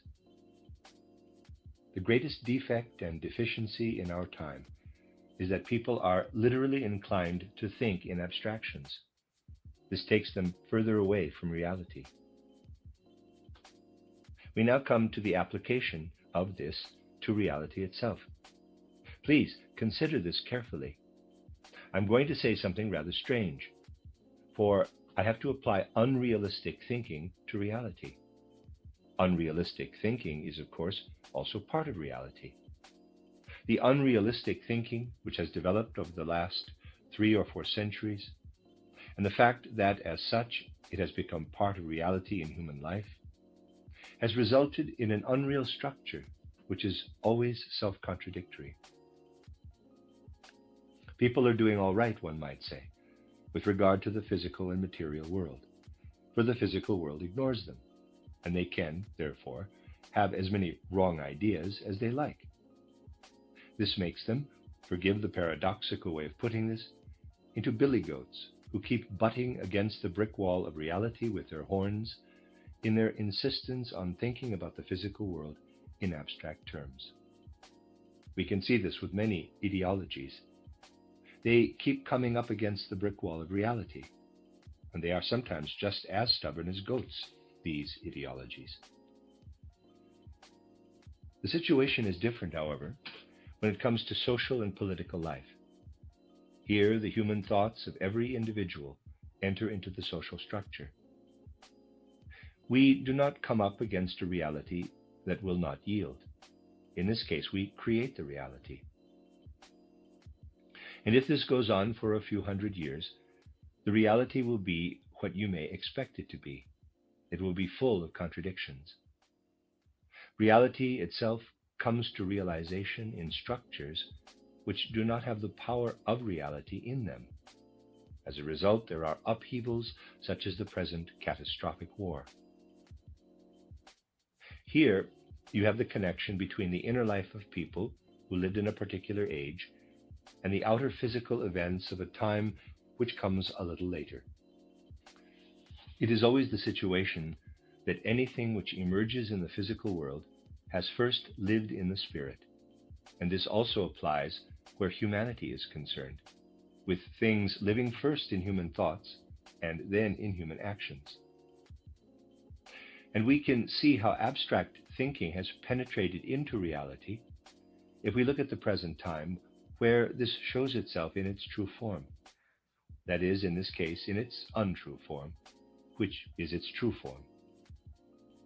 The reality is in many ways seen in an abstract way.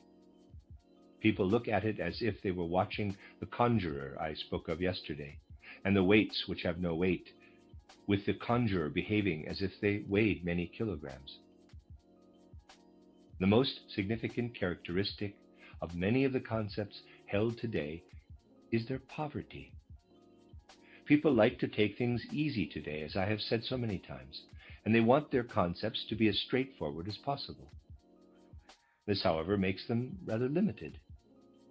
Now, limited concepts do prove adequate when one is dealing with the superficial aspects of the physical world, the mere surface of that world, which is the only thing modern people want to consider, in spite of all the advances.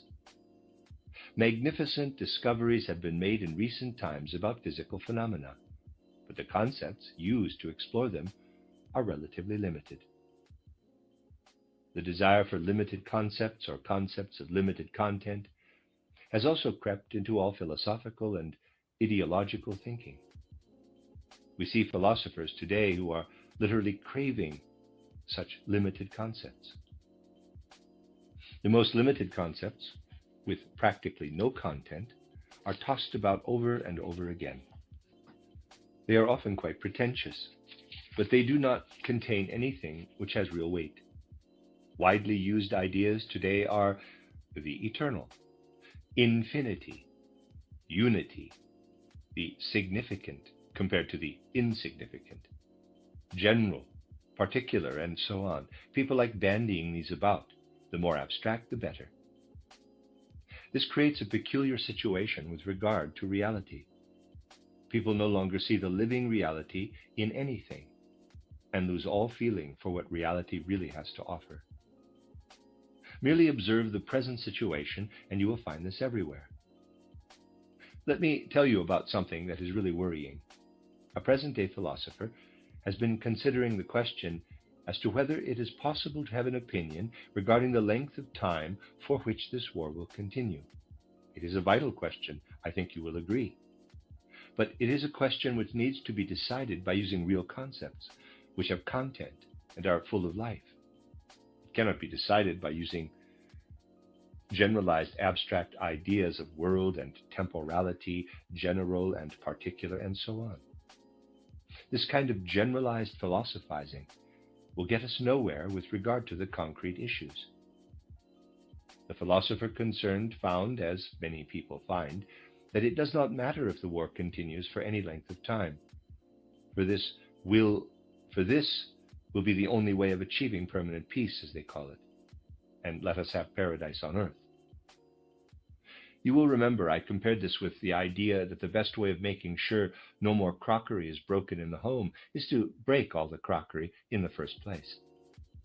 This is more or less the conclusion reached by people who say the war must continue until there is a prospect of permanent peace. The philosopher, therefore, applied his ideology to the question, an ideology which, in his opinion, deals with the most sublime, which in our time means the most abstract, ideas. And what did he say? Believe it or not, he said, quote, compared to the eternity it takes to create satisfactory conditions for humanity, what does it matter if a few more tons of organic matter perish in the fields of battle? What are a few tons of organic matter compared to life eternal, to human evolution? Close quote. Those are the achievements of abstract thinking when it is addressing itself to reality. And we have to draw people's attention to how horrific this is, for they do not feel it on their own. We can only be in constant amazement at how these things escape attention and fail to give much cause for thought. Fundamentally speaking, such ideas are part of the present-day desire for ideologies. This has given rise to the most abstract of abstract ideas, which, however, can only be applied to the dead, inorganic, mineral world. If philosophers apply such ideas not only to the sphere of life, but also to that of the soul and spirit, it is only to be expected that they come to this kind of conclusion.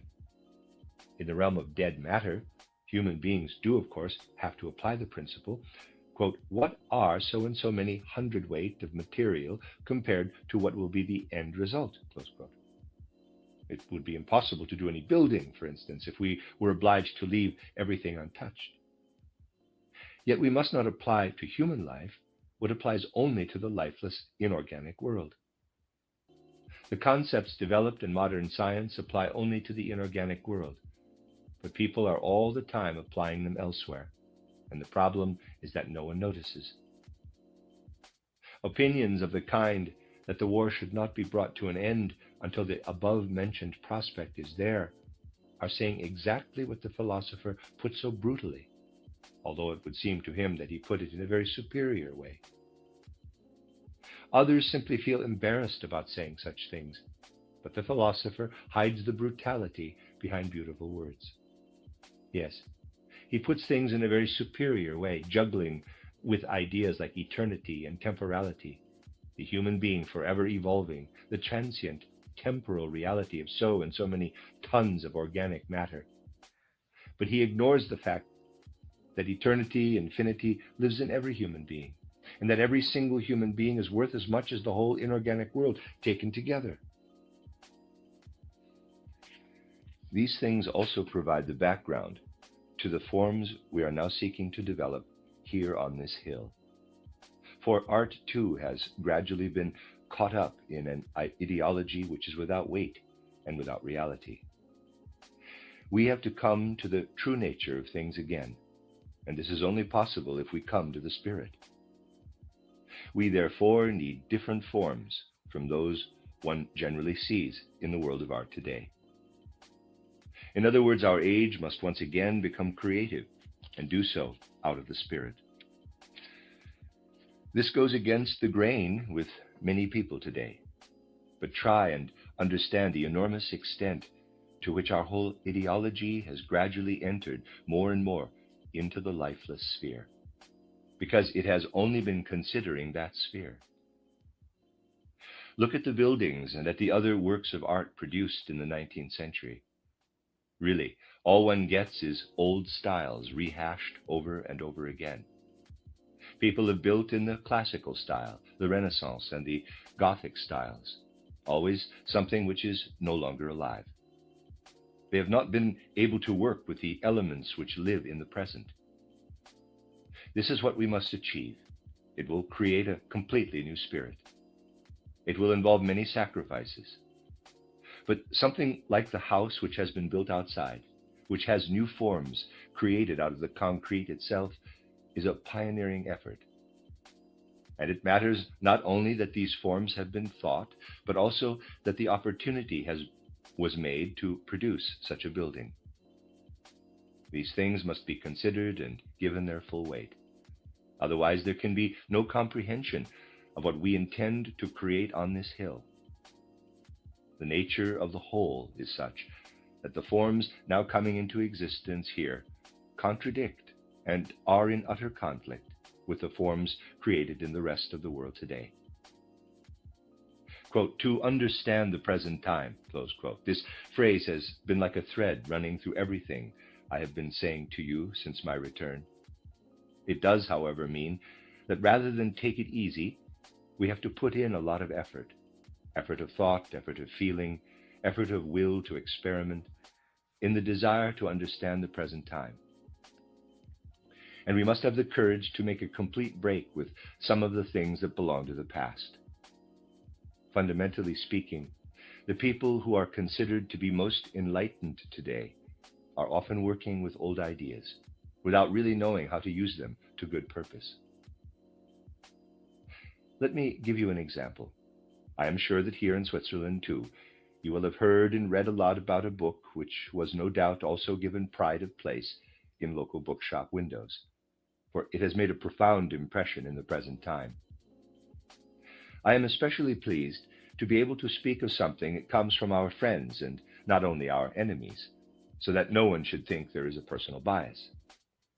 The book on the state as a life form was written by the Scandinavian writer Rudolf, one of the few who have shown an interest in my writings and commented on them in a positive way. So I think it will be obvious that there is no personal bias in what I'm going to say about this book, but I believe it is something which has to be said. The book is a good example of the inappropriate ideas people have in the present time. An attempt is made to see the state as an organism. This is the kind of thing people do when they use the ideas current in our time to grasp anything that needs to be grasped in mind and spirit. It is good to be able to say this is an erudite, scholarly, and truly profound individual, someone who really cannot praise enough. We really cannot praise enough, but at the same time, we are going to show the true nature of the completely inappropriate idea on which the book is based. This is the kind of contradiction in which we find ourselves all the time. Life is full of contradictions. Abstract and incontrovertible ideas will not do if we want to take hold of life.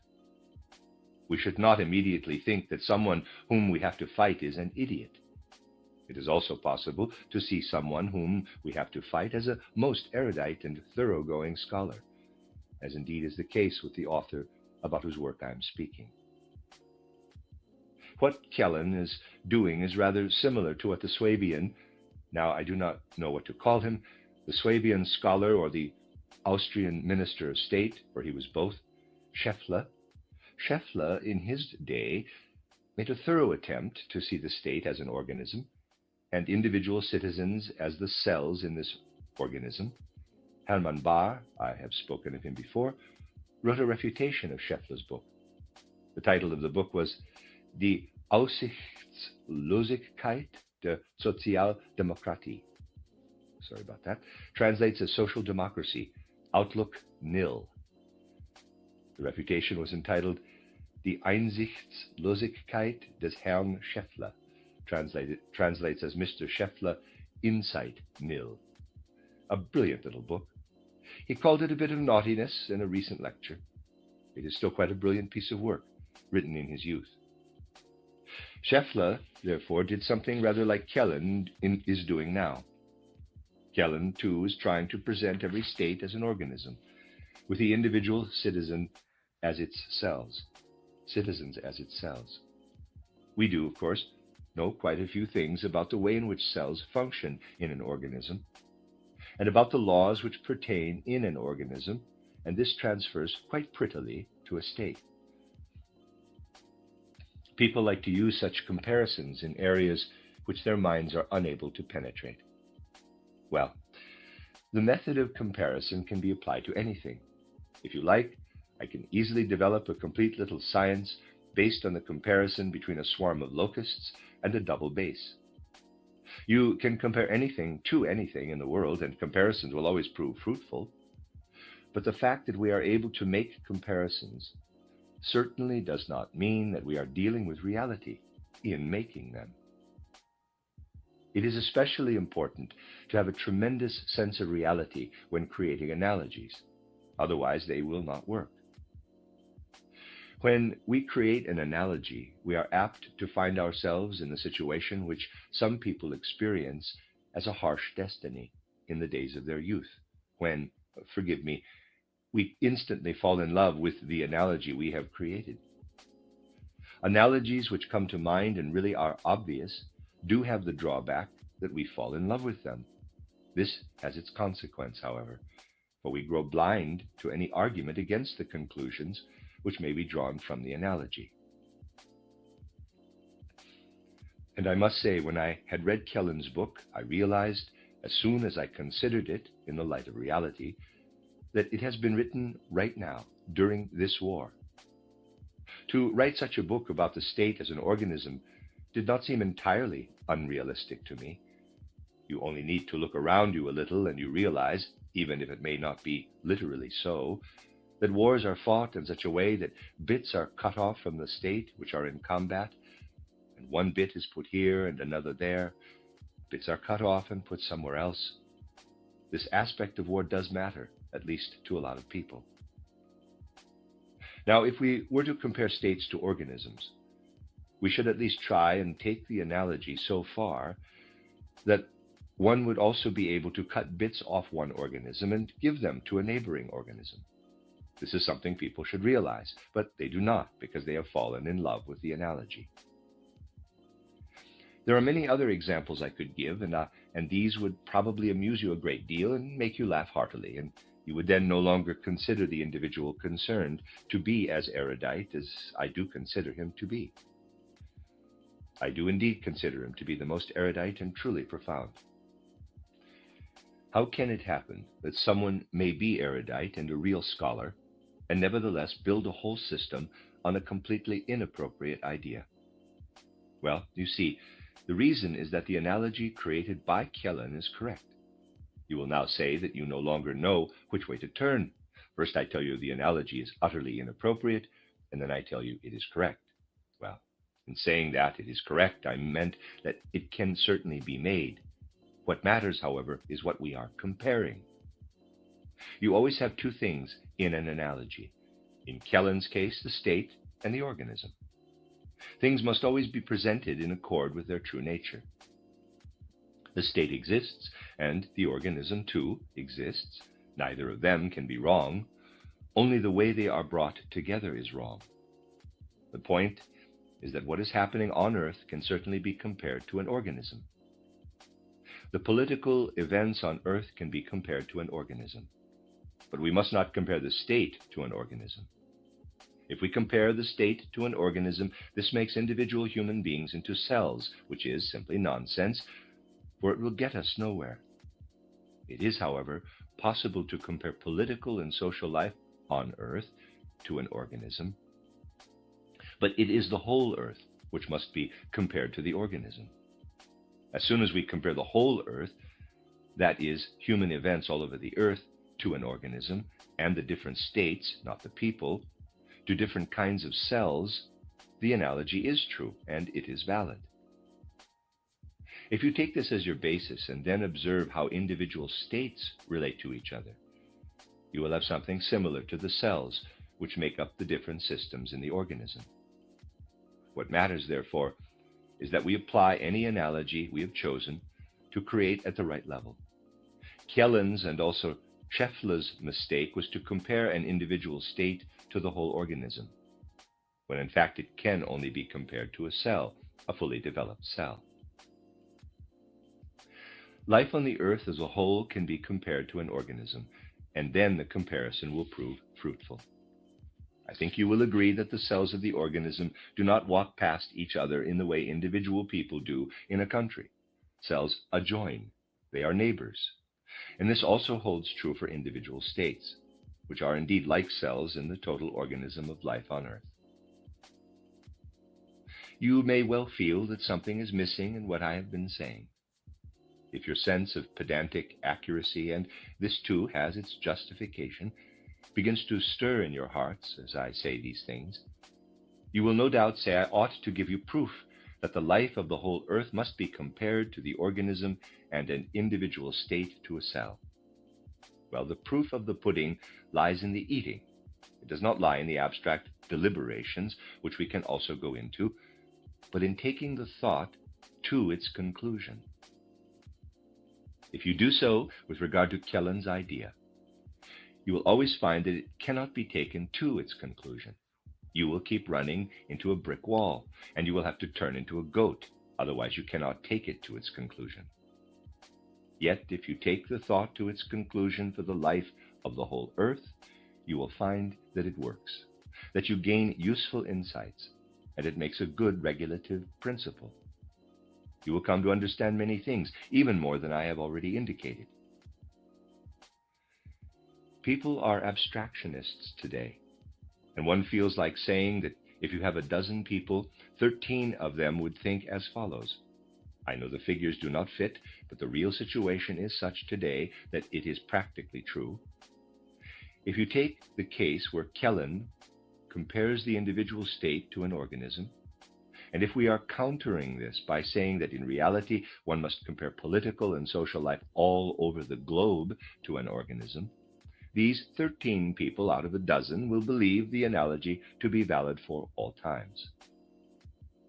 For if someone establishes a theory about the state, then this theory must apply in the present time, in Roman times, and even in Egyptian and Babylonian times, for a state is a state. People base themselves on concepts today, but not on the reality. But truly, this is not how things are. In this respect, too, humanity is going through a process of evolution. The analogy I have given is only valid from the 16th century onward. Before then, the globe was not a coherent whole. It has only come to be a coherent political whole from then onward. America, the Western Hemisphere, simply did not exist for any political life which might have been a coherent whole. By creating a proper analogy, you immediately also see the tremendous break that exists between more recent life and life in the past. Insights based on reality always bear fruit, compared to concepts not based on reality, which are sterile and do not bear fruit. Every insight based on reality takes us a step further. We gain more than its immediate content, and it takes us forward in the real world. This is what is so important.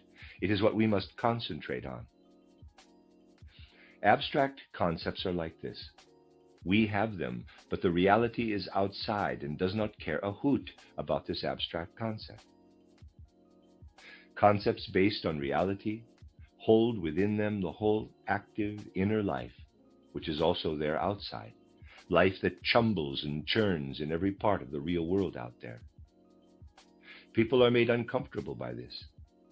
They want their concepts to be as quiet and colorless as possible, and are afraid they will get giddy if their concepts have inner life.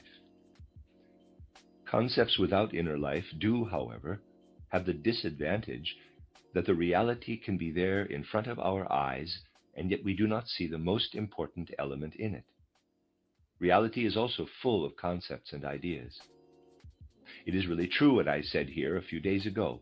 Elemental life goes on out there, and it is full of concepts and ideas. I also said that abstract ideas are mere corpses of ideas. It can happen that people who only like corpses of ideas will speak and think in them, whereas reality comes to quite different conclusions. It lets events take quite a different course from anything human minds are liable to come up with. For 3 years now, we have been caught up in terrible events, which can teach us a great deal. We must be awake and following events, however, and not asleep. It is really something to marvel at, negatively speaking, that so many people are still asleep to the reality of these terrible events, and still have not come to the realization that events which have never happened before in the world evolution of humanity demand that we develop new ideas, which also have not existed before. Let me put this more accurately in symbolic form. We may certainly say that some individuals had a notion that this war was coming, and they may have had it for many years. Generally speaking, it can be said, however, that with the exception of certain groups in the Anglo-American world, the war was completely unexpected. With those who had an idea of its coming, the idea sometimes took a very odd form. One idea, which could be found again and again, came from economists and politicians who were deep thinkers. I assure you I am not being ironical, I am completely serious about this, and was based on careful deductions made with reference to certain events. These people proceeded in a very scientific way, combining, abstracting, and making all kinds of syntheses, and finally arrived at an idea which one really did come across for a long time, even at the time when war broke out. It was that in the light of the present world situation, of economic factors and the trade situation, this war could not possibly go on for more than 4 or 6 months. This was a truth fully supported by factual evidence, and the reasons given were far from stupid. They were perfectly good reasons. But how does reality compare to the whole tissue of reasons put together by those clever economists? Well, you can see what is happening in reality. What is the point, I ask you, when such a situation arises? The point is that we must draw the right conclusions from such a situation, so that the war actually teaches us something. What is the only possible conclusion from what I have given as a symbol? You see, I have merely given one glaringly obvious instance. I could tell you of many other and similar views which have also fallen foul, to put it mildly, of the real events which have occurred in the last 3 years. What then is the only real conclusion?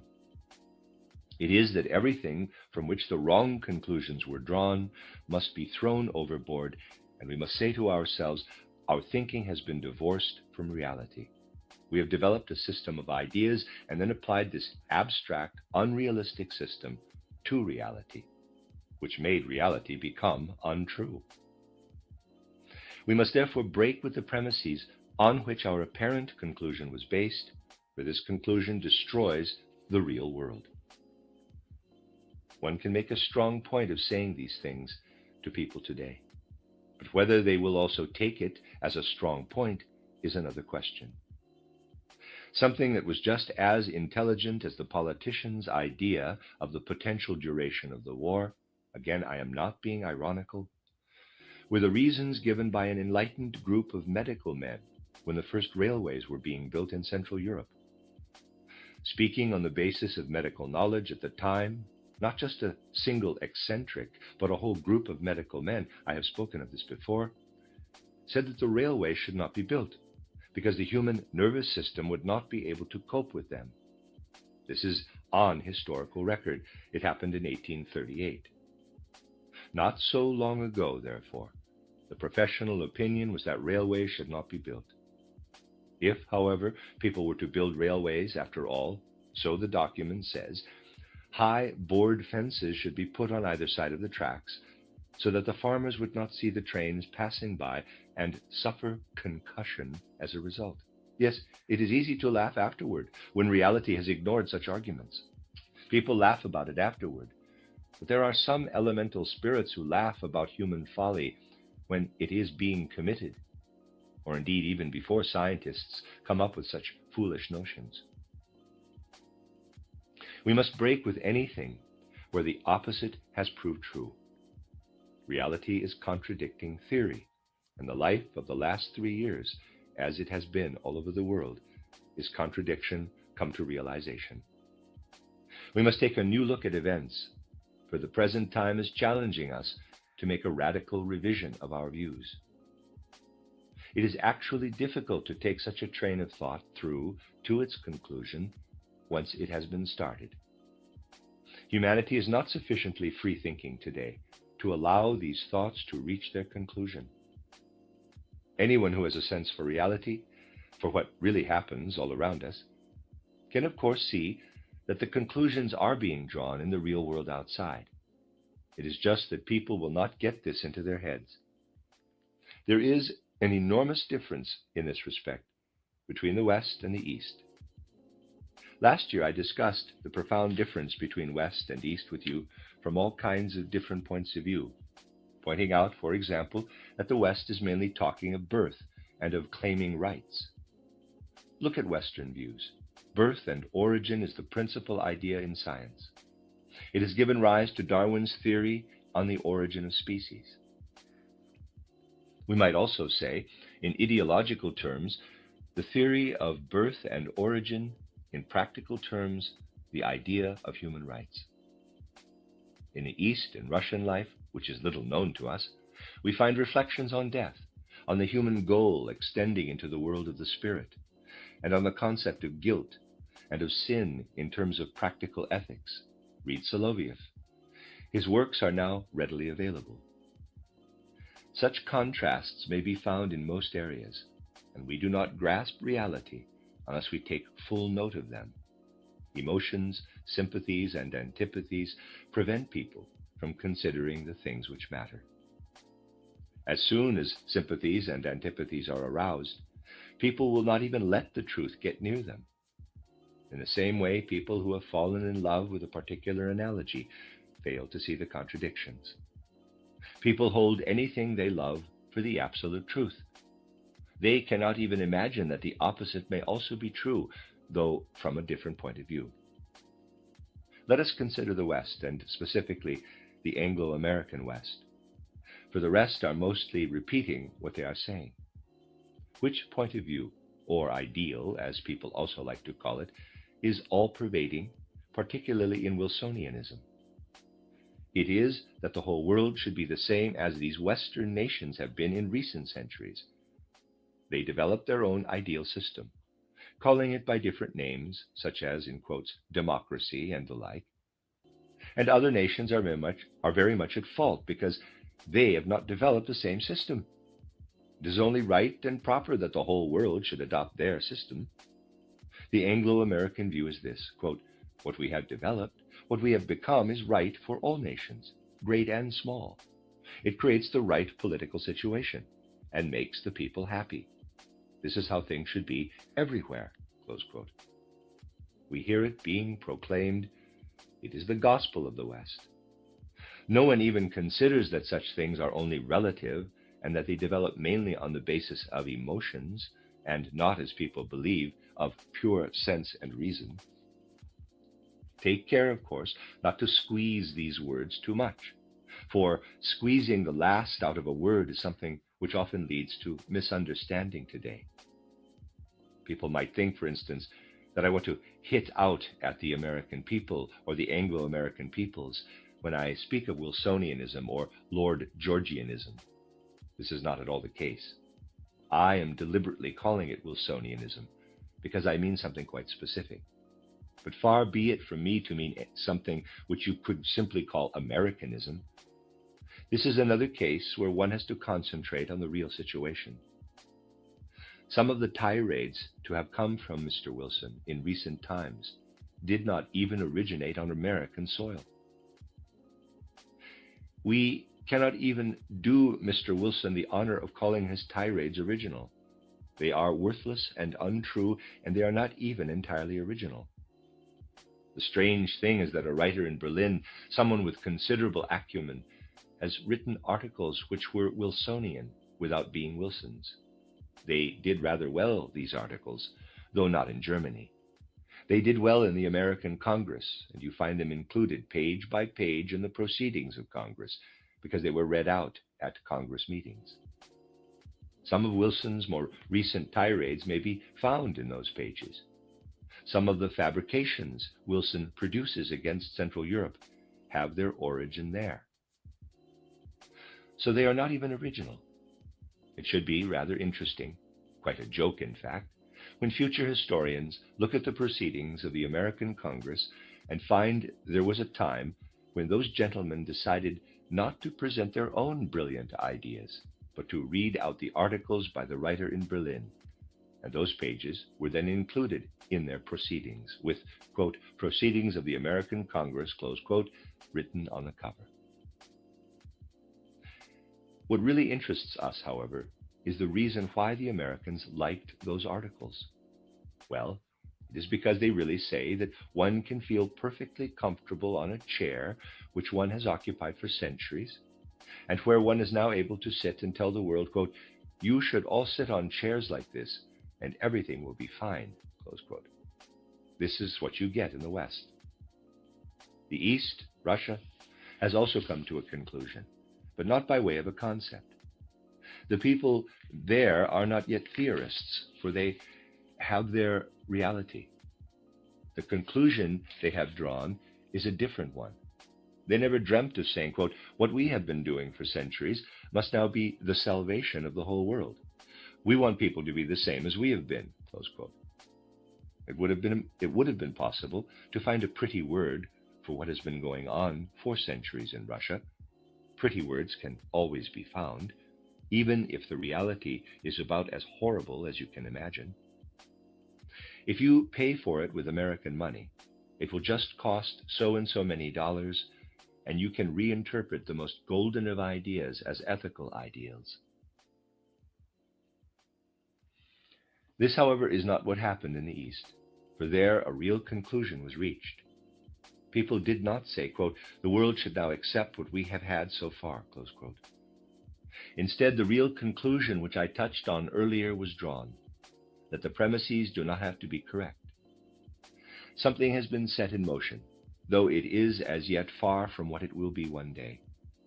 But this does not concern us. I do not want to express an opinion on the one or the other. I merely want to show how great the contrast is. If you consider the contrast, you get a colossal picture of the reality between the West, where people swear on anything which has to do with their past, and the East, where people have broken with everything that was their past. If you consider this, you are not at all far away from the real causes of the present conflict. Neither will you be far away from something else to which I have drawn attention before. The war is actually a war between West and East. The middle is simply being ground to dust between the two, merely because West and East cannot come to terms. The middle is suffering because of disagreement between West and East. But does anyone want to pay heed to such a colossal truth? Did the events of March 1917 cast a light on the enormous contrast between West and East? Last year we had the ideologies of the West and the East written up on this blackboard.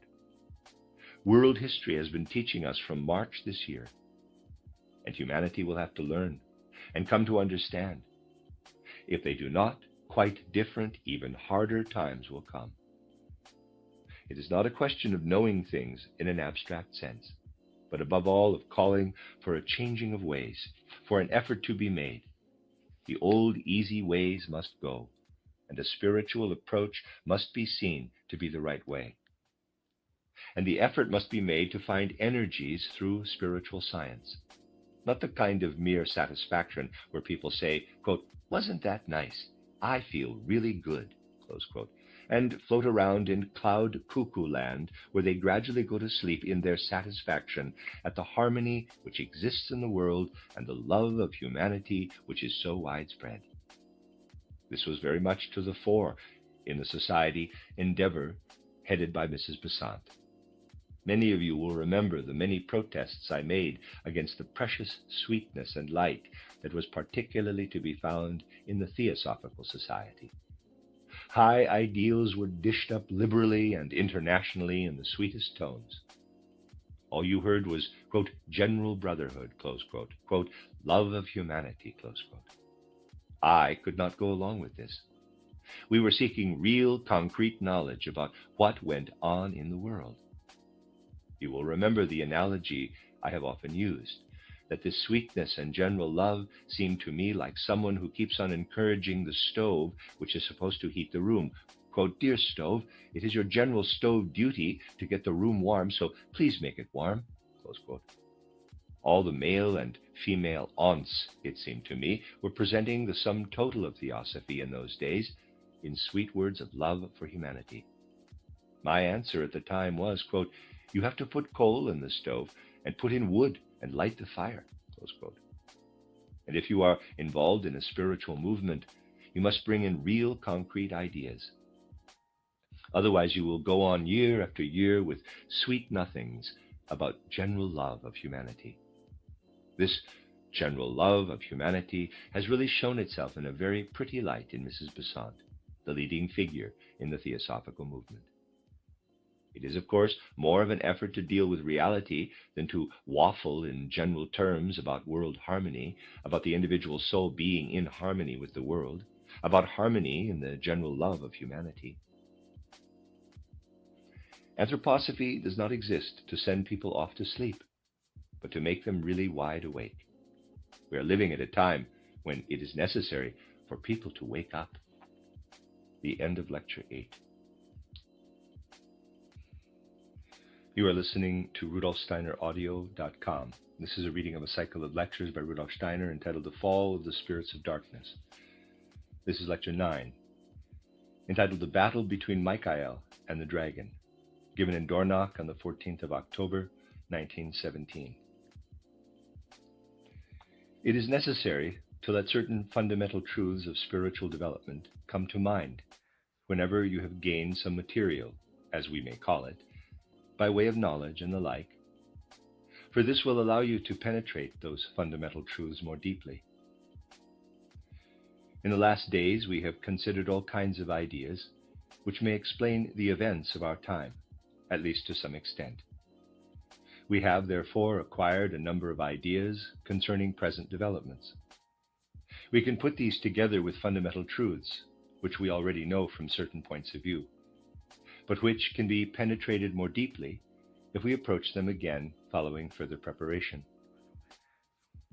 I have frequently spoken of the significant break which occurred in the spiritual development of the peoples of Europe and America in the middle of the 19th century, and especially in the 1840s. I have pointed out that this was the time when the materialistic point of view came to its peak, with the peak was reached in what we may call a way of grasping dead outer facts with the intellect, refusing to enter into living reality. Let me read that part again. I think there's a word missing. I have pointed out that this was the time when the materialistic point of view came to its peak, with a peak that was reached in what we may call a way of grasping dead outer facts with the intellect, refusing to enter into living reality. The deeper sources of such events, and today we are very much involved in their after effects, which will continue to have an influence for a long time to come, must be sought in the world of the spirit.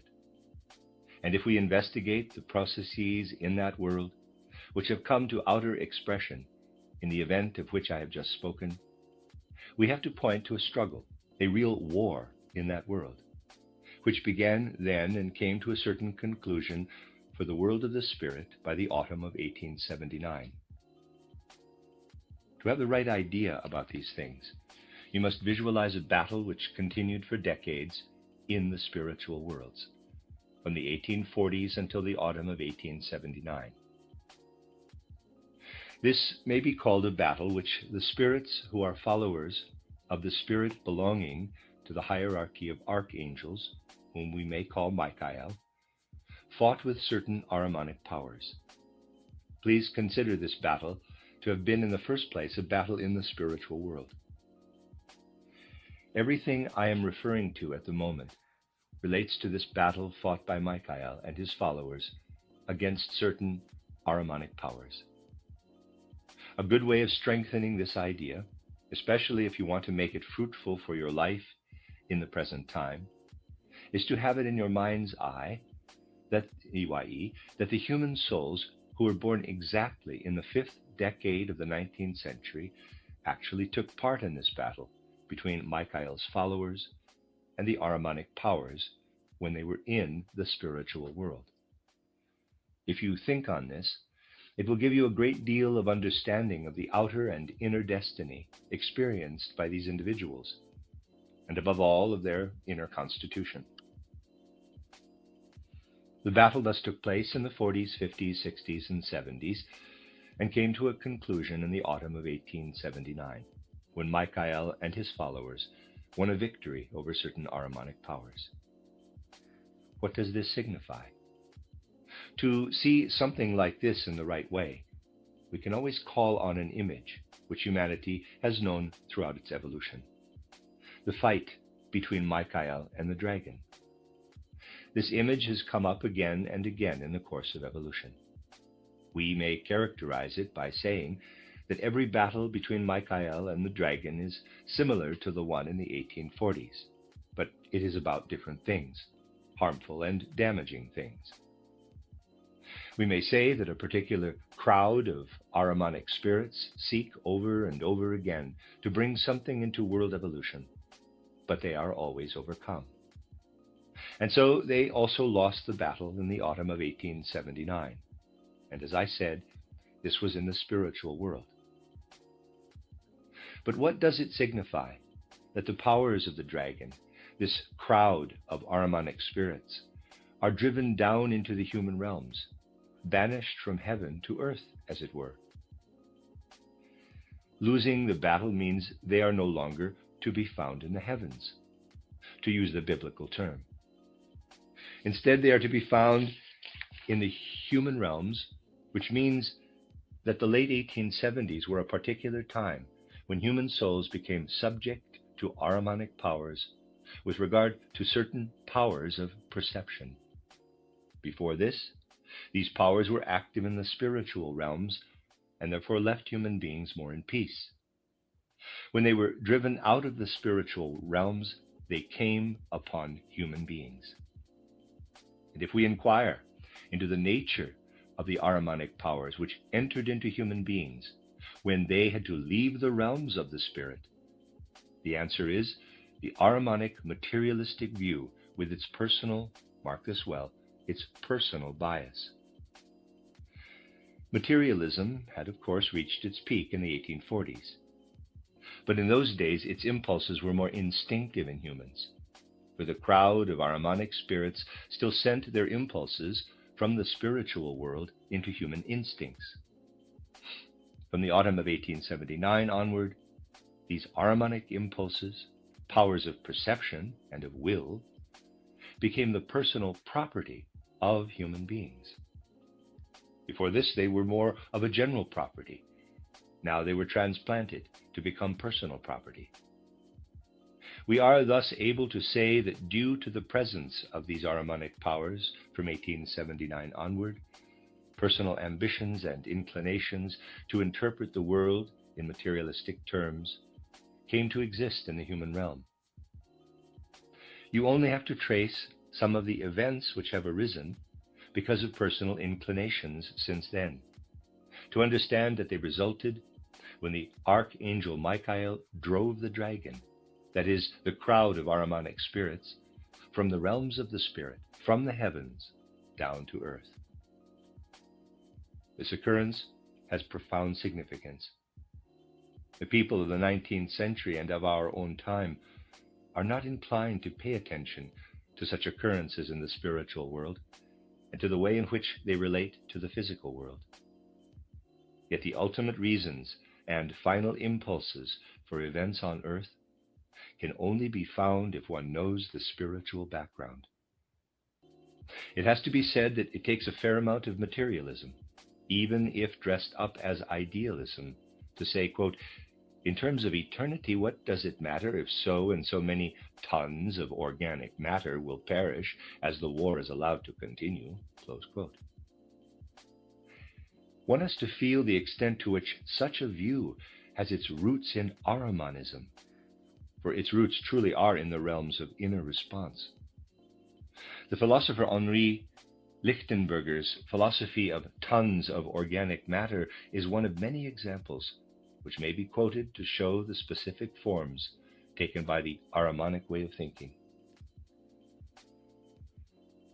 The deepest impulse which has been living in many human souls since 1879 is therefore one which was cast down into the human realms.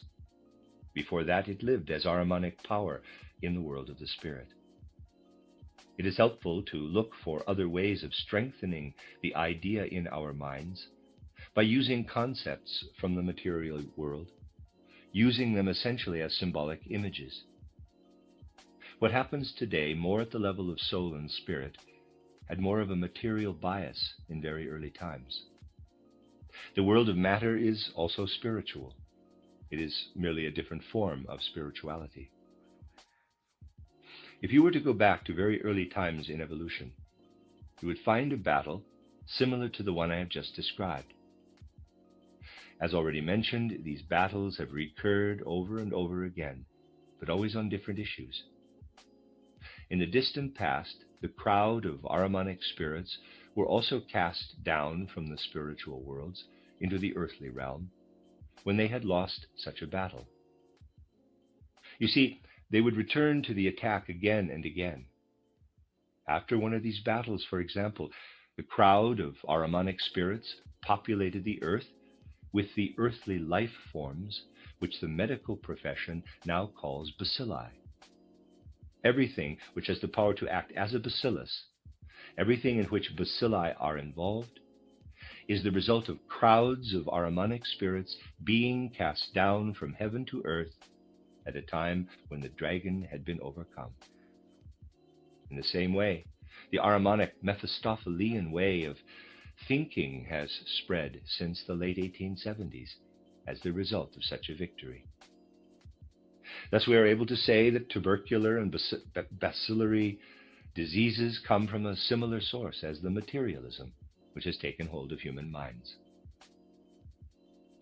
We can also compare the occurrences of the last century with something else. We can point to something which you know already from title Occult Science, the withdrawal of the moon from the sphere of Earth evolution. The moon was once part of the Earth. It was cast out from the Earth. As a result, certain moon influences took effect on Earth, and this too followed a victory won by Michael over the dragon. We are therefore also able to say that everything connected with certain effects relating to the phases of the moon and all impulses which reach the Earth from the moon have their origin in a similar battle between Michael and the dragon. These things really do belong together in a way, and it is extremely useful to consider this, for it has profound significance.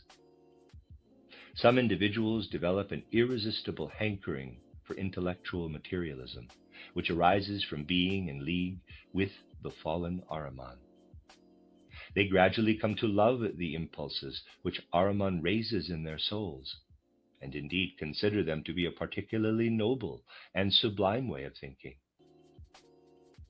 Once again, it is necessary to be fully and clearly aware of these things.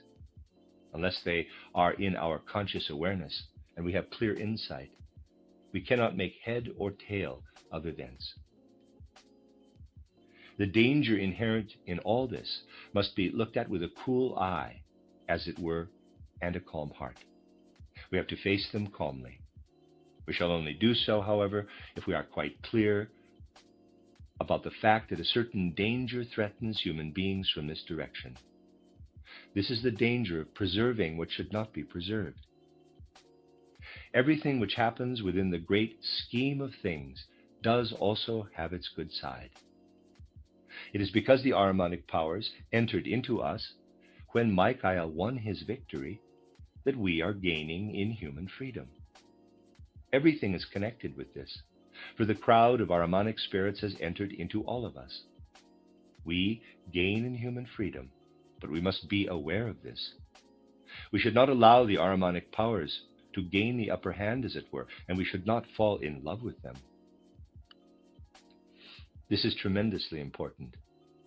there always is the danger of people continuing in materialism, in the materialistic Ahrimanic way of thinking, and carrying this on into ages when, according to the plan of things, it should have been overcome. The people who do not turn away from the Ahrimanic materialistic way of thinking and want to keep it would then be in league with everything which has come about through similar victories won over the dragon by Michael.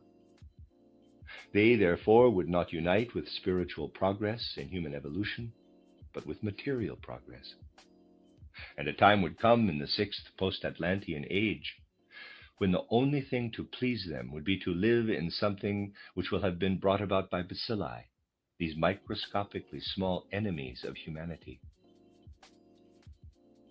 Something else also needs to be understood. Exactly because of its logical consistency, and indeed its greatness, the scientific way of thinking, too, is in great danger of sliding into the Ahrimanic way of thinking. Consider how some scientists are thinking today in the field of geology, for instance. They study the surface formation of the earth and the residues and so on to determine how certain animals live or have lived in the different strata. Empirical data are established for certain periods. Scientists use these as a basis